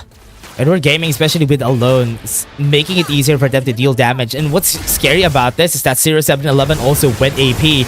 So they even have the AP damage coming in from that Nautilus. And that makes it hard for the fight. Whenever you try to go for the combo on that death charge, that target is definitely gonna die just because of that death charge damage together with the last breath. And a pause as well gonna be made here. A bit curious on what the reason is. Is it on Edward Gaming side or G2 Blacklist side? They will know in a short while. But regardless of the situation, it's still hopes for both of these teams. Edward Gaming is fighting for their life right now here in this series. G2 Blacklist fighting to finally end the series, as they had a series already a while ago against KT.RY, and it is a long run for them right now here in the semifinals against Edward Gaming. Yeah, and what's hard about this for G2 is in this game, if they lost because of the draft again, they should think about that twice in the next game, because they were given a lot of opportunities to use a lot of different champions, because there was a free Yasuo this game, there was a Senna that they took, which supposedly could have been different. And even on the other hand, they picked up the Kha'Zix despite the Yone being available, which is why it was so surprising that this is what it came to for G2B. But again, it's just punishing them. 2 assassins against this tanks and nobody to DPS. That was just a recipe for destruction here for the squad. So let's look at the opportunities here of G2 Blacklist. How can they theoretically come back here in this game? Because I personally think it has to be through the ganks of Ime, KD, and Aaron. They have to find a way to shut down the Zeri, shut down the Yasuo, and maybe burst down the Nautilus. Because the pros of the Nautilus in the jungle is that when building AP, you are going to be able to dish out so much damage. But they're also very squishy compared to the tank Nautilus. So that can still be exploited here by G2 Blacklist. It's just that it's kind of difficult right now. Yeah. And it was so hard because they don't really have a lot of damage. I mean, yes, we could make an argument that that could happen, but what would you do about the 3 tanks that you're gonna be dealing with after? Because Assassins doesn't really, they do have great cooldowns though, which is nice, but they don't really have the gears to actually damage those tanks. And that is where the problem lies. That is the problem that we're trying to deal with today for G2B, because they don't really have any damage to deal with those tanks, even without Alone. Alone was dealing so much damage, but even without him, I think this 4 together with the Yasuo could make things work for themselves. It's very different from a Zeri, from a Corki, from an Ezreal even. Yeah, it's very different. Senna does have quite a bit of damage onto her kit, but not as much, not as consistent and fast dealing compared to the other ADCs. That's the problem that they have. Yes, you have the sustain. Yes, you have the shields and the snares as well. But in terms of consistent TPS, it does take a bit of time to load out that gun. Yeah, I mean, it's still not gonna be done here for G2B. They still have a lot of those opportunities, as you said, but it will still be hard to work with this composition. And that's why here, what they can do is just to make, if ever this is not gonna work for now, think about the next draft that they're gonna be dealing with. It's a good thing they got a 2-1 out of this best of 5, and they still have one more room for error, and that is this game. The series is not yet over, it seems to be. Edward Gaming still fighting back, and they're doing a really good job this time around for this game number 2. Xiaojiang again is experiencing a problem similar to a while ago. It is being addressed as of the moment. We don't want any problems to be experienced here by our dear players, of course, regardless of where they are. And it is just going to be investigated for now, but rest assured, we are going to be continuing with the game, resuming the game when the problem is fixed. Ooh, this is gonna be hard though. It's a full series if ever this happens, if this goes in the way. I mean, you still have the gold advantage on the other side, on the side of EDG, but one big fight could definitely turn things around here. And so far, positioning could be a problem here for this squad. Because remember, the 3 tanks that we're talking about, the Nautilus went AP. And that's a problem, because they're so squishy on the side of G2B, and one death charge could ruin them. Especially the Akali, especially the Kha'Zix, even the Senna, man. I personally struggle against Nautilus, and it's not even AP Nautilus. I get bursted out by support not in Yeah. PC and in mobile. Oh man, that is gonna be the problem. Now we're still solving the problem, everybody, as Young talked about a while ago.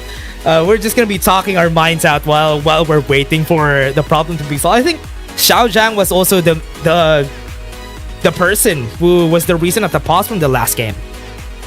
Yeah, he was.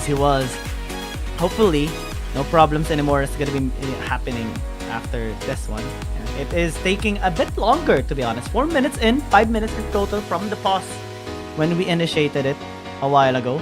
And surely it is gonna theoretically affect a bit of the momentum on both sides, especially for Edward Gaming. They're the ones who are like getting the positive momentum here in this game.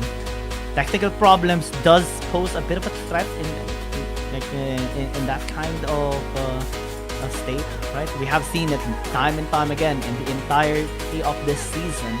A team suddenly losing after a pause, a team suddenly kind of having cold hands after a pause as well, especially if it's long.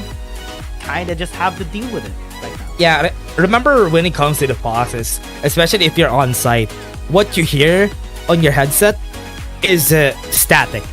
Just static. Yep. Yeah, Yep.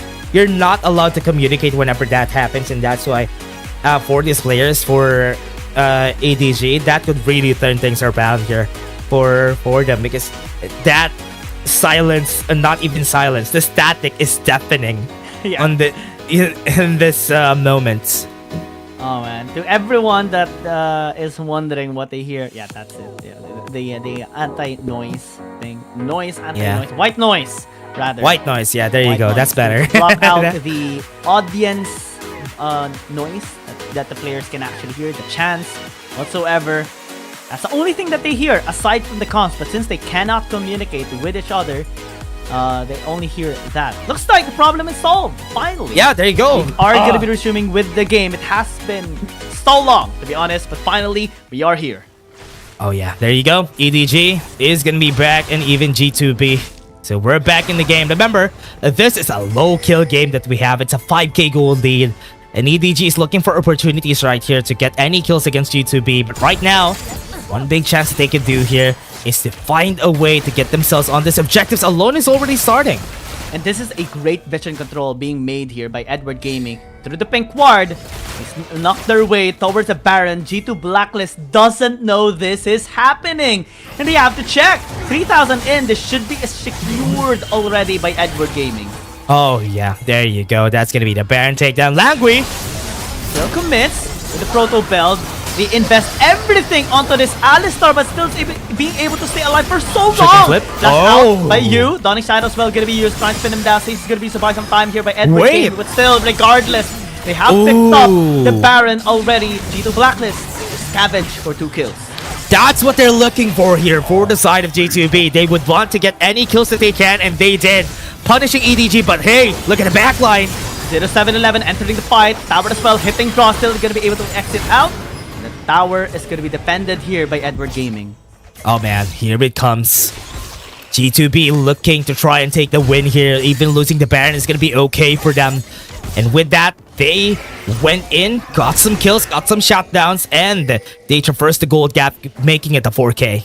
And the thing about Edward Gaming as well on the timing of their death actually is that the Mountain Dragon is still not up. So G2 Blacklist wasn't able to get anything from the 2 kills that they've had after the Baron was taken by Edward Gaming. They tried to push mid lane, but still, no objectives being secured by G2 Blacklist.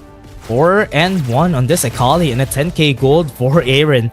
And as we said during the start of this game, Aaron is going to be the reason why this Yasuo is going to have a hard time. And so far, I think he's doing a good job. But both of them are having a good time this game because everybody's just making it easier for both of them, especially the opportunity to get to the backline. And I think EDG now grasping on what they need to do next. Dragon is going to be up in 8 seconds, and it's going to be here. I think the thing that will change the destiny here of G2 Blacklist is if Aaron gets to pick up his Rabadon Death Cap. That will amplify the damage here, extraordinarily so. But right now they're focusing onto the Dragon. Call of the War Shot gonna be onto the back line as Xiao Zhang is pinned down to the ground. Still, you back line, don't look here, at you. able to be taken down by KT. and the Ime as well. Now they turn on to 0711, taking it Whoa, down as well. Aaron! The resets are happening. The comeback is happening here for G2 Black still. Golden Kite continuing on to the fight. Zeri though fighting back, getting the guns what? down here. Getting the damage being felt here by Golden Kite. 3 versus 3. Can they still turn? Look at Langui. Xiao Jiang and Alone continuing onto the Dragon. They pin down the adaptive defense. This is not going to work. Xiao According to Jiang. Neil. Now it's 3 versus 2. Golden Kite cannot kite Wait, that Alone? much this time around. But Why did Aaron he move clutches forward? things out. Zed is going to be taken down. Shuri is going to be connecting here onto Langui. The Dragon is still up. G2B clutch things out. 3-4-3, G2B got the clutch out during that fight. It was not looking in their favor, but because they used Aaron, and that was the reason why they were able to hold out until the end there. Aaron taking down you early in that fight was the reason why he wasn't able to do anything, not even press the last breath during that fight. And man, right now, Aaron is one step closer towards that Rabbit and Death Cap. 4,000 left here onto the Dragon Flash in by Draw. Charge as well for the knockup. Xiao Jiang is going to be in the battle spot this time around. Still going to be Last taken breath. down. Donic Shadow as well. The steal is going to be there. And Edward Gaming loses the soul this time around. And the Yasuo as well is not having a good time. 0-7-11 is going to get taken down. Whoa. Knockums is dead. You? You as well going to be targeted. And G2 G2B. Blacklist has cut down the throat of Edward Gaming. Is now taking the tower in the mid lane.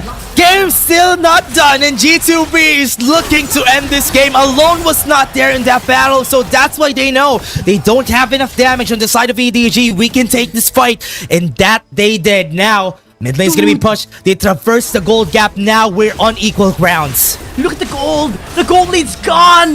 G2 Blacklist has found an opportunity. The backlist is gonna be pretty stasis, is gonna be survive some time. Meter Enchant. alone, but still it's not gonna be enough. Langui Ime's dead. down. The Cumulus is gonna be dead as well, but the inhibitor tower is taken by G2 Blacklist. They've opened up the base faster than Edward Gaming. What was that, G2B? Just because of that, they were able to turn things around. Mistakes for mistakes from EDG, and that's what we were saying. Whenever this happens, whenever a pause happens, things could turn sideways for the team that's winning, and Aaron? EDG is feeling it. Aaron lingering by the area. You might actually be able to spot him out. The blast gun is going to be initiated. They're going for the cheeky Baron force guard. pick. Wind Wall's going to block it out. Aaron checking the area. Alone is going to Alone's be gonna be spotted out. targeted. Aaron! It's taken down. It's an assassination. But G2 Blackness Kid is going to be in the area as well. The Edward Gaming has to disengage. Aaron! They're being prevented from doing so. What a The shield is bait. going to be connecting. The turn. The Ruthless Spread. The turn here onto Golden Guy trying to pin him down. Kid as well going to the backside. Sen is going to be taken down. Xiao Jiang going to be next though. G2 Blackness chasing him out. Teleport far going to be away. coming. You as well going with last breath. Dross going to be charging up. Going for the knockout. Don't have Onto damage. Edward Gaming! They don't have the damage anymore. Like Take it's gonna it be taken loose. down. That's gonna be the G2B ace. finish. Renekton is still alive, cutting down the wave here, but they have a wave into the mid lane. G2B the can only thing finish. they need to do, they can push down the mid. Xiao Jiang's doing a really good job cutting down the wave. It's not gonna be enough this time around. Aaron goes in, and Here it G2 comes. Blacklist again G2B. will proceed What? towards the grand finals to take got on the win. Keepers Gaming. They defy Wow. the odds and take down EDG. Aaron making it work for the squad. The plays that he made this game just made it work. And now it's gonna be the end for EDG. G2B made it work with this comp. And that, oh man, that's crazy. It's crazy coming in What? from G2 Blacklist. Man, they were down 9,000 gold. Edward What was Gaming that? was so point. They also were able to take the Baron as well. But through the 2 kills, slowly but surely, we saw the jabs coming in from G2 Blacklist. Oh man, that's And crazy. then the final nail in What the was that, coffin. man? Dude, Aaron should be the MVP of this For game. sure. Just have to give it. Yeah. Just have to give it. A Kali Gods, man. Salute. Man, he gave every opportunity for the team there. During that last fight, the reason why they weren't able to pull through was you wasn't able to get any last breaths during that first battle that they made a mistake on that second dragon that they, or rather third dragon that they're gonna be fighting for. That was when Aaron just swept through, got 1 kill, got you, and now that is enough for them to get the win there. And that just snowballed. Just because of that one pause, it worked out in favor of G2B. And in the end there, man, oh man, Aaron was just a beast this game. Golden Kite as well was able to finally be able to impact the fight through the snares, through the dawning shadows. G2 Blacklist has timed, strategized Wow. everything in that mid game. Look at the comeback! Man, that is a work of art.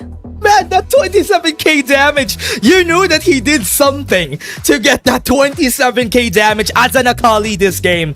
And that's why, oh man, that was crazy. They were able to work things out despite the odds being against them, despite the composition being against them. G2B made it work. And congratulations to the squad. They are gonna go to the grand finals, fighting again against KBG tomorrow for a rematch of Season 1. Man, you don't see this setup anywhere else. It's gonna be G2 Blacklist, formerly known as Nigma Galaxy, still the same squad, still the same coach, battling against the same team in the grand finals against Keep Best Gaming. This time, they win against Edward Gaming, the former team, formerly J team. Actually, last season was the team that G2 Blacklist has defeated. Still the same team of 0711, but twice in a row was not successful this time around. Was denied of the championship. Aaron, well deserved. Aaron getting the MVP, super well deserved. This man just turned the tides around in that one fight. And even during the end, man, even in the end battle, there was a lot of highlight clips that he could do there on that one game, or at least on that one Baron battle that they could have done. But man, G2B again, going to the grand finals, winning against EDG, the team that actually just went to the heights even during the end there. Oh man, it's just crazy that they're gonna be fighting against KBG now. It's like I'm getting deja vu from last season just because of this game. And this day has been insane as well. Very different, but still same result, to be honest. G2 Blacklist this time had to grind harder and stronger here for today's day number 2. They won against KT.RY in a 2-0 fashion, and then they won against Edward Gaming in a 3-1 fashion. Now they're going to be facing up against Keep Best Gaming tomorrow in the grand finals. That is crazy good. Now G2B versus KBG tomorrow, a best of 7 match. Man, tomorrow's gonna be a long day, Giyang, for you at least. It's gonna be a long day for the best of 7. KBG versus G2B. KBG, the best team so far in the Wild Rift League Asia, even during Season 1. They're the team to beat. And in this meta, in where their jungler is really good at this meta, and even Unreal 9, as we always say, is just the best mid laner in the game. They have to deal with the juggernauts, and the storyline for G2B continues because they have to fight against the giants of Wild Rift. And that is going to be so exciting to watch. Today has been so insane as well. Any final words, Dash, before we head out? All I can say, thank you very much everybody for watching the whole time. Tomorrow is going to be the grand finals. It's going to be the end of our tournament. Thank you very much for having us. On behalf of all the casters who also casted with us, tomorrow it's going to be Giyang and Crazy Apple who will be casting. So you're not going to be seeing the other casters here. Thank you very much for having us here. And congratulations for G2B for getting to the grand finals. We're going to be having a great match tomorrow.